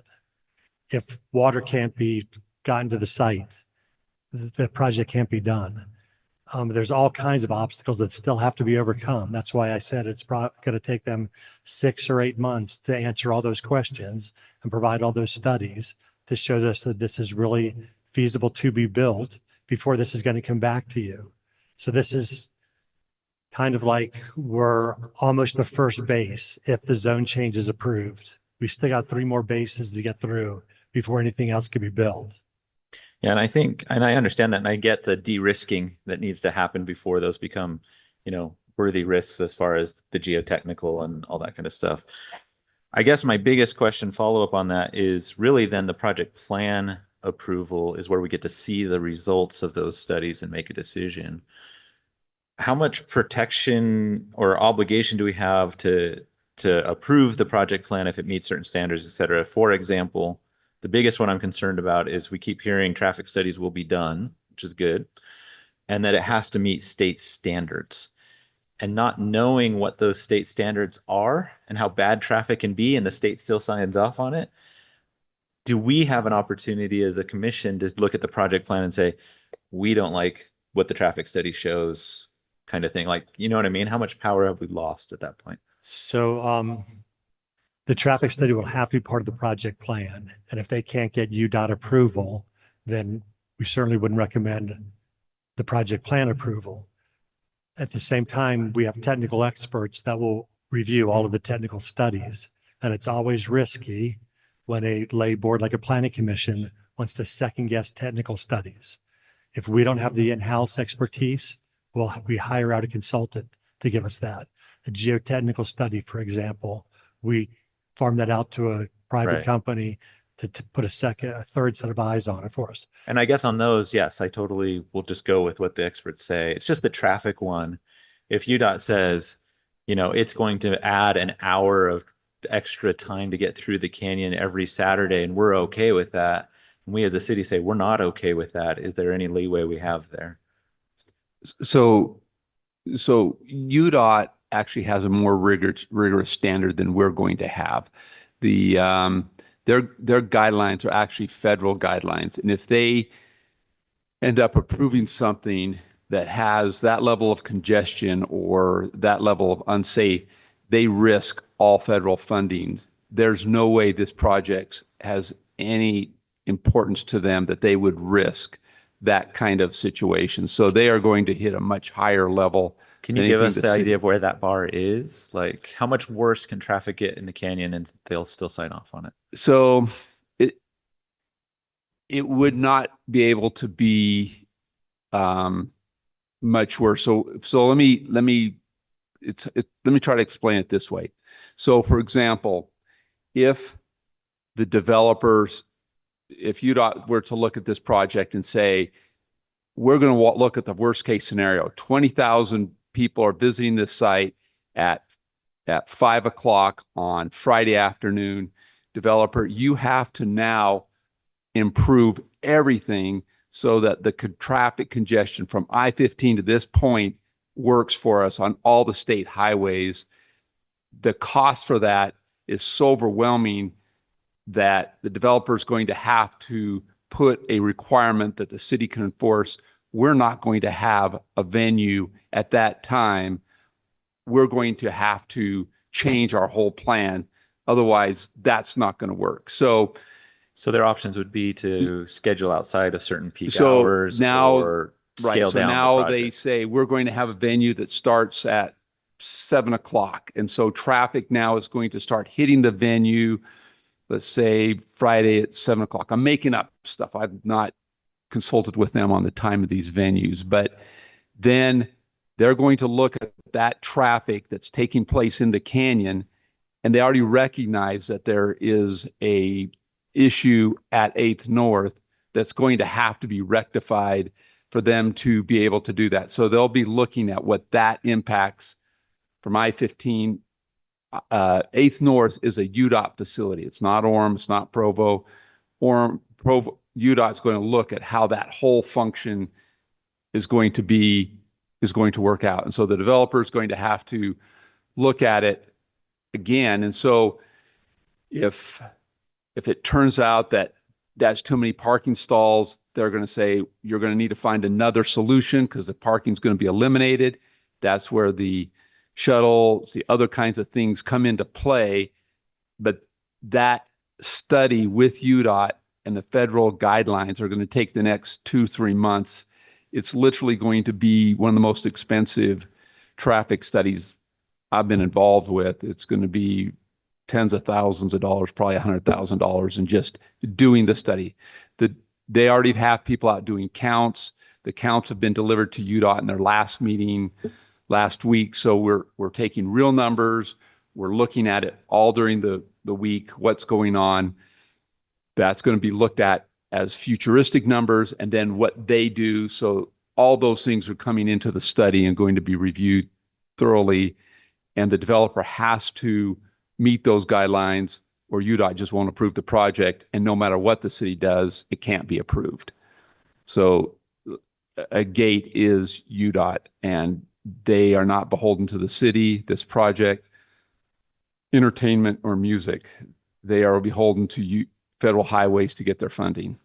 Would you say that their standards are sufficiently strict that we shouldn't see a major impact on the quality of life trying to get up and down the canyon from this then? So I will tell you, when this lets out at 10 o'clock on one of these handful, I don't know what that number is either, but nights that comes out, it's going to be congestion for just like you see at a basketball game when BYU lets out, or if you're at the Jazz game in the Delta Center, there's going to be a congestion for a period of time. They allow for that, but they don't allow it during the peak hours or when there's other troubles going on, congestion taking place. So that's going to be conditions that UDOT is going to look at. So you don't get the worst parade of horribles. They don't allow it. The ability they could have a 5,000 seat venue maybe at a peak traffic time, but UDOT's going to be that fine in their detail and the resolution of what's going to happen. And those will be the things that will be enforced to get this access onto State Route 189. Okay, thanks. But, yeah. Those are my questions. Joel?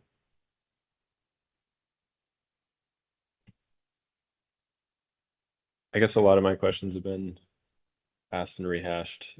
Some of these are maybe more rhetorical than looking for answers at this point, but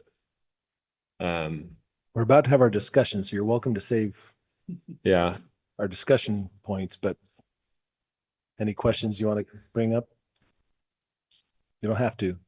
It's not a requirement. I guess, yeah, one question I would have is, I mean, yeah, UDOT has levels of service, and looking at their travel demand model for 189, for the PM commute, the capacity of that corridor is 11,000 vehicles. So we want to double that and get them all out within an hour, 2 hours. 6 lanes, 7 lanes. I mean, how many is enough for us to not experience weekend, 4th of July and Pioneer Day traffic every single weekend in the canyon? We had a comment about how they had to shut down the road to blast to expand it to the 4 lanes that it is now, right? I mean, I'm not convinced. I mean, maybe there's more technical study that's to happen after a zone change, but I'm not convinced that this doesn't pass the sniff test for me. From that perspective, from a parking perspective, I mean, 8,000 stalls as a maximum cap is still more than the Provo Town Center Mall. That's a 50-acre project. That's a sea of asphalt that would just plop down in our canyon, in the gateway to our canyon. Those 2 conditions alone don't really strike me as something you can work around. Any questions for these guys that help you feel any or learn anything that you need to know? Or I want to get a few more questions off the table before we have our discussion. Plus, Bryan wants to sit down. He's been standing up a lot. I guess, yeah. What's a handful of events? That's a great question. I think we've hashed quite a bit. I can't give you a specific answer. We talked about USANA earlier and what that meant. It's limited to 6 months per year and the weekends in those months. So, yeah, it'll be a handful. Yeah. I mean, big handful. April to September is a big handful. Okay. Melissa, you had a question you wanted to. My last questions are really easy. Yeah. I just wanted to answer some of the things that came up. Is the gun range going to need to be moved? That's not our decision to make. Okay.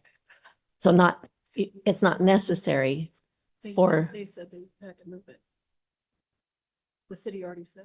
Gordon, you yeah. said it would probably need to be moved. Yes. Yeah, so I would envision that needs to be moved. Okay. That's again, not the developer's decision. Right. I think that's something, if we see this going in, that would be something we'd have to evaluate later on. Okay. Also, will alcohol be served? We don't have licenses right now, but we will be pursuing those, correct? Okay, and then the porta potties. Is that true? You need that many porta potties? I'm not a porta potty expert. I wish I were, but I'm not. Okay, but the alcohol issue, that would be part of a development agreement as well, probably, right? Could you? That's part of a business license that's Okay. 2 years from now. Okay, thanks.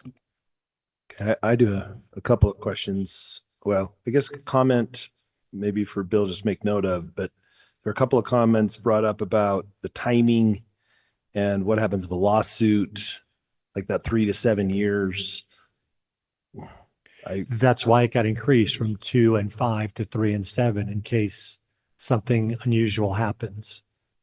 So the clock keeps ticking, even if they get sued or we get sued or somebody gets sued, that prevents further permitting. Yeah, under this language, yes. Okay. Might suggest that at least be talked about. But the other is that if for some reason it didn't happen, this is exactly why you bond for a project so that we could put it back to what we want. So I hope that language is somewhere. Okay, Brian, my big question for you is, if we were to say, we like the concept, but it's way too big, you would say, I would say that's what makes it work. Yeah, the size of it is what makes it work. so it's an all or nothing in your mind kind of deal. We've come from 25 down to 20, and to have a competitive concert venue, that's the size that it needs to be. Okay, let me push back. Yeah. Tuacahn, I think it's 2,500-ish. Been there, a lot of people have been there. It's pretty amazing. It works. Like what doesn't work here that works there? Why is that so different in your mind? The performers, number one, right? I think the quality of the performers is very different. What Tuacahn can attract is very different than what we're looking to attract. This is world class. And so the Tuacahn performers, the Finding Nemo that my kids went to 2 weekends ago, it's great. But that's not what that will be part of what we're offering, but that will not be, that we can attract the talent that we need to at that size of a venue. So that's probably one of the biggest concerns. The second concern is there's a lot of those size venues in this area.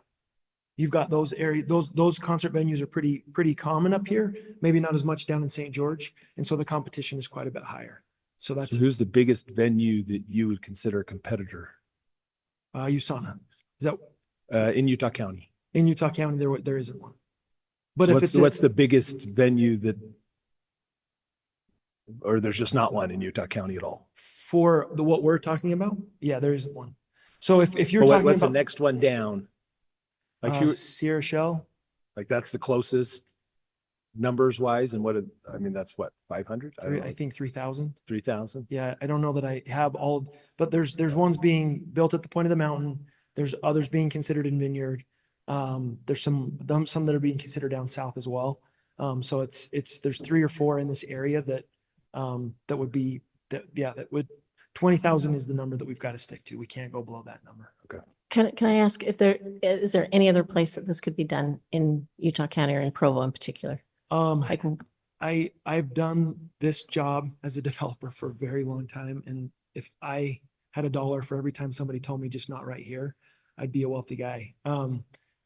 It's these impacts that we're talking about right here are going to be felt by anybody who lives nearby these concert venues. So you're moving. For us, the way that this works for us is it's like these are right on transportation corridors that carry a significant amount of traffic because we're talking about BYU events. These aren't small roads. These carry a lot of traffic and they can be designed appropriately. This isn't where people go. When you think about Provo Canyon, this is the mouth of Provo Canyon, but people don't go here to recreate. This isn't where they go. This is a gravel pit. So there's a lot of concerns that people are talking about. And it's like, this is a gravel pit. This is an existing gravel pit. So there's a lot of, I think, disconnects that are happening, but that's okay. I mean, that's part of the process. I'm sorry, I kind of, what was your question? I don't know if I answered your question. Is there another place? Yeah, no. Part of the intrigue of this location is the fact that you're looking up at Mount Timpanogos and the fact that you're looking back at the Cascades. We're inviting the world to come and see Provo Canyon. And so there's an offset, there's an impact for sure. But this is, that is the reason for Vesper is the location. Okay, well, Brian, we'll let you sit down. Thank you so much. Can I make one more comment that one more. It's past my bedtime. One more that actually Ann was asking about earlier. She kind of brought up a list of things where it's like, hey, I need some more information. And I just wanted to maybe talk about those just briefly for a second. I mean, we'd all love those answers that you're asking for. And I think UDOT, you talked about UDOT, County, Forest Service, the seismic questions, some of the seismic questions, you just kind of rattled off a few.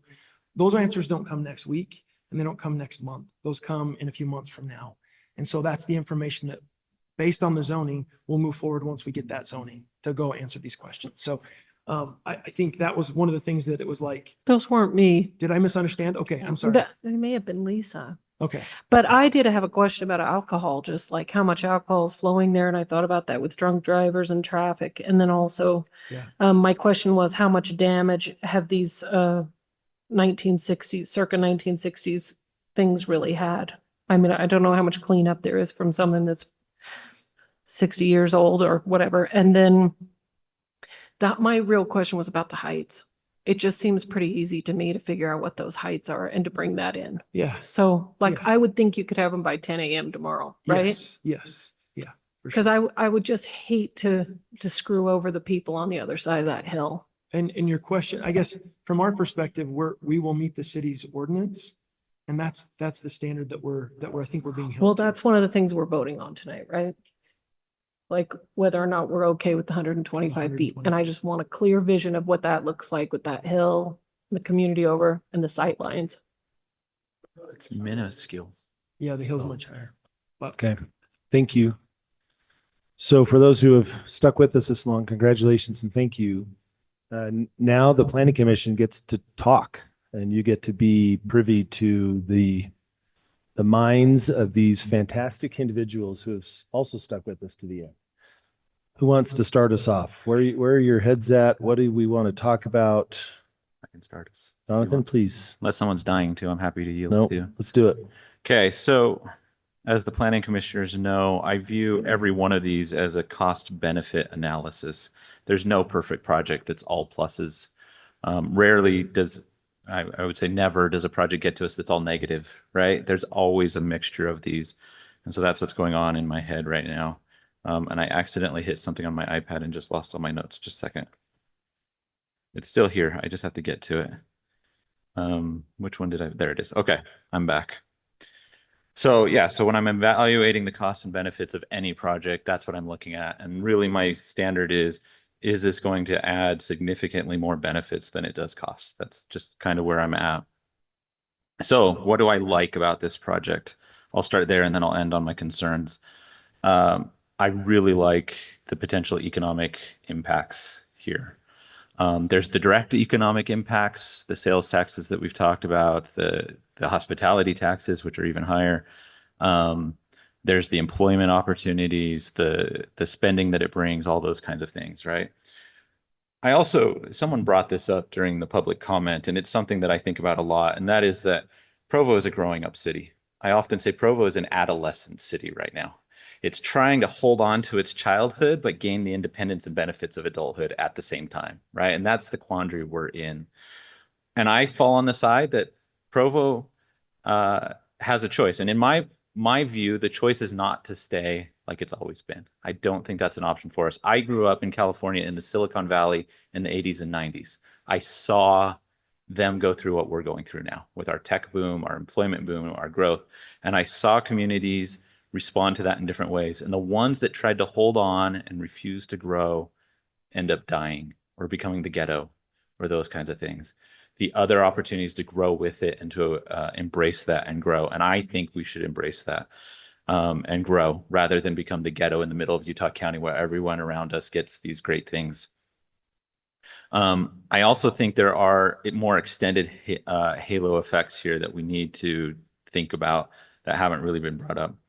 I'm a biotech co-founder of a company. We're young in the biotech space, but Utah is one of the fastest growing biotech centers in the country. And per capita, one of the largest ones. And we have great universities producing great talent.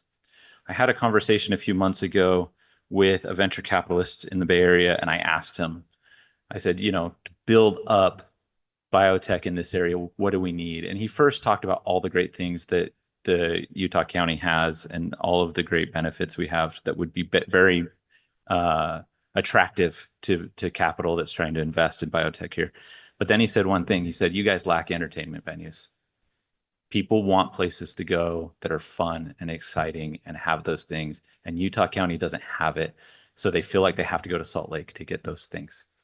Now, I think he's missing a little bit because I think our outdoors are part of that draw and it's amazing.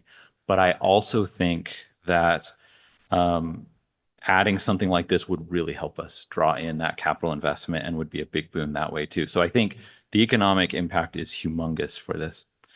Again, I have concerns. I'll get to those later. But I do think that's something we need to do. I think taking back the gravel pit is great. I'm one of the people that notices it. And I see it there and I don't like it.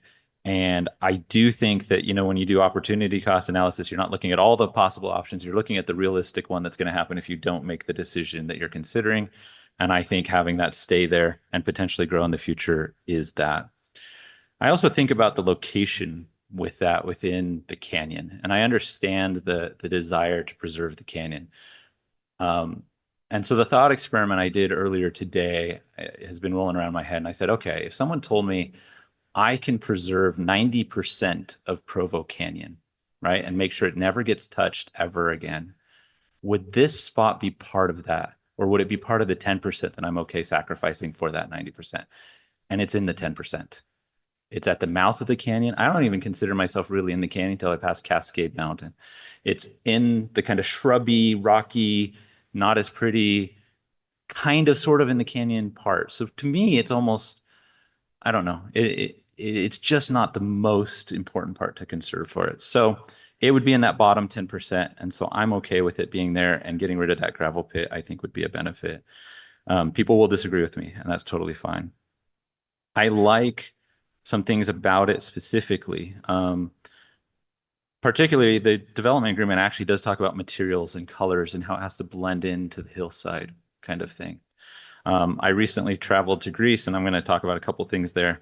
But one of the things that I noticed was the newer buildings they were building on the islands of Greece had that kind of rocky texture like I see in the plants here, and they really blend into the hillsides, and you really have to look at them to see them.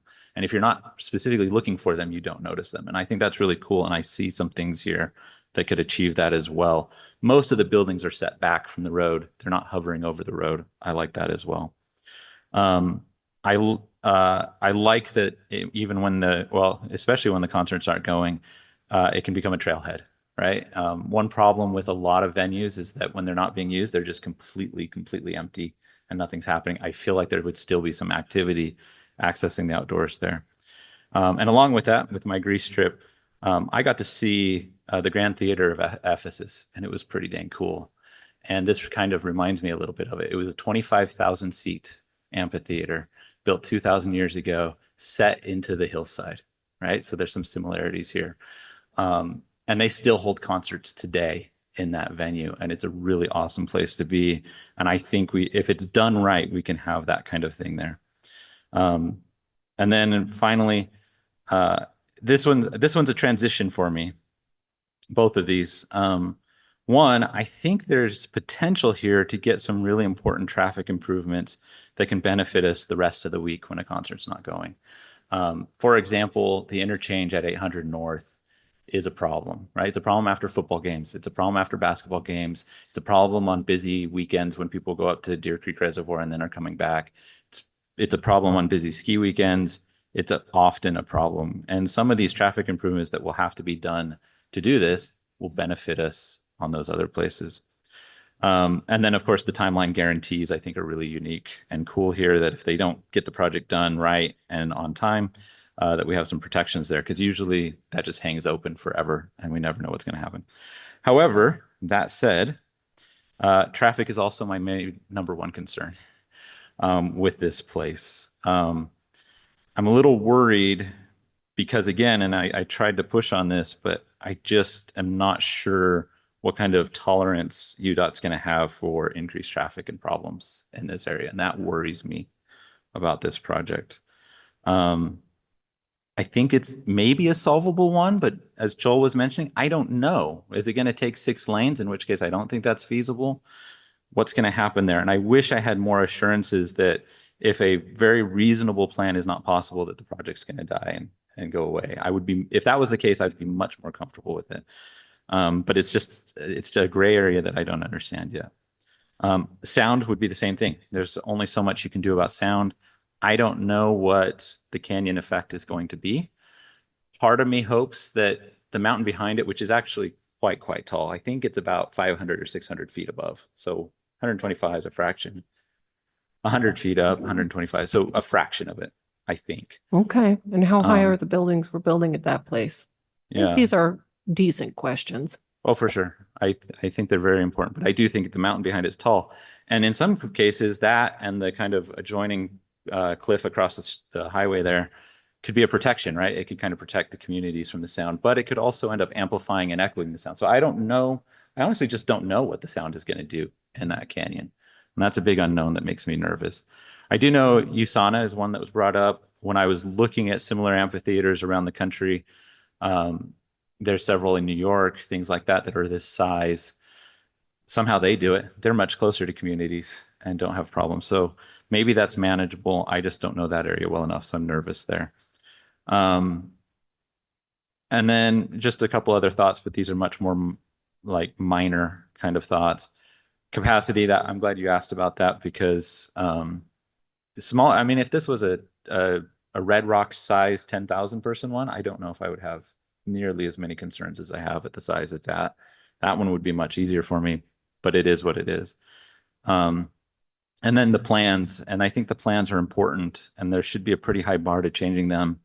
But having been on some of these committees that make these plans, I also know that you can never imagine everything that might come here and decide then if it's a good idea or not. And so the plans can be changed for that. And the question before us is it enough to change it?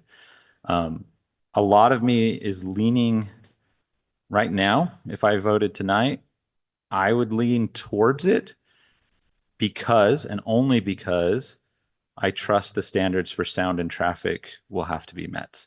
And since those are my two biggest concerns, and I have to trust that they will be met and done, I think I would lean towards it, but it would not be a super enthusiastic vote. It would be a nervous vote if I did it.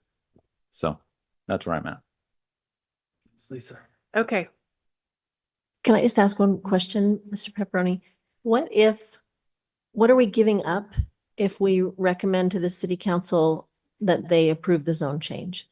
What is it that, if the city council goes ahead and approves the zone change, what do we give up by doing that this early? I understand that most of the time that's what happens, but the traffic seems like such a hinge point that I just don't know how that decision can be made without knowing a little bit more from UDOT. You know, so what do we give up? Is there anything we give up, or is it okay because it'll get sorted out with UDOT? Well, the development agreement is intended to hedge a lot of bets. It's to bolster against concerns. That's the whole point of the development agreement. Because this project is very complex and it is in a sensitive area, yeah, these questions probably are more relevant than, flatland subdivision on the west side.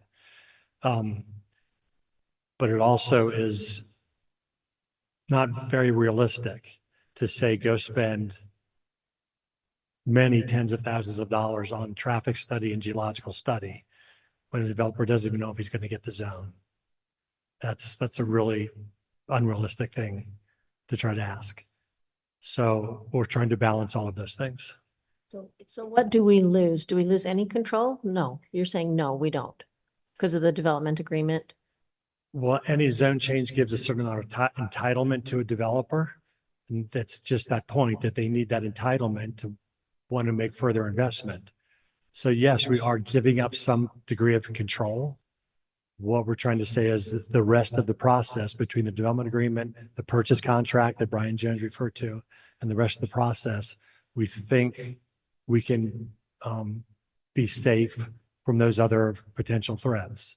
We think we can answer Jonathan's questions about traffic.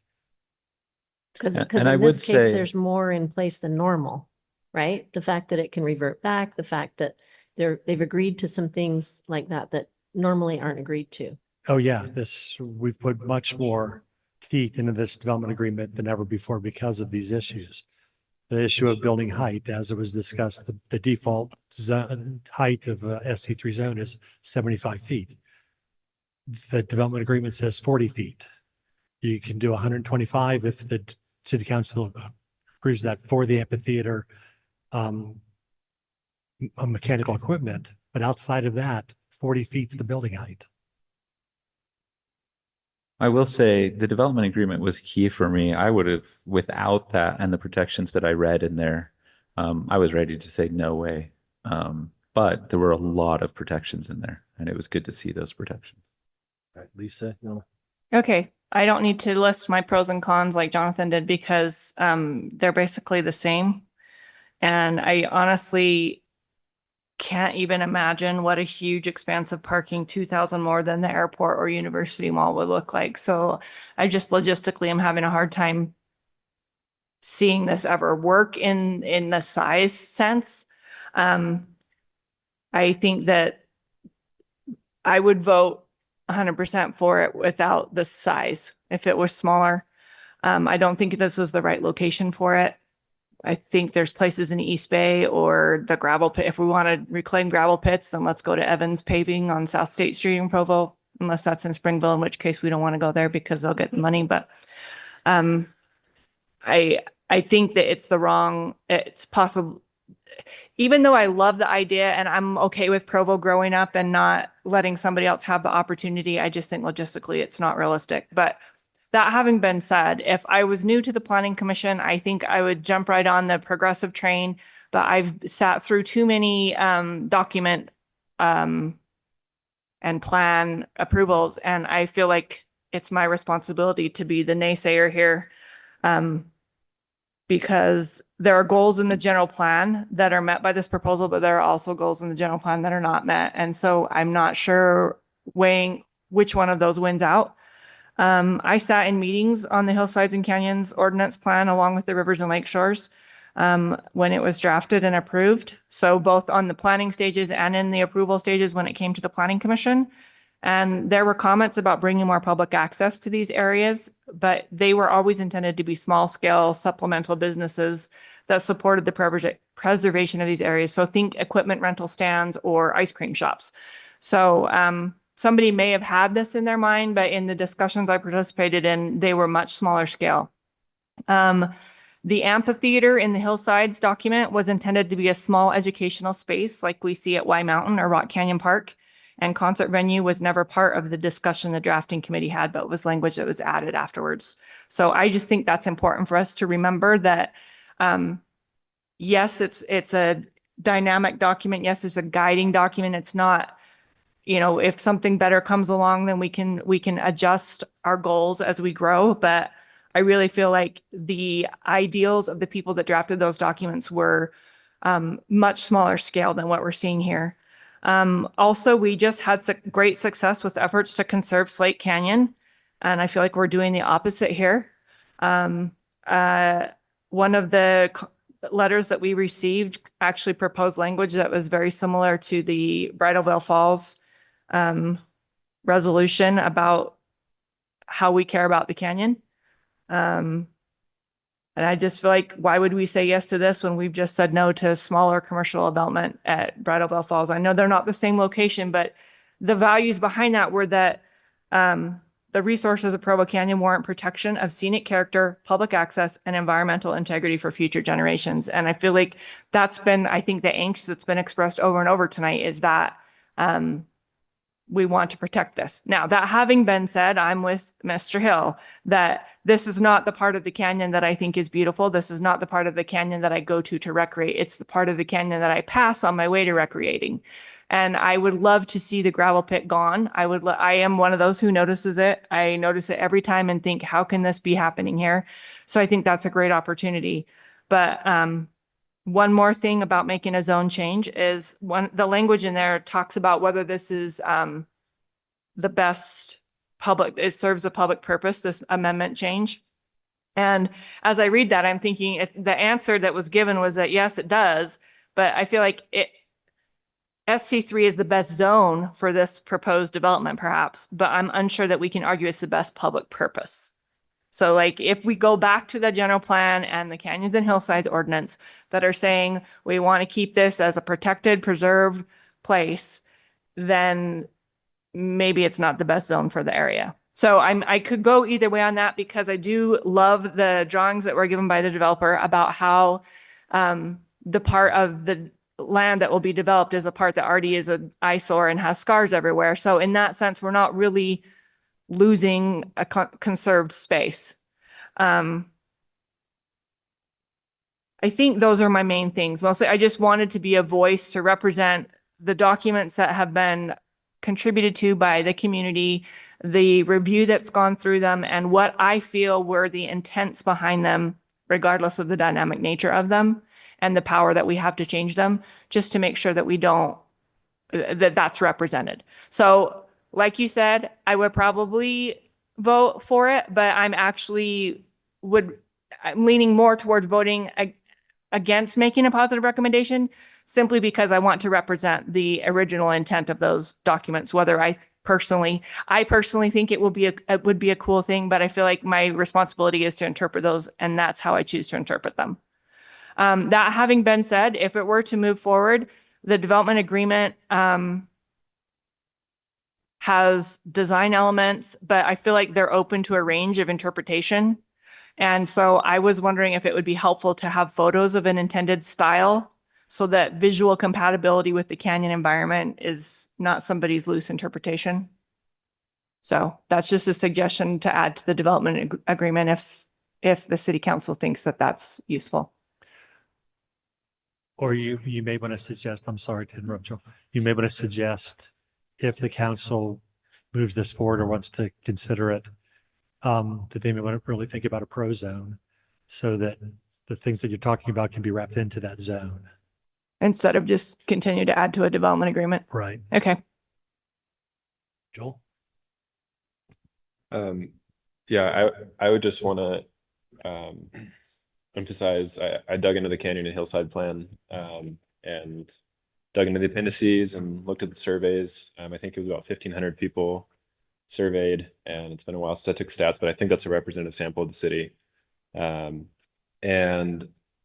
Overall, residents said they would like to see hillsides and canyons preserved as they are, with minimal additional development. And less than 5% of those surveyed were in favor of developing the area for retail. None of this strikes me as minimal development. And I also looked at the language in the ordinance for the Bridal Veil Falls, and it says, whereas Provo City owns property and maintains trails and other amenities leading into Provo Canyon and is committed to the preservation of open space in and around Provo Canyon. This to me sets a precedent for the rest of the state. This sends a signal that our canyons are up for sale and our public lands are up for development. And I'm not comfortable with that in any form. Certainly not one with this level of traffic and other negative impacts to our community. The economic impacts just don't outweigh the rest. Yeah. I appreciate that, Joel. The idea that keeps coming to my mind, and I read it over and over in letters this morning from the community, partly the precedent setting, but couched in the canyon's this will cause the canyon to change. I hate to break it to everybody, the canyon's changed a lot. But boy, this is sure a genie out of the bottle kind of moment. And how do you put it back in if this doesn't go as well as we hope? So I'm with you. There's a precedent that concerns my soul a little bit, personally. And I'm not sure I'm totally convinced from a what's good for the city aspect that I can overcome those kinds of things that are still concerning me about it. I don't think this is our last chance for happiness with this thing. You know what I'm saying? There hasn't been any public offering. We're selling off a ton of land. It's going for $2 million an acre in that neck of the woods. Like, this is a lot. We're giving up a lot. I understand that there's a lot of revenue. I do worry about drunk drivers in the canyon. I'm worried about the noise. I'm like, this is a big freaking deal. Okay, I just really have a hard time wrapping my mind around the traffic. So I had a thought, are there any roads that UDOT doesn't control that would be in immediate proximity to this project? Say that again. Are there any roads that UDOT does not control that are in immediate proximity to this, that are the inlet and outlet of this project? Anything? No, UDOT controls all of it. Canyon, University, 8th North, and of course once you get 2 or 3 miles away, then you have roads in Orem and roads in Provo, but you have to go several miles before you start hitting municipal roads. Okay. Did that answer your question? Yes, it does, Okay. because USANA is has about 18,000 capacity. I've been to concerts many times at USANA, and it takes 2 hours to get out of there. And UDOT controls some of those roads, but not all of them. And so I just don't trust that. I wasn't sure if we could trust that UDOT's going to say, yeah, this isn't going to work, because they might say it on their road, but then there's so much pressure to want to make it work that there's other roads. Does that make sense? So it sounds like it's all UDOT. So that helps me feel a little bit better, but I just wish this was smaller. I really do. And I feel sad that Sundance is giving up the outdoor theater, because it's true that the environment is really amazing. And that would be nice to have something like that. But I'm not sure that we want to invite the world to that place. So I would love to invite the world to a different place in Provo. And you still can see Timpanogos, and you could make it beautiful. But I just feel like it's not in the public's best interest, and it's not what the public wants. And I just can't, I think UDOT's going to say no anyway. And as a point of comparison, I think Sundance has 71% of their property in a permanent conservation easement, which I think is about how much city property we'd be giving away to then put into a parking lot and partially an easement. Some of my thoughts. Yes, please, John. I actually spent a lot of time looking through all the comments, reading the city plans, trying to understand really where this fits in. And I came here thinking that, I wrote my statement down, right?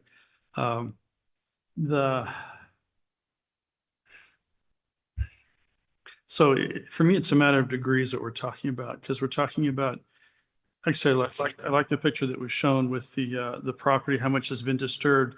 If we're only developing the part that has been disturbed as a gravel pit and some other things on it, then that's not the same impact as, going in the middle of canyon, putting some big development in. And the retail, if this is, if the retail is only associated with when an event is happening, it's only, selling the things associated with the event. It's not really a retail establishment. It's an event establishment. It is the end of the city. I agree. For me, it's not the canyon yet. You're getting into you're going through all the stuff that you don't like to see until you actually get into the beauty of the canyon. I'm concerned though about what are the things that we don't know. And I want to make sure that the city has proper authority, with we maintain authority, so that if we were to make after the zone change, then we could still, claw this back. Although I feel this is an important step, that once we take this step, we're kind of going down the road. And then I also agree that the volume just seems too much for that space. And, so then the question is, what can be done to do it? Bringing all that extra traffic there feels wrong for the canyon. And bringing all that extra parking there, turning all that into parking feels really wrong. When you spoke about finding ways to shuttle it, so if there was some concept so that you could have most of it would be shuttled and very little would be parking, then it feels like, okay, then that's kind of, that would alleviate some of the concern, the great concern that we have. I don't even know if there's even a solution. I don't know how you can get that many cars in and out. The noise is a problem for the canyon. That road is really noisy. Drove up there the other day and spent some time just standing on the road listening to cars go by. It's very noisy right now. It's much higher than I would think. I didn't measure it, but it seems well over the 75 decibel level right now, just at that space. But be that as it may, what does the sound echoing through the canyon, what's that going to do? We haven't talked much about the environment. What's the environment on a gravel pit is one piece, but the effects of the noise and the light and everything else and the extra traffic on the surrounding environment. I don't know. I'm not an environmental scientist. I don't know what the criteria is to determine if it's acceptable or not acceptable. I was hoping that we could find some correct criteria, so we'd have objective standards, so that we'd say, okay, you do the traffic study, we see what the impact is going to be, things that we can measure. Or we can see the impact on the environment, what we can measure. We can see the impact on noise. How far up the canyon on average will you hear the noise of the concert, and depending where it's at, and what more is it going to impact for the city? And I don't know. And I'd like to be able to have some opportunity to weigh in, and once we hear the results from that.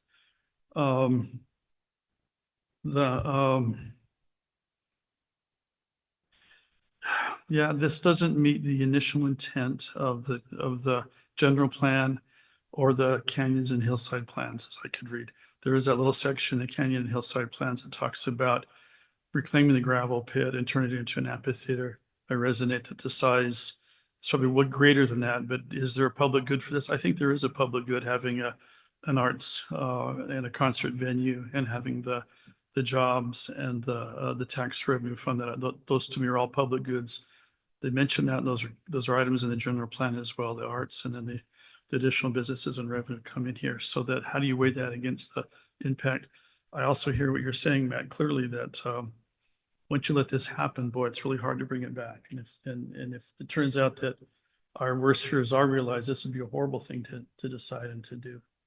But I'm more leaning into approving it at this stage, and then seeing where the results come in, seeing where it comes out. The studies and things. By the way, as I looked at the numbers of the comments that we got, just as we represent the citizens here, we had, before the 3 o'clock submission, I didn't have time to go through that, 125 responses, 81 were opposed to this. 81% were opposed. So 101 people, 7% wanted more studies, 6% were open, and then only 8 people or 6% were supportive there. I did my own tally here. 17 of the people, of the 40 people that presented, I counted as were supportive, and 29 were not supportive. So about 63% were not supportive of this. So the people that have written into us and have spoken to us, the majority are not supportive of it. That said, one thing I've found here is you can have something that is supported by a majority of Provoans, and we're still going to see more negatives show up. There's a bias in who Clearly shows up. There's some so you have to people that really consider care about the canyon in terms of they're using it all the time, and that's important to them. They're going to feel very personally about it and say it. I Yeah. know. So that informs our decision. It doesn't make the decision. Right. So there's some people that care very deeply about this, and that their life is involved in the canyon and making a change there. I just don't know a change at the entrance of the canyon, reclaiming a gravel pit, making some, is that going to be enough to really destroy their lives? The 2 things I know about the environment. It's very fragile. You make a mistake, you can destroy it. The other thing I know is it's very resilient. You can do a lot of junk to it, and it can survive and thrive and do different things. And I don't know where the tipping point is on this. And it feels like putting something like this in the canyon. I don't think it's to the tipping point yet, but I don't know. Well, we're nearing 11 o'clock. Are we ready? Somebody ready to make a motion that we can vote on for item 2? Or you want to keep talking? Well, I initially wanted to move to continue it, but the applicant doesn't want that. And the city's helped me to understand that we really can't get that information because it costs too much. So I think we should just vote, yay or nay. Make a motion for us. Start with item 2, the general plan map amendment. Yeah, except I think I'm in the opposite direction of the majority. So make your motion. We'll see, right? yeah, how does that work? In fact, I kind of like when it happens this way. If I make a motion to recommend it and then there's more no votes, that really is our recommendation at that point, right? Yep. To not approve it. And so I actually feel like it's a little easier to interpret when it's that way. Less likely to vote incorrectly. Go for it. I'll do You've it. been the chair for so long, you don't remember how to make. I don't remember how to make a motion. Just read this here. Be careful. This Yeah, is the one good. that both of the suggested verbiage says approval, so don't be tricked. Yeah, okay. I move that we recommend approval of item 2, Bryan Bayles requests a general plan map amendment for approximately 100.7 acres of land to move from the agricultural and parks and recreation open space designation to a commercial designation to allow for an entertainment and hospitality development located at 6622 North Highway 189. So just to be clear, that means straight up vote. If you say yes, you're recommending approval. No, you're recommending not approval. Seconded. Nay. Wait. So we have a motion to recommend approval and a second. We'll Any start discussion? voting. Now. Any discussion? on the motion? Discussion on the I have motion. on the chance that it gets approved, I have some other standards that I would want to see. Some Yeah. recommendations. And I think Bill has a couple of things we need to comment on if it's recommended. Should we make those now or should we? Yeah, that should be vote? part of the motion. Well, do they have to do with the general plan amendment or do they have to do with the zone change? The recommendations you'd That's like to right. make. I guess more with the development agreement. I don't know which that So that would go to zone change. Zone So change, let's okay. do those with that motion. Okay. So any other comment, discussion? Okay. And you want to start us off? I just want more information, so it's nay. Nay. Nay. Nay. Yay. Yay. Nay. So that's 2 in 5 to favor 2. and 5 against. So 5, the motion does not pass. It's a recommendation to the city council. 2 to 5. 5 to 2.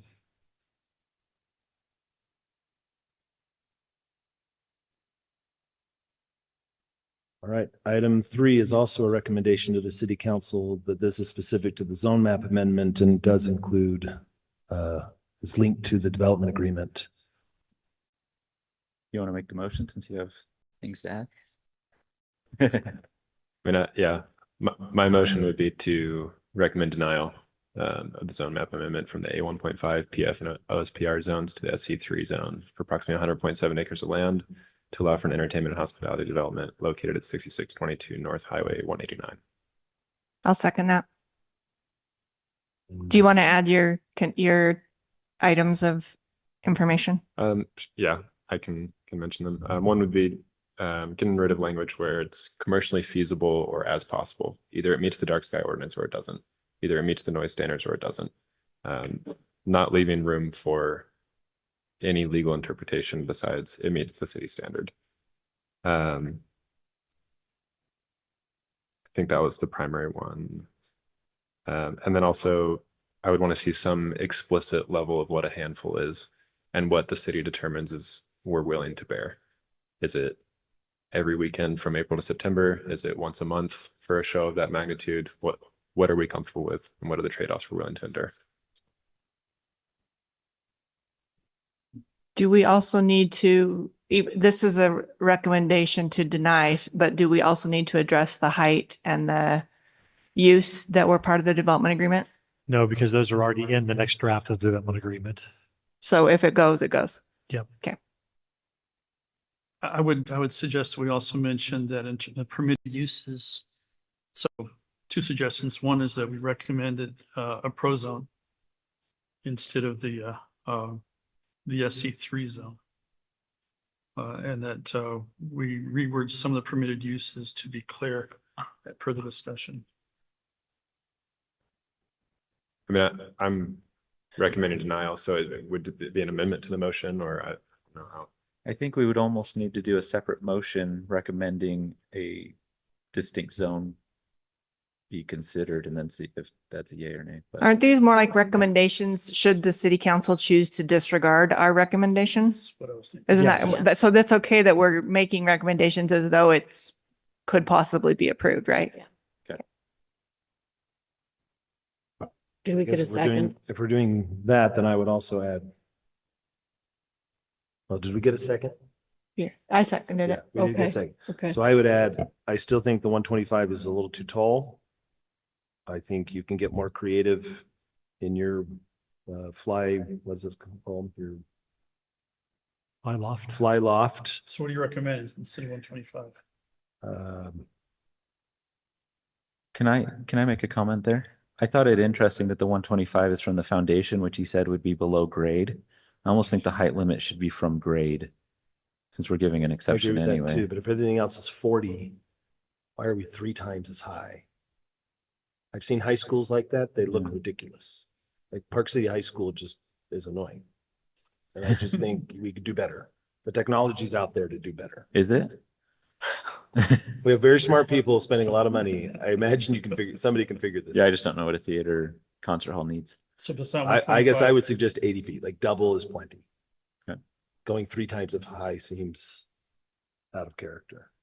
I think 8,000 parking spaces based on the other reference points is just insane amount of parking in a place that we don't want parking. Like that just strikes me as very strange. I would want to see it halved, if not Yeah. more. Yeah. Fund some public transit.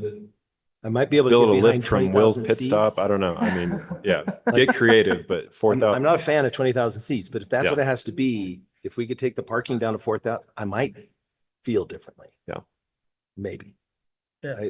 Now we're starting to get into the realm where I'm like, oh, okay, I can kind of wait, but right now I can't at the scale. I guess I'm torn because I like the idea of 4,000 over 8,000 a lot, but I'm more worried about it being underparked and people raiding the parks nearby and driving up on Keith Peak Road and then hiking over the hill. And that's what I'm worried about. But if there's a proposal that was mentioned, such as require parking when you buy the ticket, the parking be, shuttles or limited spaces, so you got to pay for it anyway. That might do it. Then that would be. We are straying from the motion on the floor. So I think we ought to vote on the Well, motion. I think this is part of the motion because we're talking about changes that we would Making suggest. recommendations in case it. This is a little bit off. Okay. And it's after 11. Is it my turn? Yes, please. Do we So want to review? I'm saying yay to the Recommending denial, denial. right? We're recommending denial, so, and. Yay. We're voting now, right? Yes, Yay. please. Yay. Yay. Nay. Nay. Yeah. So this one is the same, but it's a denial motion. It's 5 in favor, 2 against. See, this is why I like the in favor motions. So now, Bill, based on those 2 votes, strikes me that voting on item 4 feels a little strange. Right, there's no vote on the next item. If the city council were to approve the zoning, the developers have the option to go straight to project plan if the zoning is passed. So there's no motion on the, So we don't do anything on item 4. well, I guess you could recommend denial or to just deny it, but So if the city council goes ahead and approves the items 2 and 3, the development agreement is based on a concept plan. So if we don't, this is our chance to, no, the concept plan is still attached to the development agreement. okay, And all that means is that they don't have to come back to you for concept plan approval. It means they get to go straight to project plan if the zoning is approved. Where it would be reviewed again in great detail. Right. So should we make a motion on item 4 or we don't need to? Go ahead and make a motion. Yes, go ahead and make a motion. Oh, it's closed up at least. I'll do it. This is my last hurrah. Thank you, Lisa. I move that we deny item 4, Bryan Bayles requests concept plan approval for an entertainment and hospitality development in a proposed SC3 zone located at 6622 North Highway 189. Second. Joel, second. Thank you. Yay. Any discussion on the motion? Sorry. Anne Yeah. wants to go Anne, home. please. I I have know. childcare, guys. The sorry. babysitter has been texting like, when Sorry. you coming home? Yay. Yay. Yay. Yay. nay. Nay. Yeah. So item 4 passes 5-2. Passes as a denial. Passes a denial. Thank you.